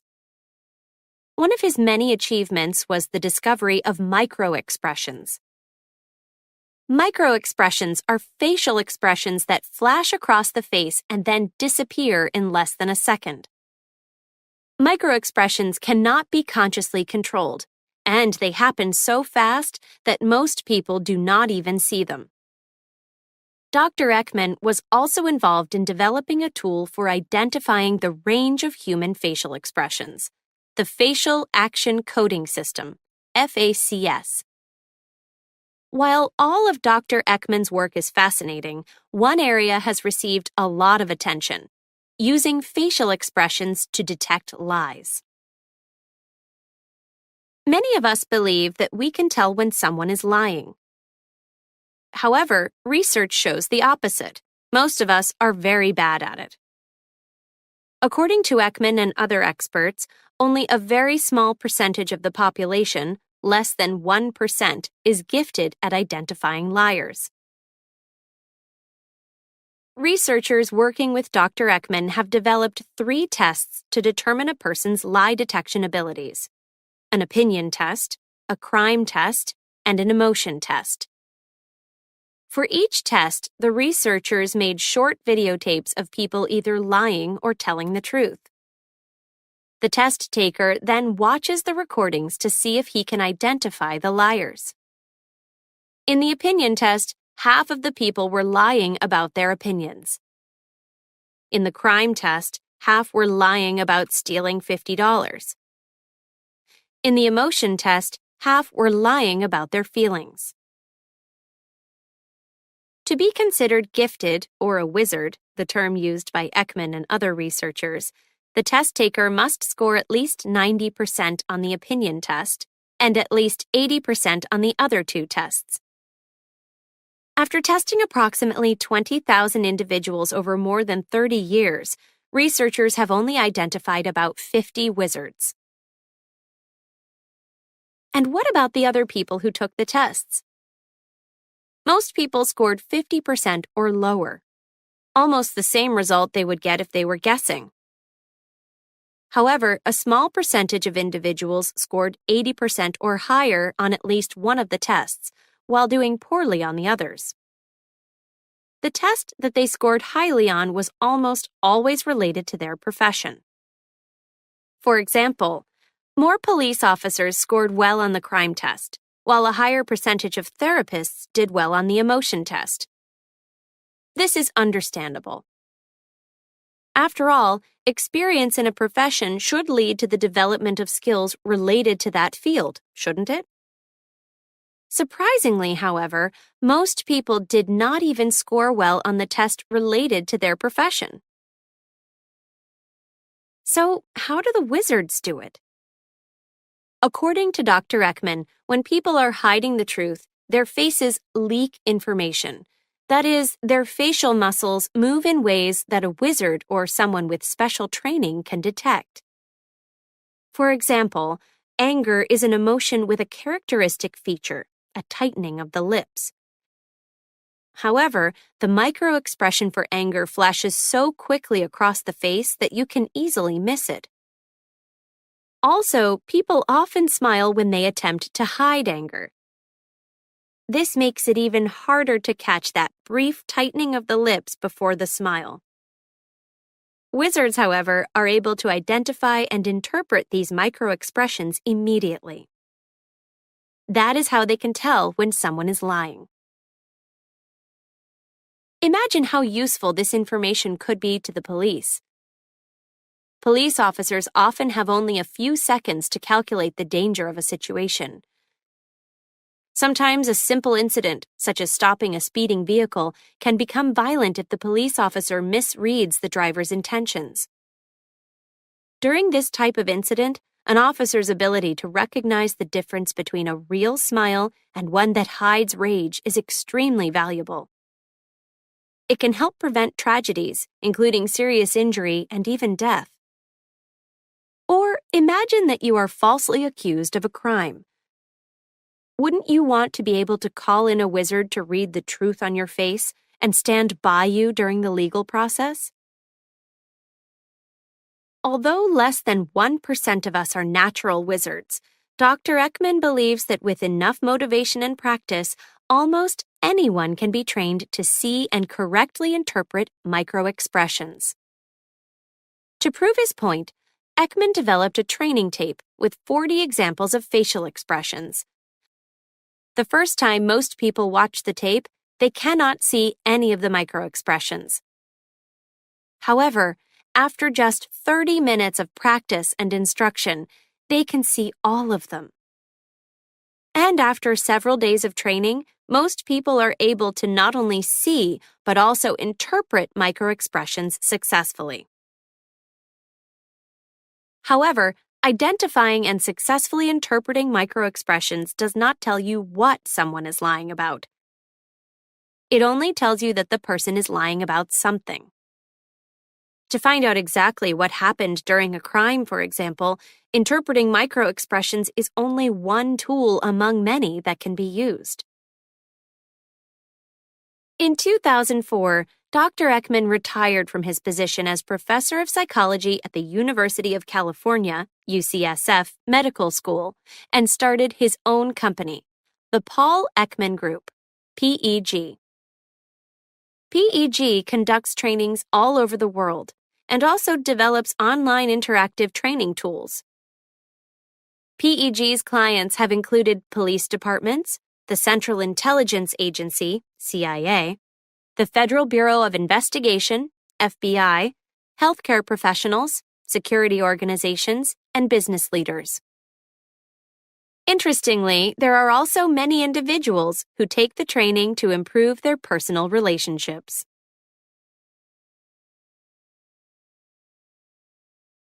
Lesson 15, Animals. Passage 1. Animal music. It has long been said that music is universal, but now science is proving just how deeply true that statement really is. Like most people, scientists cannot define exactly what music is, but they know it when they hear it. One group of scientists has shown that human appreciation of music may be shared by whales, birds, and even rats, that it is remarkably ancient, and that studying why animals and humans appreciate music may help us better understand how the brain works. In research published in the journal Science, several scientists have shown that in very basic ways, other species share music appreciation, and that this appreciation may be one of humanity's oldest activities. Through such research, scientists hope they may come to understand the human mind better. Perhaps they will even learn key information about how to deal with damage to the auditory system. Yella Adama is a biologist and co-author of one of the science papers. Like several of the researchers involved in the science papers, Adama is both a scientist and a musician. In addition to his work in biology, he plays the flute. He has carefully made exact copies of ancient bone flutes in order to play them. He wants to determine the kinds of sounds that early humans may have made. Do musical sounds in nature reveal a profound bond between all living things? Asks one of the papers. There is a lot of evidence that perhaps it does. For example, the general structure of whale music is remarkably similar to that of human music. Indeed, the songs of one type of whale follow many of the same precise rules that are nearly universal in human music. The two species share a similar tonal scale, and their songs involve the introduction and variation of a central theme.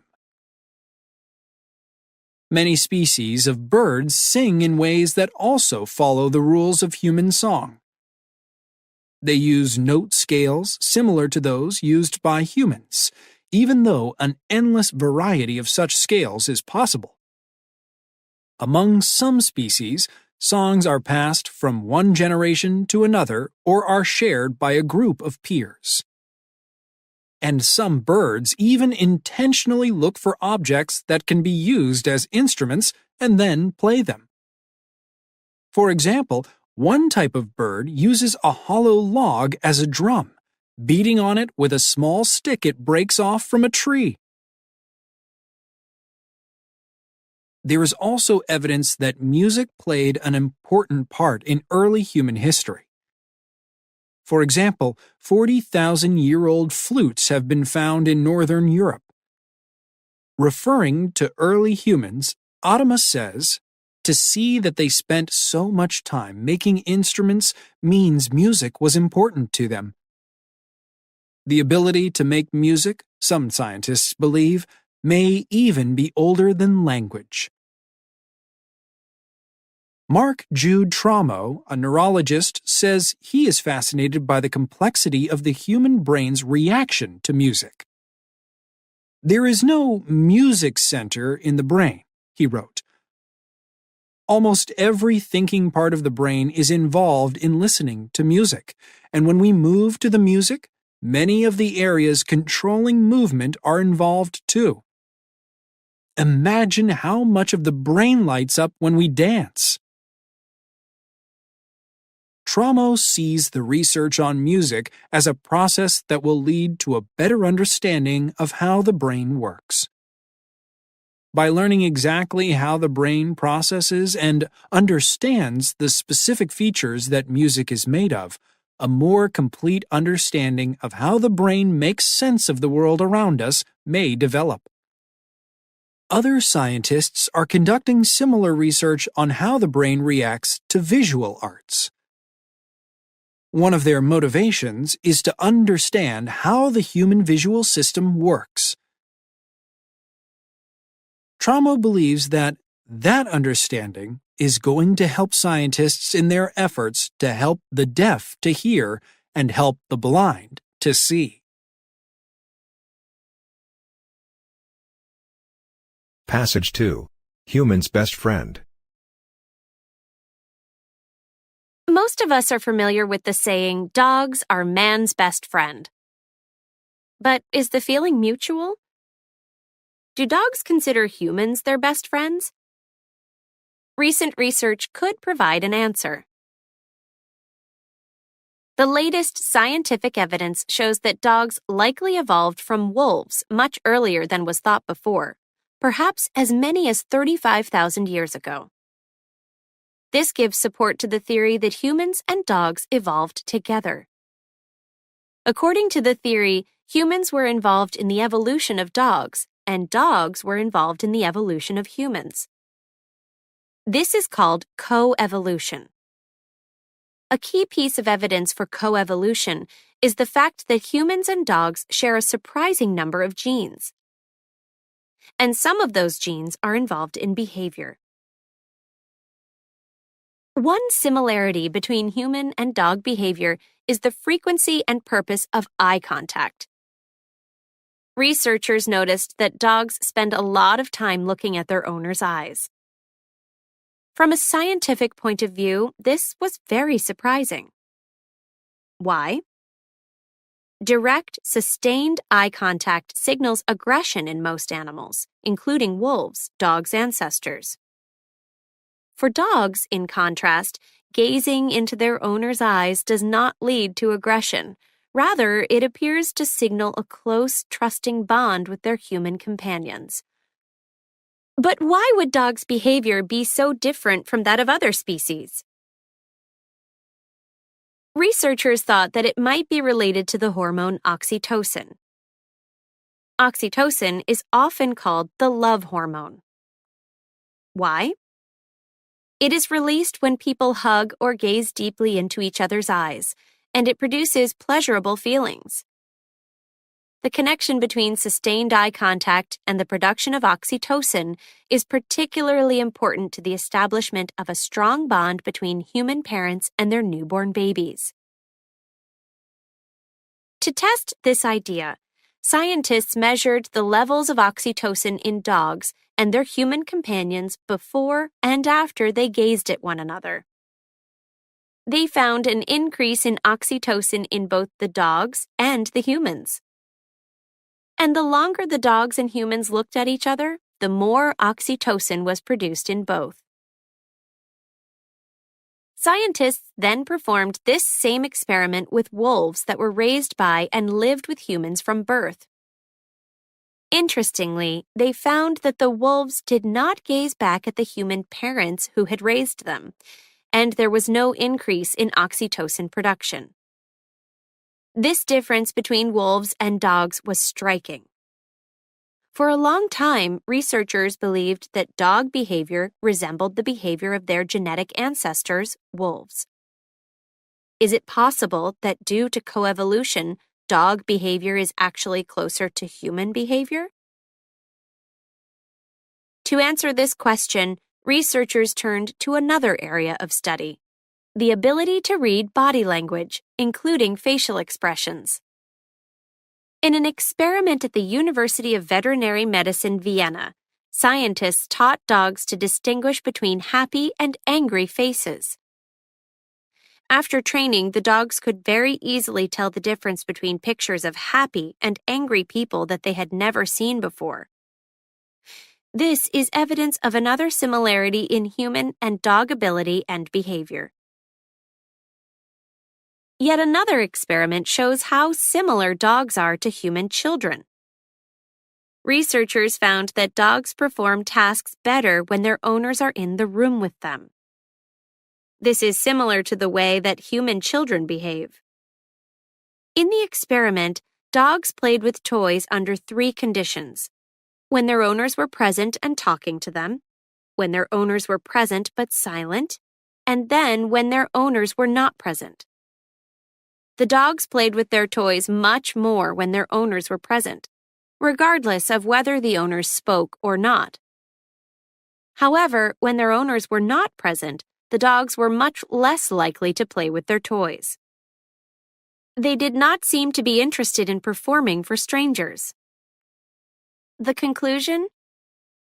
Similar to human children, dogs are much more likely to perform tasks successfully for their human parents, their owners, than for strangers.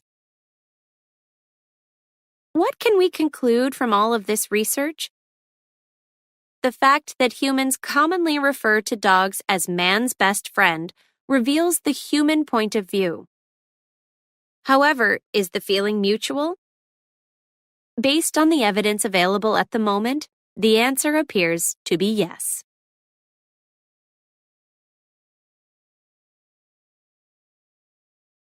Passage 3. The mind of the chimpanzee. In the middle of the 1960s, Beatrice and Alan Gardner started a project that, along with other similar research, taught us a lot about the chimpanzee mind. They bought an infant chimpanzee and began to teach her the signs of ASL, the American Sign Language used by many of the deaf in Canada and the United States. The Gardners achieved remarkable success with their student, Washoe. Not only did she learn signs easily, but she quickly began to put them together in meaningful ways. It was clear that when she saw or used a sign, she formed a picture in her mind of the object it represented. If, for example, she was asked in sign language to get an apple, she would go and find an apple that was out of sight in another room.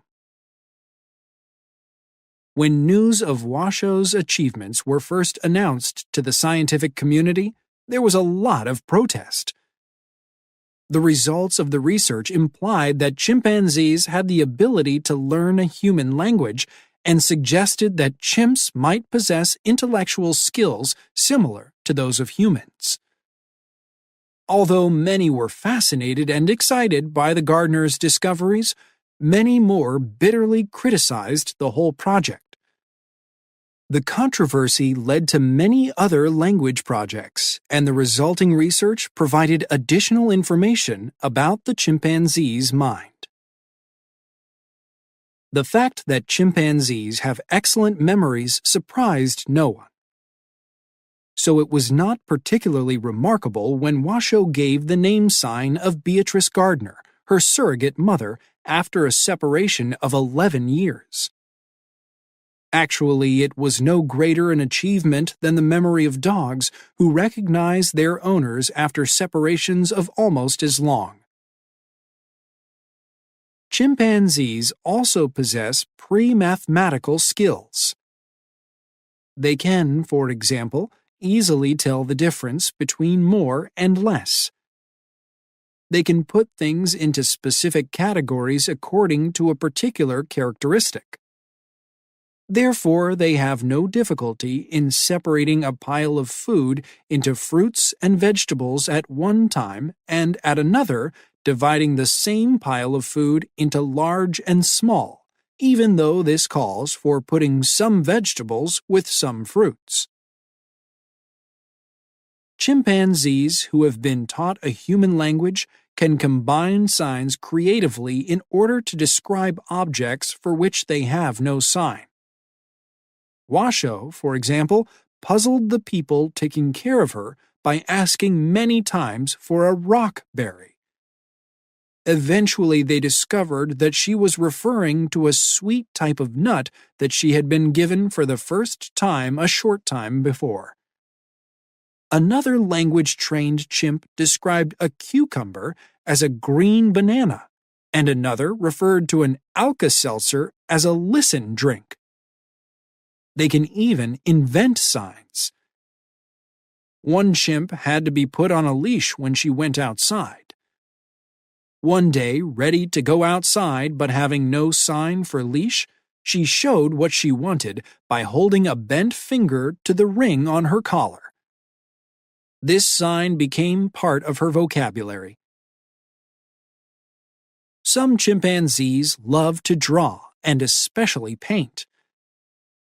Those who have learned sign language sometimes give a name to their artwork. This apple, or sweet corn, or bird, or whatever. The fact that the paintings often look, to our eyes, remarkably different from the objects themselves either means that the chimpanzees are not very good artists, or that we have a lot to learn about chimpanzee art. People sometimes ask why such complex intellectual powers have evolved in the chimpanzee when their lives in the wild are so simple. The answer is, of course, that their lives in the wild are not so simple. They use and need all their mental skills during normal everyday life in their complex society. Chimpanzees always have to make choices, where to go, or with whom to travel. They need highly developed social skills, particularly males who want to become leaders. And low-ranking chimpanzees must learn to hide their intentions or do things in secret if they want to survive. Indeed, the study of chimpanzees in the wild suggests that their intellectual abilities evolved over thousands of years to help them deal with daily life. It is easier to study intellectual skill in the lab where, through carefully designed tests and the proper use of rewards, chimpanzees can be encouraged to stretch their minds to the limit. It is more meaningful to study the subject in the wild, but much harder. It is more meaningful because we can better understand the environmental pressures that led to the evolution of intellectual skills in chimpanzee societies. It is harder because, in the wild, almost all behaviors are complicated by endless variables. Years of observing, recording, and analyzing replace planned testing. The number of research subjects can often be counted on the fingers of one hand. The only experiments are nature's own, and only time, eventually, may lead to their being repeated.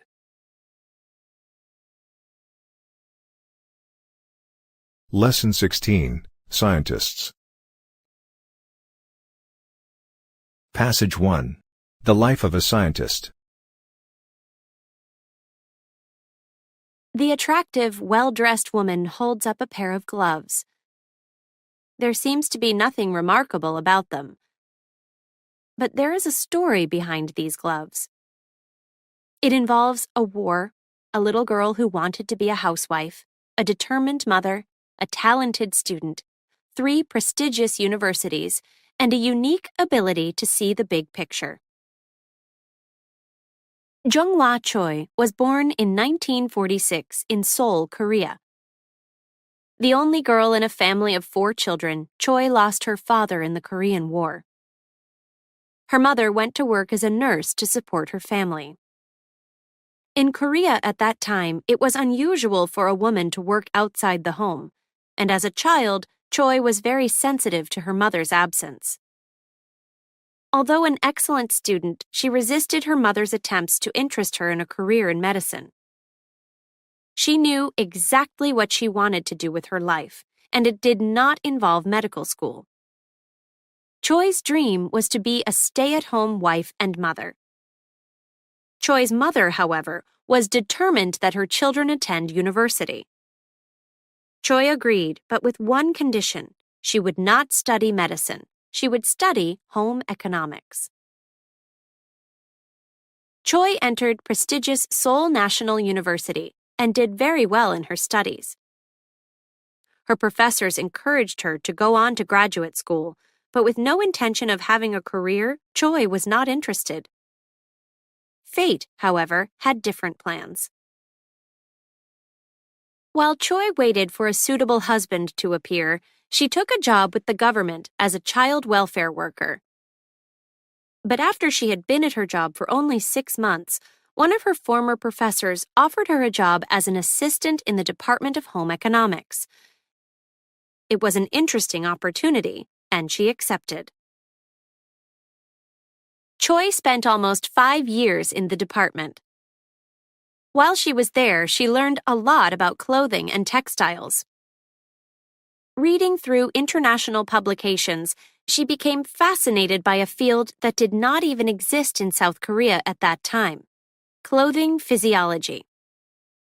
Clothing physiology is the study of the biological function or work of clothing, specifically how clothing can contribute to or interfere with the healthy functioning of the human body.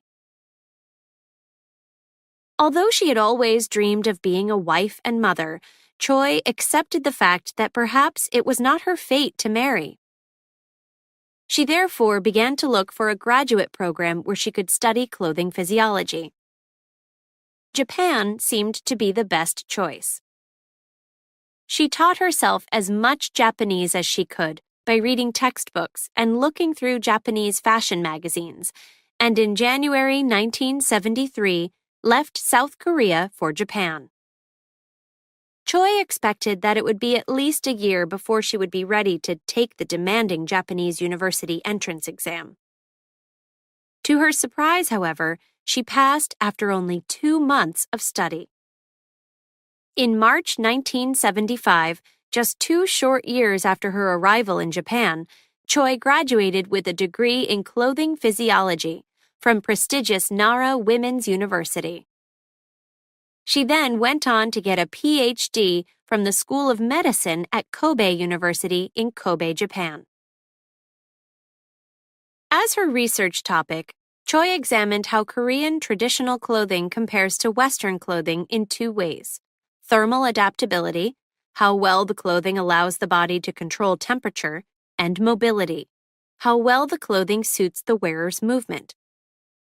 Choi's research confirmed that Korean traditional clothing, while beautiful, did not perform very well on a physiological level.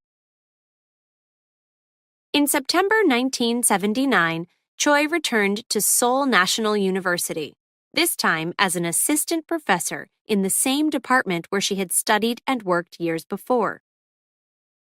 She has since done important research on the effects of clothing on the wearer's quality of life.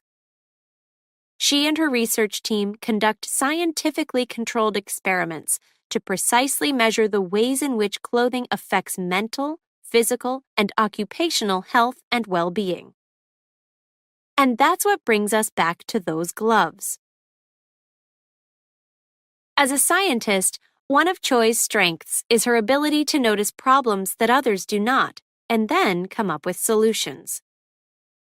On a visit to the South Korean countryside, Choi noticed the green stains and painful cracks on the farmers' hands. After analyzing the farmers' work habits and needs, she returned to her laboratory to design a glove suitable for their work. In coming up with the final design, Choi considered a range of factors, from the rate of sweating to worker productivity. The gloves that she and her research team invented are made of a thin, light material that breathes, making it comfortable enough for all-day wear. The fingers of the glove are covered in a material that stops the fingers from slipping. At the same time, the material is thin enough for the farmers to feel what they are doing. Choi and her research group have since patented their invention, and their gloves are worn today by agricultural workers all over South Korea. The gloves have also attracted the attention of those in other professions, including pharmacists who find that the gloves are perfectly suited to their work. Eventually, Choi did marry and have 2 children, but she has hardly been a stay-at-home wife and mother. She has worked as a professor at Seoul National University, published many papers in her field, and has patented a number of inventions. Passage 2. The father of vaccination. In a small town in England, in the middle of the 18th century, an 8-year-old boy named Edward Jenner was intentionally infected with a deadly disease. He was then locked in a barn with other children who had been similarly infected. There they remained until they either died or recovered. Fortunately for humanity, Jenner survived. Child abuse? No. Variolation. A common practice in the 18th century, variolation involved deliberately infecting a healthy person with the variola virus that causes a terrible illness, smallpox. To infect the healthy person, doctors would take the pus from a person sick with smallpox and intentionally inject it into the healthy person. Why would a doctor do this? Variolation was the only effective means of fighting smallpox, a deadly disease that was regularly killing between 10 to 20% of the population of Europe at that time. Among children, the death rate was even higher. 1 in 3 infants and children who caught smallpox died. Although almost everyone who was variolated caught the disease, the death rate among variolated children was only about 10% as compared to more than 30% in children who caught the highly contagious disease directly from another person. And most importantly, almost everyone who survived variolation never caught the disease again. It is possible that variolation saved Jenner's life, but he would never forget his terrible days in the barn. Perhaps that is what led him to choose a career in medicine. In 1761, at just 13, Jenner began his medical studies. By 1770, he was studying anatomy and surgery under John Hunter at St. George's Hospital in London. With Hunter, Jenner was trained in the scientific method, which his instructor described simply as, "Why think? Why not try the experiment?" After 2 years in London, Jenner returned to his hometown. He was a popular doctor due to his gentle personality and surgical skill. One common request from his patients was for variolation. Jenner performed the procedure many times, although he used a more humane method than the one that he had suffered through as a child. In his medical practice, Jenner observed something unexpected. A small number of his variolated patients never developed smallpox. Because of his training in the scientific method, he wanted to understand why these particular individuals were able to resist the disease while all others, as expected, contracted a mild to severe case of the deadly disease. He discovered that the variolated patients who did not develop smallpox worked closely with cows and had all previously had cowpox. Cowpox is an illness passed from cows to humans. Jenner observed that some of the symptoms of cowpox and smallpox were similar.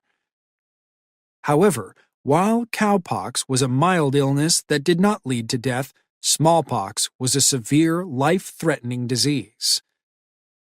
He was also aware of a common belief that people who had had cowpox never got smallpox. Based on his observations, Jenner came up with a theory. He believed that cowpox not only protected against smallpox, but could be passed from one human being to another as a deliberate means of protection from the disease. In May 1796, Jenner got the chance to test his theory. He learned that a young woman from a local farm, Sarah Nelms, had cowpox. Jenner asked the parents of an 8-year-old boy named James Phipps for permission to conduct an experiment on their son. Jenner chose James because he had never had cowpox or smallpox. Jenner removed pus from Sarah's hand and spread it on scratches he had made on the boy's arms. As expected, the boy developed cowpox, but recovered rapidly. Jenner was now ready for the second, riskier stage of his experiment. On July 1, 1796, Jenner variolated Phipps with pus from a smallpox patient. Jenner and other scientists and physicians waited anxiously for the results. In fact, James Phipps never caught smallpox. This was clear evidence to support Jenner's theory, but more data were needed. Jenner experimented successfully on 13 more patients and, at the end of 1796, wrote a report describing his work for the Royal Society. However, it was turned down for publication.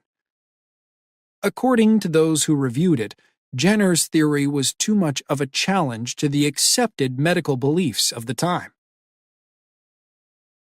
Jenner ignored the criticism and continued experimenting. In 1798, he published his own book based on 23 cases in which vaccination, named for the vaccinia virus of cowpox, resulted in lasting protection against or immunity to smallpox. Although many people continued to criticize Jenner, some well-known London physicians were starting to vaccinate their patients. By the beginning of the 19th century, the practice of vaccination had spread throughout the world. Eventually, Jenner's contributions to science were formally recognized. However, he never made an attempt to get rich through his discovery. Instead, he spent much of his time working without pay to spread the good news about vaccination. In 1977, the last known victim of smallpox recovered.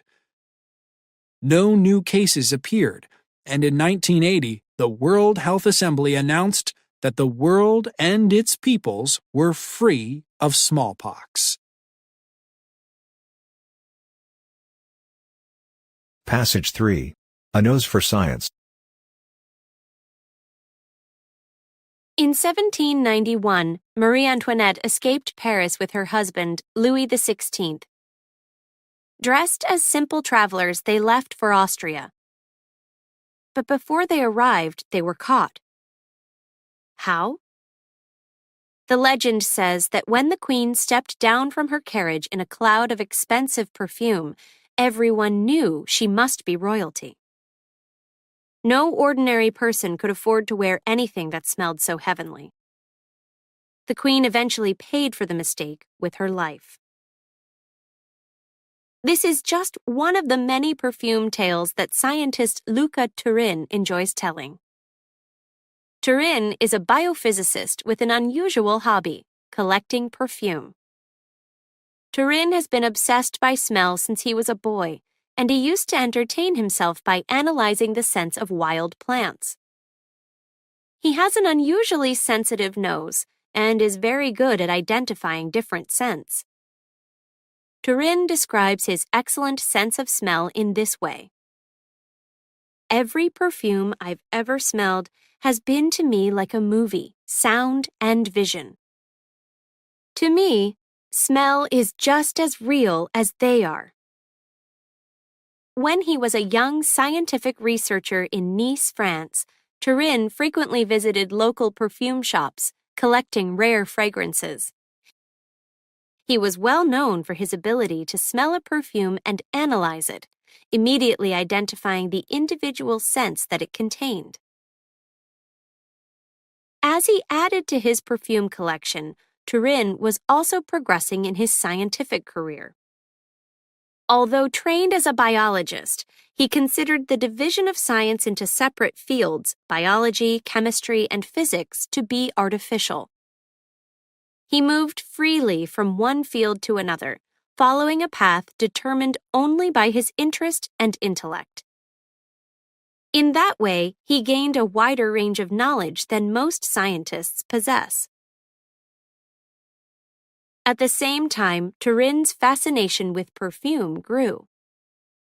One day, he and some friends visited a large discount perfume store where Turin bought almost everything on the shelves. On the way home, he entertained his friends by describing the fragrances in language that was so poetic that they told him he should write a book. He decided to do exactly that. In 1992, Turin's book was published as Parfum, le Guide, or Perfume, the Guide. In it, Turin skillfully critiques some of the world's most famous fragrances. For example, this is how he describes Rush by Gucci. It smells like an infant's breath, mixed with his mother's hairspray. What Rush can do, as all great art does, is create a yearning, then fill it with false memories of an invented past.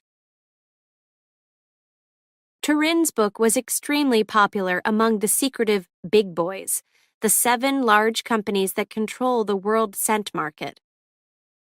Turin's talent at translating smell into words won him a rare invitation to visit their laboratories. There, Turin discovered that the widely accepted theory about how we are able to identify particular smells by the shape of their molecules did not seem to work. Under this theory, it should be fairly easy for a chemist to build new molecules and accurately predict what they will smell like. But in fact, this is not the case. Each new smell the big boys create involves an investment of millions of dollars. That is because only a very small percentage of the new molecules possess the desired fragrance. Now Turin had a new obsession: solving the mystery of smell.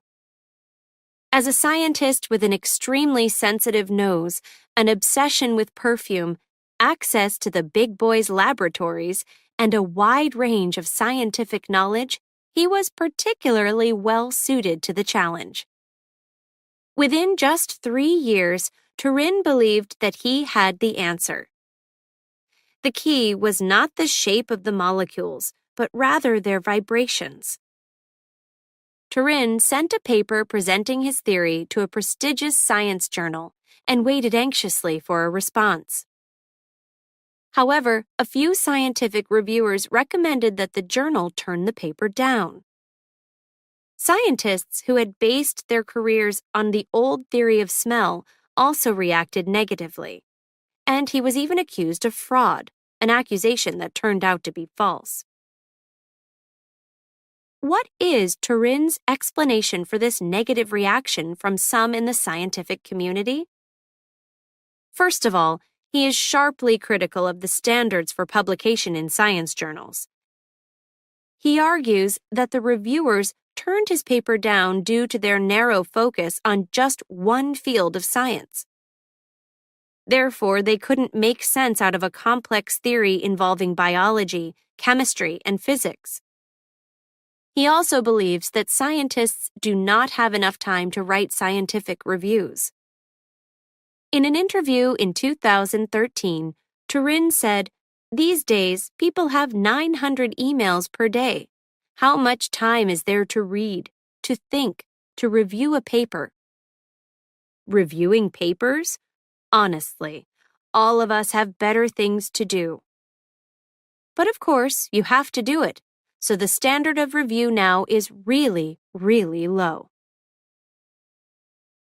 However, Turin has not given up on his theory, nor have many in the scientific community. Although his ideas remain controversial, he has continued to research and publish scientific papers. For 9 years, he used his theory to create scent molecules to sell to companies that use scent in their products.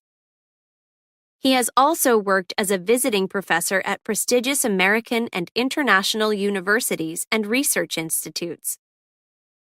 He has conducted research for the Defense Advanced Research Projects Agency, DARPA, a U.S. government agency, on an artificial nose that would be much more sensitive than the human nose.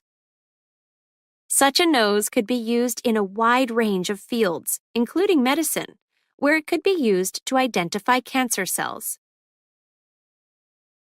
Turin's interest in the art of scent also remains strong.